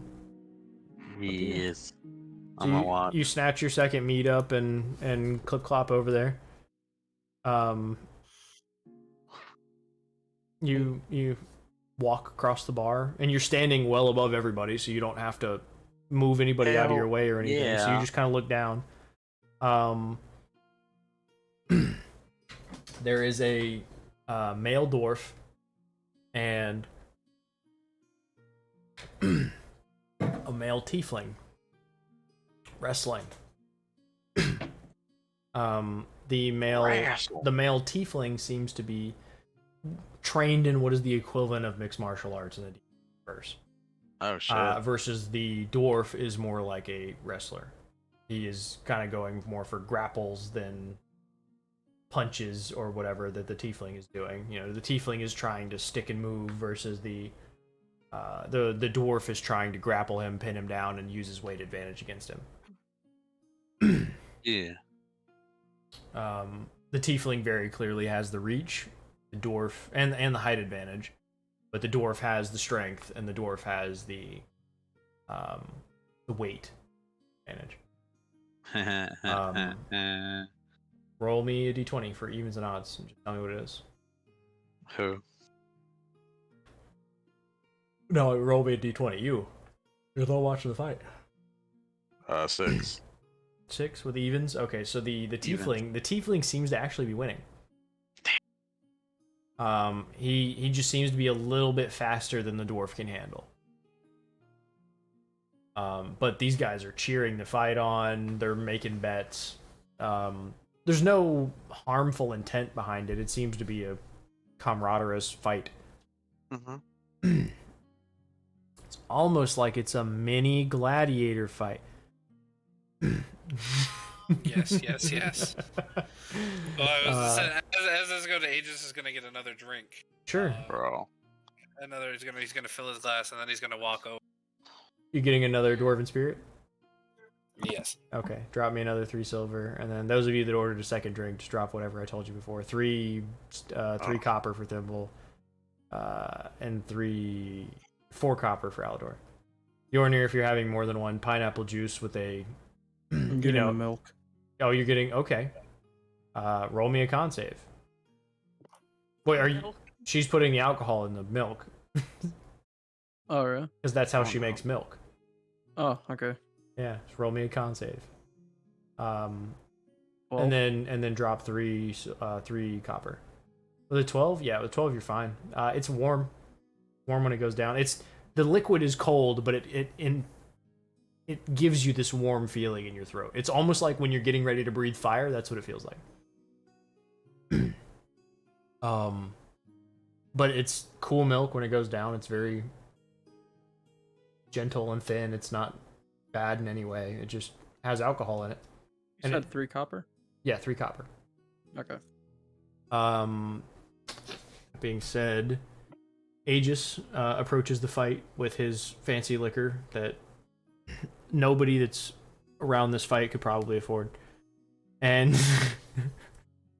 he approaches.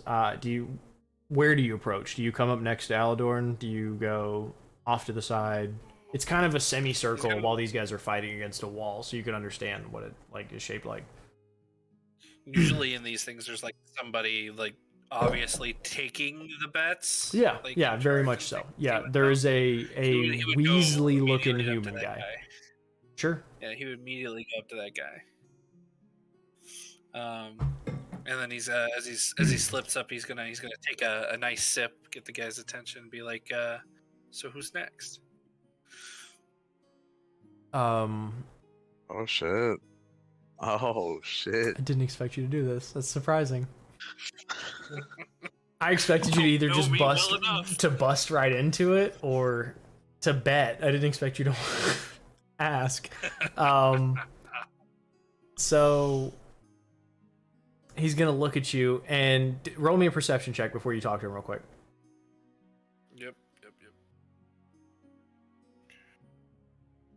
Perception. 19. This motherfucker's last name is definitely Lockswaddle. Yeah. No, god That's damn what I was it. hoping for. He's Yes. definitely related to the guy that you saw at the war.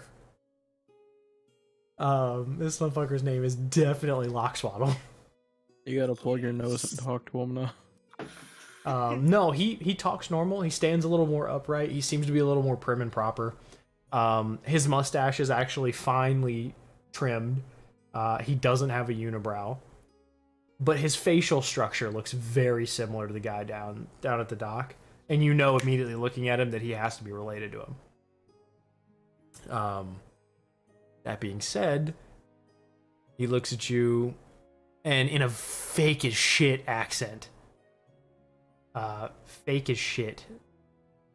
It would be like me trying to do a Scottish accent, but I can't, so I'm just gonna fake a British accent and we'll call it a day.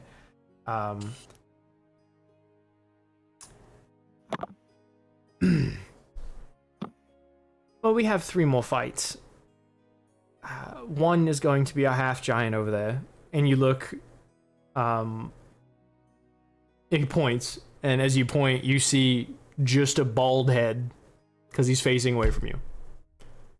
And tattoos down the back of his head. That's all you see. A half giant over there. No one's chose to fight him yet. We have 2 other fights. Whoever wins this one fights him.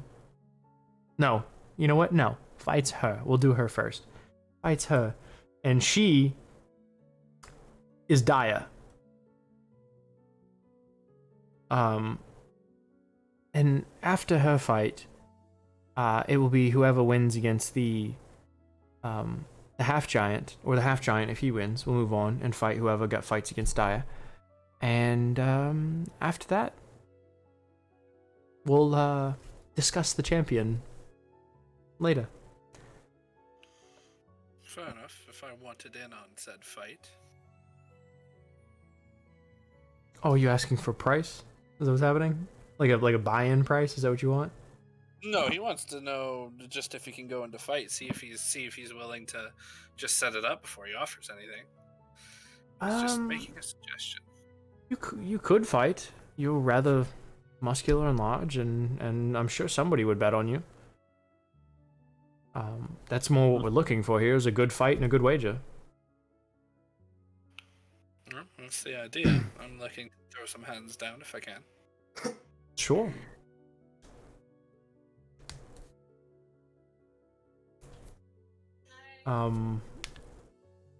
Well, I guess you start with the half giant. He just is gonna take a long sip back at him. And he's clearly trying to make an impression on this guy, now that he especially knows he's a long swaddle. And he's just gonna look at him and smile. Good. Are you trying to do, like, persuade him into anything? Are you just trying to... Just trying to leave an impression. Okay, fair enough. Fair enough. I'll take it. He kind of just gives you this smirk that's unsettling. It's fucking... When he smiles at you, it's sleazy. And... Let's go. Yeah, that's, give me a second while I pull up some stats on a half giant.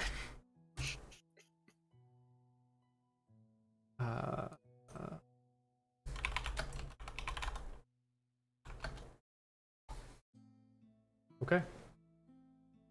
The fight in front of you concludes, and Cass, roll me a d20. Evens and odds again. Evens is the tiefling, odds is the dwarf. Too easy. I think 17. both of those are kind of unfair. 17, my boy. With 17, even though the tiefling seemed to be having the fight early on,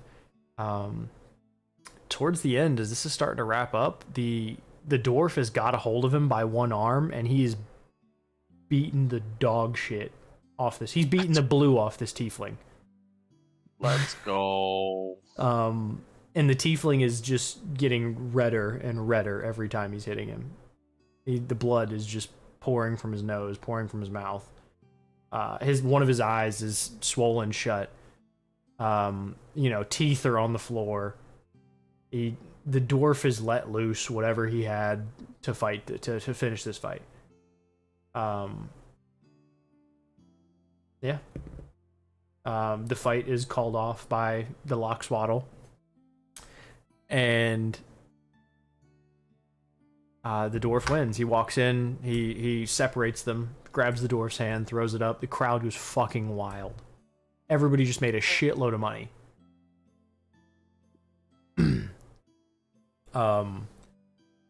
Cass, I don't know that your Aladorn would be too familiar with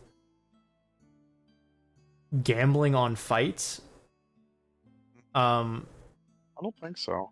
No, I don't think he would. Yeah, I don't think his life would have made him too experienced on your fucking knowledge of gambling is shitty Go Fish. Let's go. So you could challenge somebody to Go Fish if you wanted to gamble, but as you watch, I mean, you're not dumb by any means. You could put together what's happening if these people are fighting and people are making money on it. As the cheering at the end happens, you could understand that. Yeah, I got it would be a little complex for you at first to understand like how betting works, like 3-to-1 odds or something like that. You might not understand it at first, but if Aegis wanted to help you understand, you could. Okay, I gotcha. And yeah, I mean that's that fight concludes when the half giant stands up from the chair, the Goliath. Oh, Goliath, man. Yeah, because that's what they are, is half giants. Oh no, my boy. When he stands up from the chair squeaks, like it groans. This is every bit of a 350-pound or better man. When he turns around, his tattoos stop, like kind of like spikes on his head. They look like they're tears going back. Across his left cheek, there's a massive gash that has been recently sewn shut. And then he wears no armor. He wears what is essentially like a bear kind of loincloth, bear fur. It's sealed at the bottom, so it is more like underwear, I guess, than a loincloth. Short shorts? I don't know, however you want to phrase it. Maybe he's wearing Daisy Dukes, you know? You don't know. And his tattoos proceed all the way down his back when he stands up.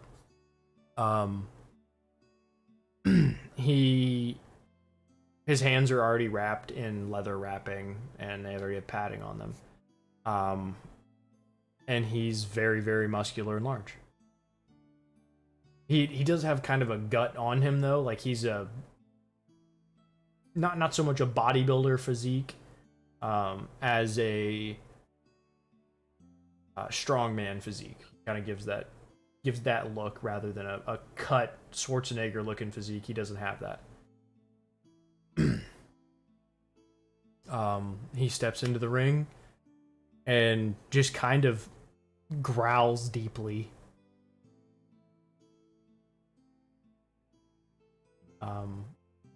Aegis, do you enter the ring? Yeah, I guess I should. Are they allowing like? Assuming no weapon. Yeah, no, it's bare knuckle brawl. Yeah, leave his weapons there, but like, if his armor's allowed, because that affects his AC, so I gotta take that off if it's allowed or not. Do you want to have weapons? Because I can just change it to allow weapons. That's fine. Or you can do a bare knuckle brawl. Because if you do bare knuckle brawl, you're gonna lose your shield. Yeah, that's what I said. I'm gonna lose my shield, and if they allow armor or not, I gotta take that off too. That's what I was wondering. You know, because he's a Goliath, he just doesn't wear armor. That's a natural thing for them because they have that like stone's endurance skin shit, so they just have strong ass skin. Their armor class is based on their con modifier. Gotcha. So I'll just take off my shield and do bare knuckles. He'll abide by the rules of the ring. It's just I needed to know if I needed to take off my chainmail or not. You don't have to. No, you can still have your 16 AC, but if you lose your shield, you're gonna lose your 18. Yeah, it'll still keep me at 16 though. So that's fine. Yeah, he'll do that and then have either one of his friends nearby help him. Yeah, I mean Aladorn's right there next to you, so he can take your. I think Cass is asleep again. No, he's okay. He's awake. Yeah, I was about to say, homie, we're already about 4.5 hours. Yeah, I know. Well, this is conclusion of this fight. Conclusion of this fight will be the end of it for tonight, and then we'll pick up where the next fight would pick up next Tuesday. He doesn't have an absurd amount of hit points, so it's not going to take long. I'm assuming I'm just imagining this big man throwing this little tiny dude around like a ragdoll. No. This entire time. No.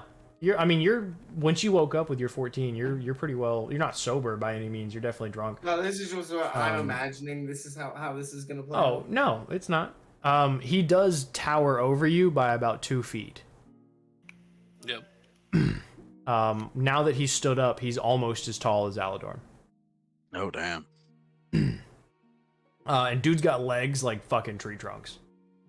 Oh damn.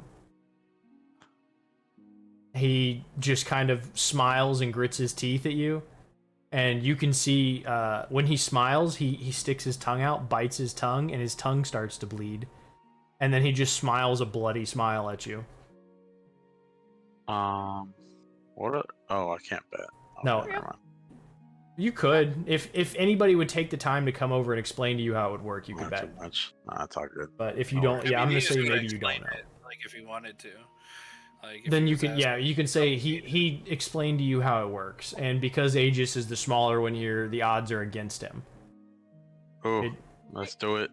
5 silver. You bet 5 silver on Aegis. On Aegis to win. Okay, so it's gonna be it's roll me a d6. No, roll me a d10. But if you roll a 1 or a 2, re-roll it. 8. Okay, so it's gonna be 8 to 1 odds. Oh shit. So you would get 4 gold. Let's go. Real quick. Hmm. Would it do I see the fight about to start? Sure. Okay. But you're also singing on the bar. Yeah.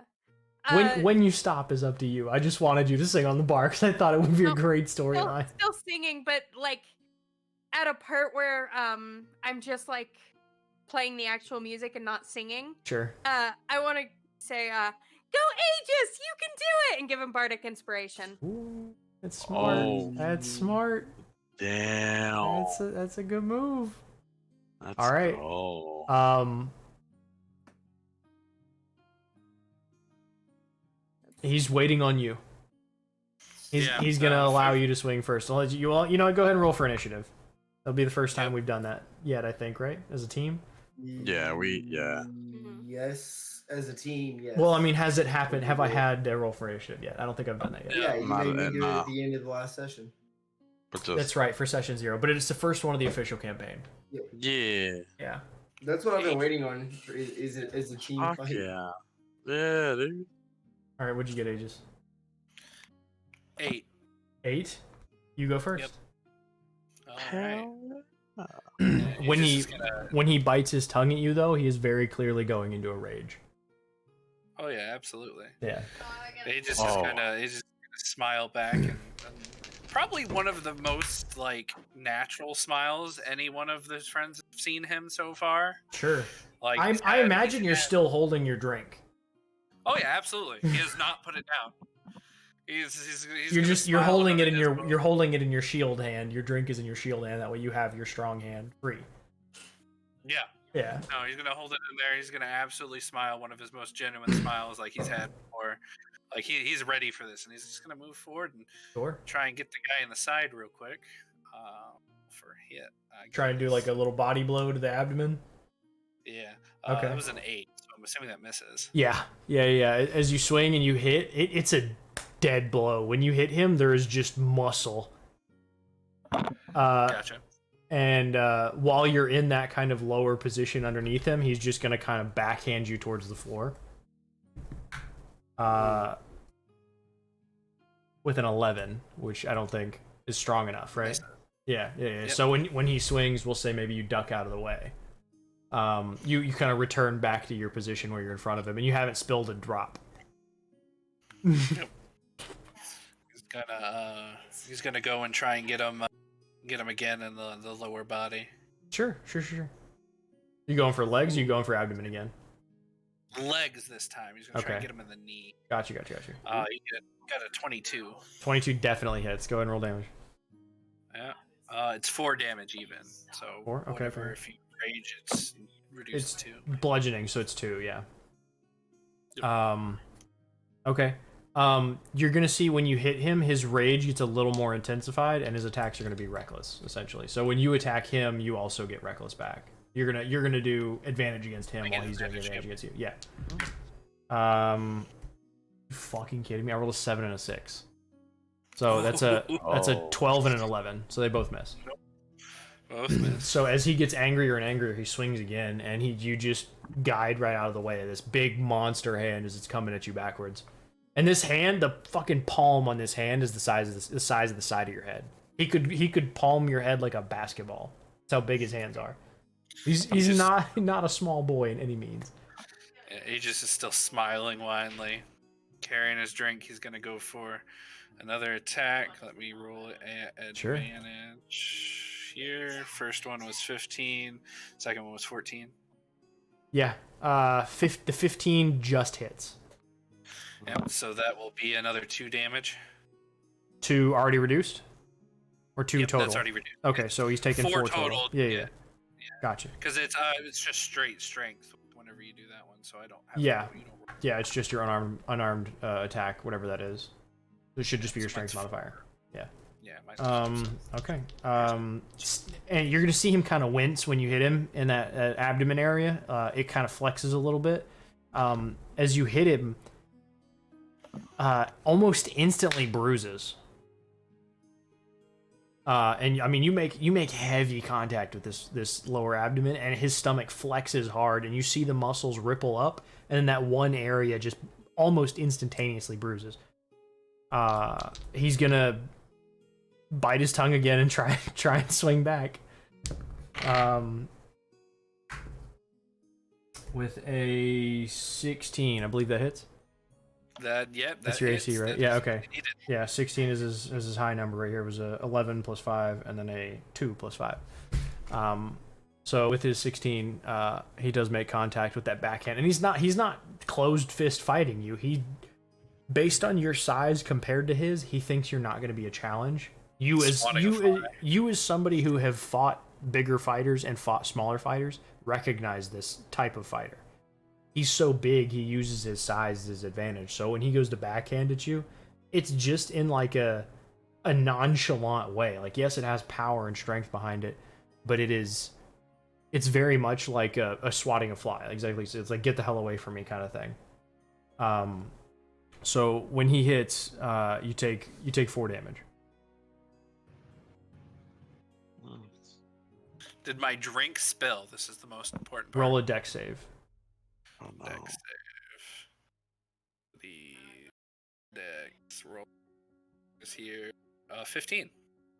Fucking not a drop. Water. Yes. It went up the side a little bit as you took the hit, and then it evened back. You caught the glass before you caught your head movement. Yeah. No, he's gonna like go with the flow, catch the glass, Sure. come back, and then immediately use that momentum to spin and just punch him right back in the same knee he got earlier. Okay, go ahead. Yeah, you get advantage again because he recklessed at you. Yeah, so let's see what I got here. That one was a 16, so I know I hit. Let's just roll for see if we crit. Nope. So 16. So yeah, he takes a Another two. damage. Okay. Yeah.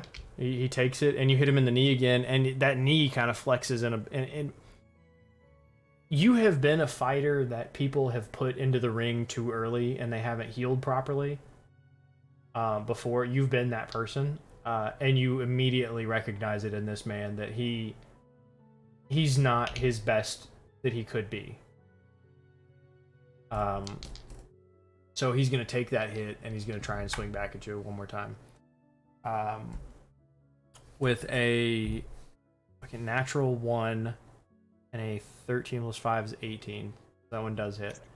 18 will hit, yeah. Yeah, so he does another 4 damage to you with his hit. He when he recoils that knee and he kind of flexes down, he swings that backhand upwards at you, and it makes contact with like your lower neck and chin area, and lifts you up a little bit. This is a lot of force coming from this man.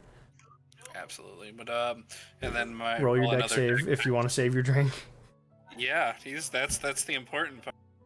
16 saves it, not a drop. It is still smooth. So the blue, the sparkles are just swirling like crazy though. Yeah, you can tell he may have taken the hit just because he's trying to protect the drink over actual movement sometimes. Sure. And he's gonna go back and he's gonna focus on this knee at this point. Like okay. He's got the weak point. And one that definitely hit. That was a 19. You've hit him twice in the knee, right? And then once in the abdomen. Twice in the knee and once in the abdomen. Okay, yeah. Just making sure. Yeah. 2 19s. So yeah, hurts. Go ahead, take out the knee if you want. Go for it. It's another 2 damage. Yeah. Now that you've recognized that this is hurting him, you're realizing that it's doing full damage to that knee. He's not, even though he's raging, he's still taking full damage because he's in pain. He was already in pain when he got up to go fight, and this knee has been in a bad way. So you've really done 12 to just that one knee, and you've done 14 overall to him. He is at this point he's what would be bloodied, which no.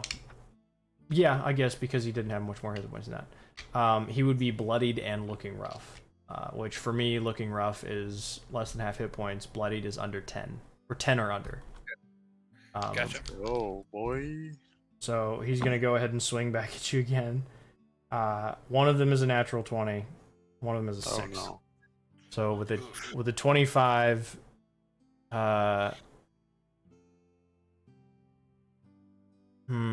that would be 8. I don't know that you're still alive. No, I'm still alive, but that's exactly. Well, I don't know if you're still conscious. Yeah, I don't know if I'm still conscious, but he knocked. That's the last of my hit points. But You're at 0? Yep. Okay, yeah. As he takes that last swing, he's very much enraged after that last blow to the knee. He swings upward. When you hit him in the knee, he falls to a knee and he recoils in pain, and you hear this loud kind of like he's pained when he hits the ground. And he takes that right hand and he throws it upwards as hard as he can, knocks the glass clean from your hand puts his hand through the glass. It flies straight upwards, and he hits the back of your head when he comes down and smashes your face into the ground.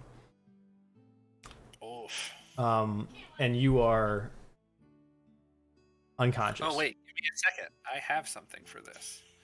Just. Exactly. I was gonna reference it. You do have an ability for this. I do have. Yeah. It is. How much damage did he take? Did he take, or did you take? Did I take 8. I take 8. So. Yeah, you were put exactly 2-0. Yeah, so I need 8 plus 5. I need 13. To beat that. I need to beat a 13. In charisma saving throw, which is good for me, so let's do... Yes, that. Oh man, I got 5, so nope, I didn't. I still didn't. Oh. Damn. As the evening comes to a close, as our evening comes to a close as players, our ASMR is unconscious in the bar fight. His glass falls to the floor, shatters, and the blue liquid spills all over. Sparkles are shining in the night, in the firelight. No. You had a bardic inspiration you forgot to use too. Do you want to use it on your save there? I do actually. Yeah. It's a I D6. forgot, 'cause I can't use it on pretty much anything else. So a D6. Yeah. What did I roll? A Was that- 5. You had 5 plus 5 is 10, so you would only need to get 3 on a D6. So yeah, and a D6, D8, D6. Roll to everybody. I don't know. Did rolled that again? Sorry. Fine. Let me re-roll that. I don't know why it rolled everything. Yeah, 1. So no. Okay. As I said, Yeah, I tried. your ASMR is unconscious. His drink lands next to him. The glass shatters on the floor. Atop the bar stands Thimble, your satyr bard, singing her heart out. Din still chiming in from the kitchen. Forgot I had fighter things too. so Above it's him, kinda funny. yeah, above him stands Alador. At the bar sits Yornir, sipping his milk, his alcoholic milk. Did you roll me a con save for that, by the way? I rolled 1. You rolled a natural one? No, I rolled 1 save when you told me. Yeah, to, that's and what I got meant. Like a 13. Okay, you're fine. No, I think you meant you rolled a 1 on the die, and I was like, oh, this is gonna be great. I gotta change the story. No, Yornir sipping his alcoholic milk at the bar. Iyan, I don't know. Are you sitting in a chair now? Ben, He's dead. he might be Oh, asleep. that Shit, I man. don't know. We're down a man. Yeah, Ben fell asleep. Whoops. He gone. We'll say no. we'll say that Iyan is asleep. That boy was floating. Literally like Ben at the bar. He's very much role playing right now. He's excellent. You guys should definitely hire him for something. He's role playing really well. Doing amazing. I don't know anybody that role plays that well. Anyways, that's where we're gonna close for the night. We appreciate everybody for hanging out. If anybody still here has any questions, I'm gonna stay around for a couple of minutes. Everybody else can go because I know you guys shit to do, work and stuff. But if anybody has any Not at 2 questions, a.m. I'm chilling going straight here. to bed. No, I mean There- tomorrow. That's why Ben's asleep because he has to work at 9 a.m. There are Lucky 6 f- inches of lucky. snow. I'm not going anywhere. Oh, true. I got 2.5 hours before I have to be up for work. I'm gonna go ahead and close this because it didn't need to be open. Good night. Go to bed. Yeah. Good night, Jesus. everybody. Alright, see you. See you later. Good night, guys. The cameras are gonna shift off. But Spooky. does anybody have any questions? Any viewers? Any of you guys have questions for me? Nope. Looks like everybody's gone. They all go to sleep. Okay. Thanks for tuning in. Thanks for hanging out. Thanks for witnessing our idiotic journey. We'll see everybody next time. Next Tuesday, February the 8th, 9:30 p.m. Eastern. I'm gonna find somebody to raid if you'll hang around for just a second. Twitch. Dragons.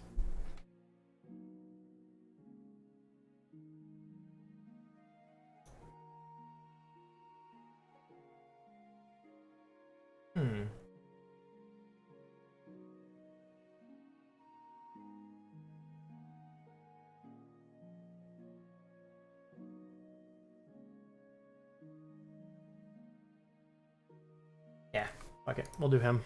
You know what? Let me check first.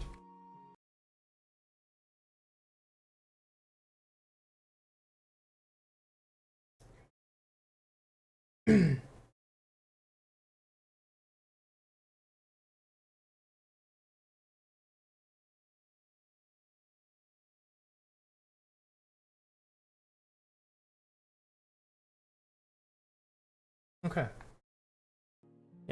We'll rate him.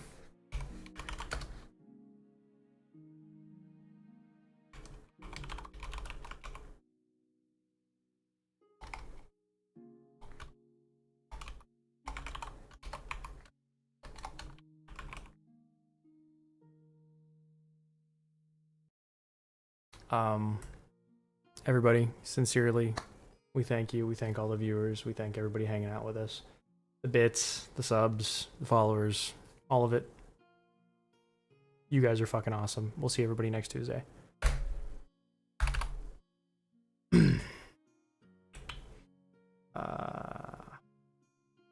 5 seconds. We'll move over. See you next Tuesday.